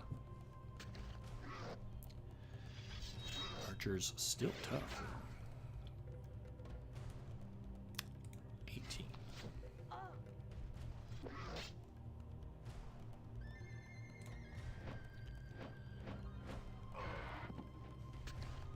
And this guy also doesn't have the thing that turns people into skeletons when we're done either, so this fight is only gonna cost us, but we might get a town out of it, which is probably worth. Home from school, deadline, yeah, have some family fun. So now where do we go? 1, 5.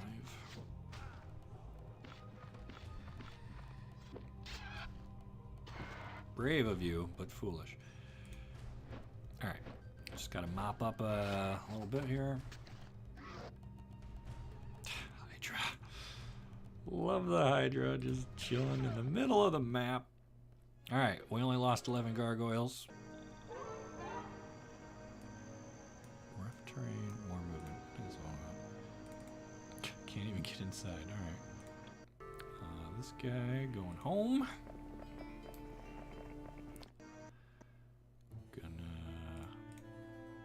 Upgrade our trolls, add some trolls, add some, what are these orcs? Yeah. Where's the ogres? Over here? Oh, they're regular ogres. I need the upgraded ogres. Cool, they're pretty good. I don't have any way to replenish the hydra, the medusas. Are wolves better than goblins? Probably. Alright, that's actually not a bad team.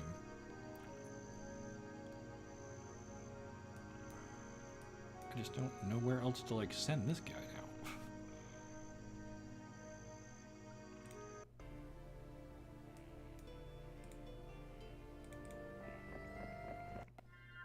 Woo!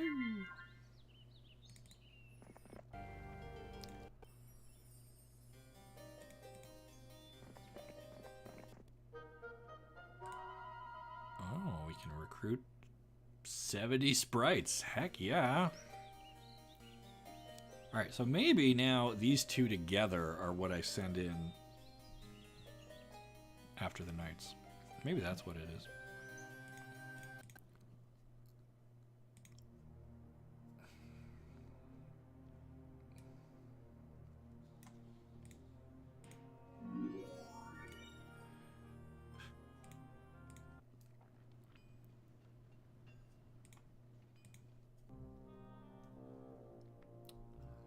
So what do they actually... Oh, they're coming back upstairs. Okay.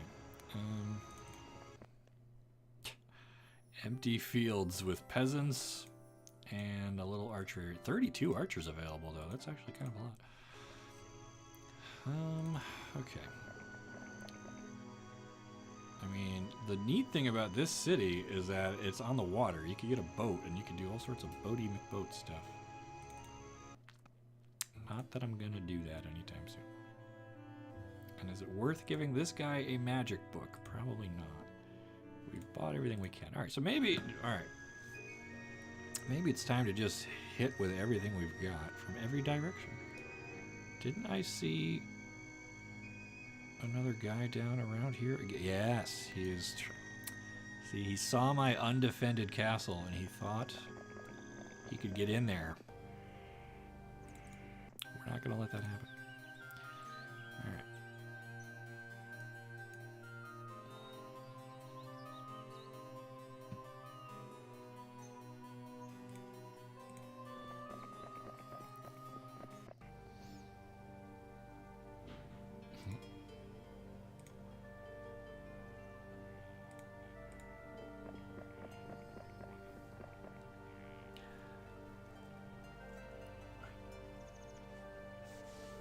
Fans want to know if Nicole is also interested in Heroes 2. I think earlier she said she knows of the game, but she did not play it herself growing up. And I don't know if I'm allowed to say how old she is on her birthday. You'll have to wait and see if she's still in chat. She might be wrapping up work or something. So we'll give her a few minutes to respond. But if she doesn't, I can't tell you. I can't tell you.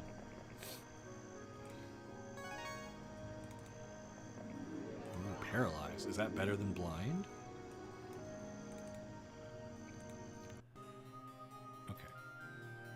Ooh, he's added their level 6. Oh my god. Alright, opponent has Crusaders or Paladins, or what are these guys called? I forget.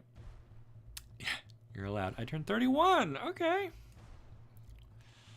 Paladins. Okay. So these guys, they have a big sword, but that's about it. I mean, we don't have flyers, so I just have to, like, rush these archers. Paralyzed better than... Ooh, they have lightning. How good is it? Not good enough to kill the trolls. Oh my god, that guy can haul. 2 wolves. And he has double strike. Okay. Well, am I worried about 3 archers? I guess I'm more worried about these paladins.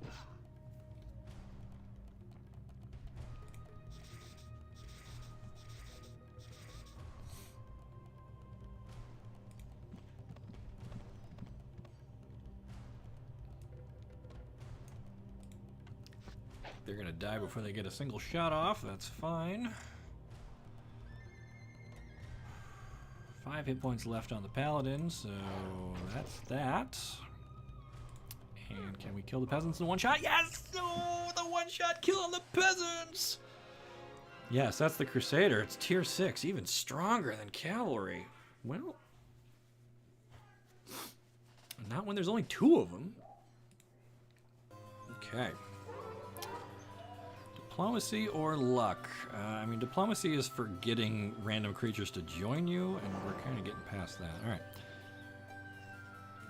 All right, so I'm just going to start bringing everyone down towards what's left of the knights. Led by this guy. Luck! Yeah, well, yeah. There's another one. Let's get him. And then she will be our wingman.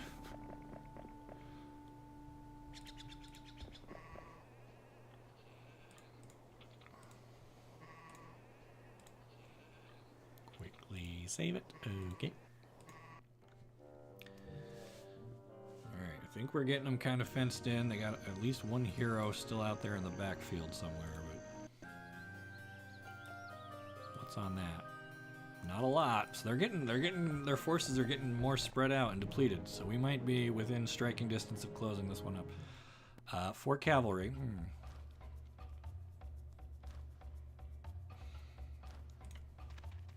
And the wolves can't quite get there in one. Oh my god, the lightning. They all know lightning. They're Boros players, obviously, if they've got lightning and like knights and stuff, right? Like white and red, lightning bolts and knights.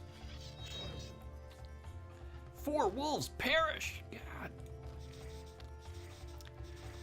See, I always underestimate knights and barbarians, because like they don't have a lot of spell power, and I'm like, well, magic is mostly how you win. Like we've been talking about, the Black Dragon Armageddon combo is insane, but when you get like +6 attack and +4 defense, and your cavalries are 16-13, like that is a big pile of stats that you've got to like now fight through. Deny them their archer support. How many wolves I have left? Just 1. Oh my god. This only has 7 hit points. Gonna get wrecked. Oh, sorry, doggo. Okay, I think we are still ahead. Yeah. 22 ogres actually just kind of cleaved that dude in half. Peasants go down. Alright, you have 9 swordsmen facing certain death. They are turned to stone. which I don't.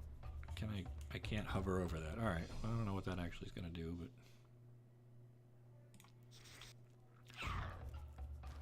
It's not like I can turn to stone again. And these ogre lords kill 5 of them. We're down to just 2.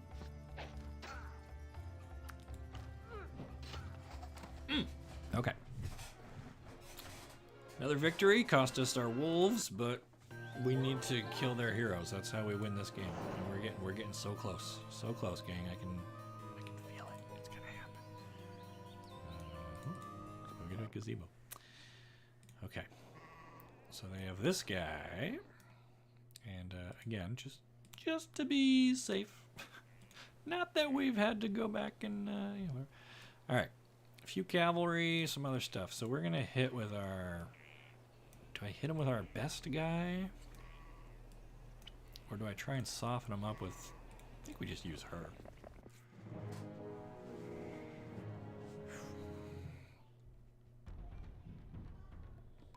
And what magic does she have? She has bolts.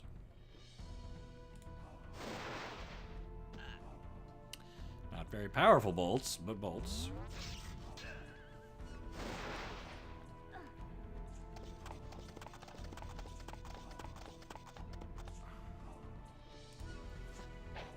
Elves versus orcs. Double strike. Nice.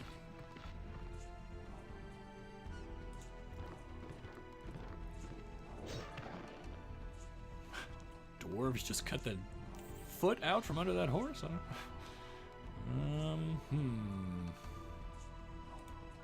Oh.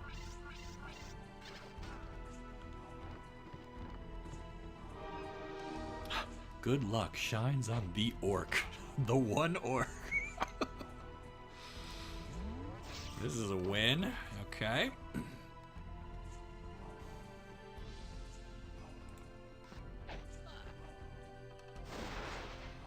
Unless they flee. Okay, sometimes they use their magic and then they run. Go, dwarf, go.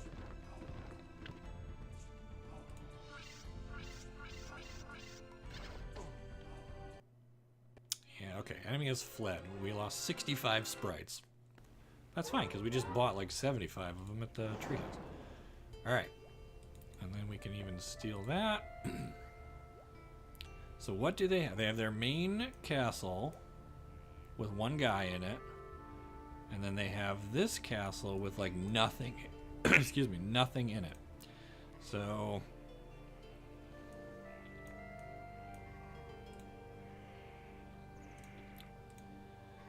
I mean, well, that's why we're here, right? Alright, we got flyers, we got shooters, we got lightning bolts. They've got 69 peasants. Nice. Catapult and double shot. Cool. So the knights have special fortifications on their castle. So they are like the best defensive thing. So it's appropriate that they are the final boss of this whole encounter here.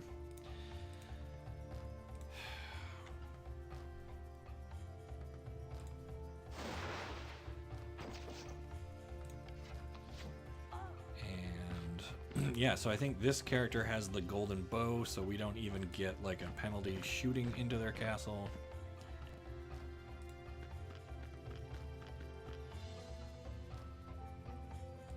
And I'm fine throwing some griffins up in here. Okay, peasants, avenge! 2 griffins perish, and the lucky griffins devour a whole village of peasants. I don't even know. Alright, our centaurs take a beating. Oof, oof.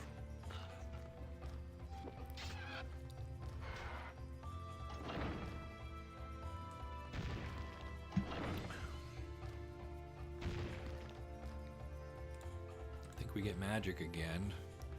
Gee, do we blind him or just lightning bolt everything? Yeah, boom, okay.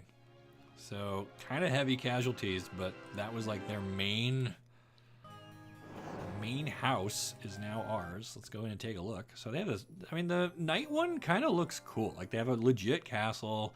They get the cathedral or whatever. Or what is this? Well, it doesn't tell me there. It's a church or whatever that can become a cathedral, and then you get crusaders, which are even better. You know, it's pretty neat. They got a little blacksmith for the swordsman, and a little. I like the jousting arena thing. Like it's probably the best designed faction, but like their stuff is just pathetic. Okay, so all they have left now should be this last town. Where do they still? Oh, they have a mine up there, and they have a thing there. All right. So I think maybe that sorceress can even just get them. Oh, they do have a hero on the loose still down there. Where did that guy come from? Oh my god! I gotta chase down a loose hero. All right, we're gonna try. Oh, no! I don't need that. Oh, and they put another hero there. Okay. This might be a little harder than I thought. All right, so we have that under control. Where was that other knight running around? He's down here. He's got like a pretty decent sized army. Okay, so he's gonna what? Make a push for winter kill? Okay, so we're gonna send our best guy down that way to try and head him off. Barbarian guy can come down and support this castle. Final blow. I mean, we're getting there. We're so close. Final countdown. Cue it up. I mean, I don't even know what to do with this guy. He's just kind of chilling up here.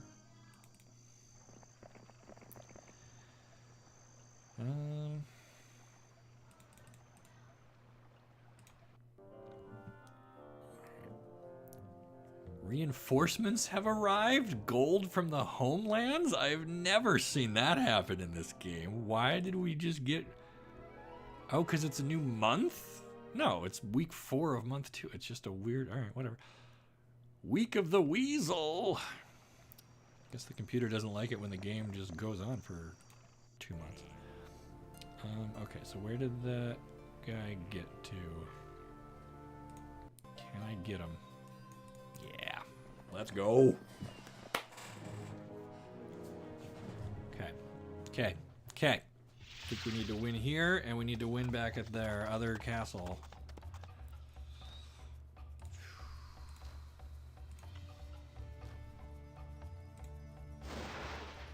Scripted event, do the map.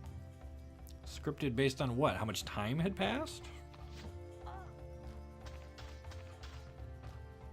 I don't remember reading that in like the little descriptive paragraph for this map, but okay. I think you can tell me and my brothers never actually finished a game of Heroes 2. I have no idea what happens if once we win. Does it just like fade out, or do I get like a little victory thing? I don't even know. Okay, since we are just going all out here, normally I would be more conservative with like my griffins, but ooh, yeah, retaliate. And the hydras once again are just kind of. It's okay. We have 18 hydras. That's a lot. I wanted a lot. Do you remember the map name? I thought it was Beltway, but I could be mistaken. Plenty of lightning magic to throw around. I see Ray of Cold. I don't think I have Ray of Cold unless I picked it up in one of the libraries. Or mage towers that I visited. Get a victory. Well, don't spoil it for me. I just said I've never beaten this game before. And now you're telling me what's going to happen.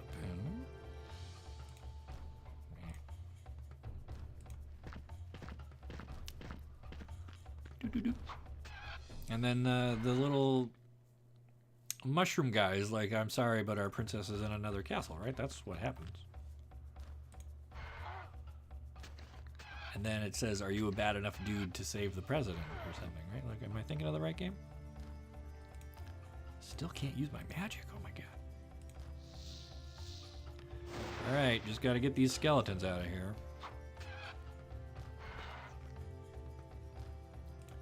There we go. Oh, I do have Cold Ray. I don't know if that's good to use against skeletons, though. Boom! Alright. Lost some skeletons and some birds. Got more skeletons than we lost. Expert. See, he spent all game becoming an expert. Can't get the mine. Alright, you're just gonna go park, I guess, on there. Just because. I don't know what else to do with you. Bad dudes. And then, hopefully, this sorceress can just kill everything here.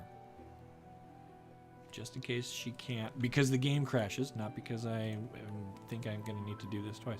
Ooh, is it worth hitting this mercenary camp first? No, I just want to kill them before they make any more units. Alright, well, I kind of forgot we only have 15 druids. They don't have a moat, so we can just walk in. What kind of magic does she have? Bless? Blind? Bolt?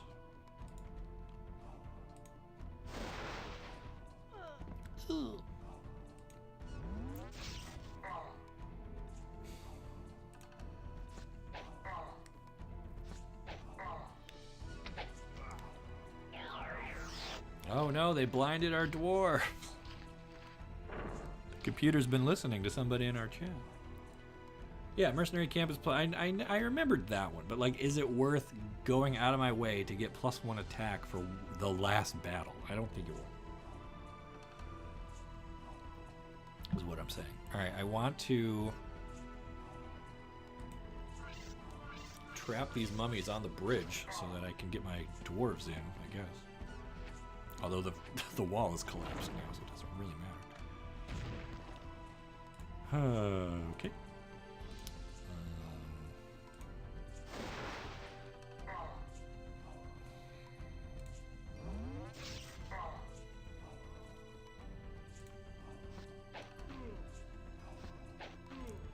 Zombies are tough. Extra mana. Oh man. Alright, mummies are down. How many zombies? 26 zombies!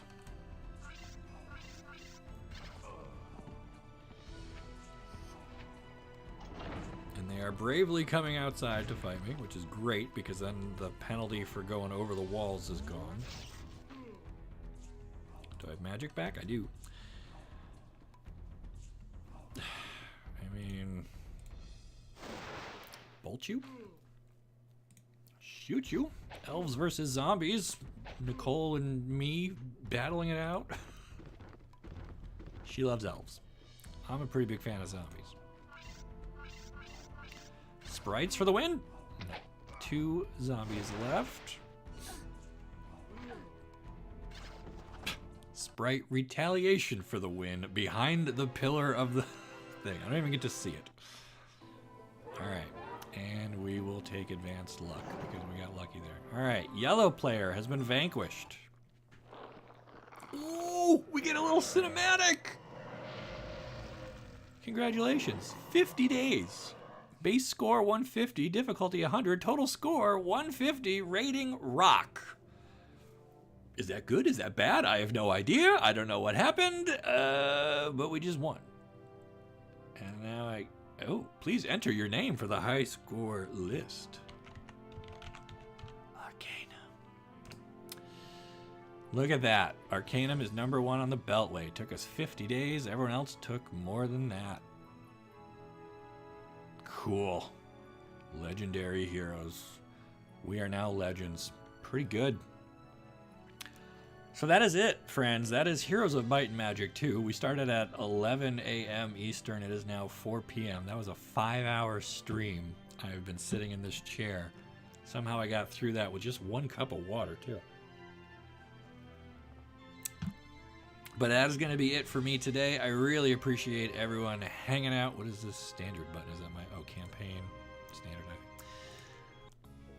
Thank you for joining me for Heroes of Might and Magic 2, our little nostalgia trip in celebration of Nicole's birthday. we'll be back to doing regular scripted Magic the Gathering stuff, but December is kind of an odd time of year. You know, I like to do weird stuff and just kind of end the year on a fun note and just kind of celebrate our community and all of that. So I wanted to kind of pivot into something else. And this game, I've loved it since I was a little kid, and I'm glad I got a chance to share it with you all. So thanks for being here.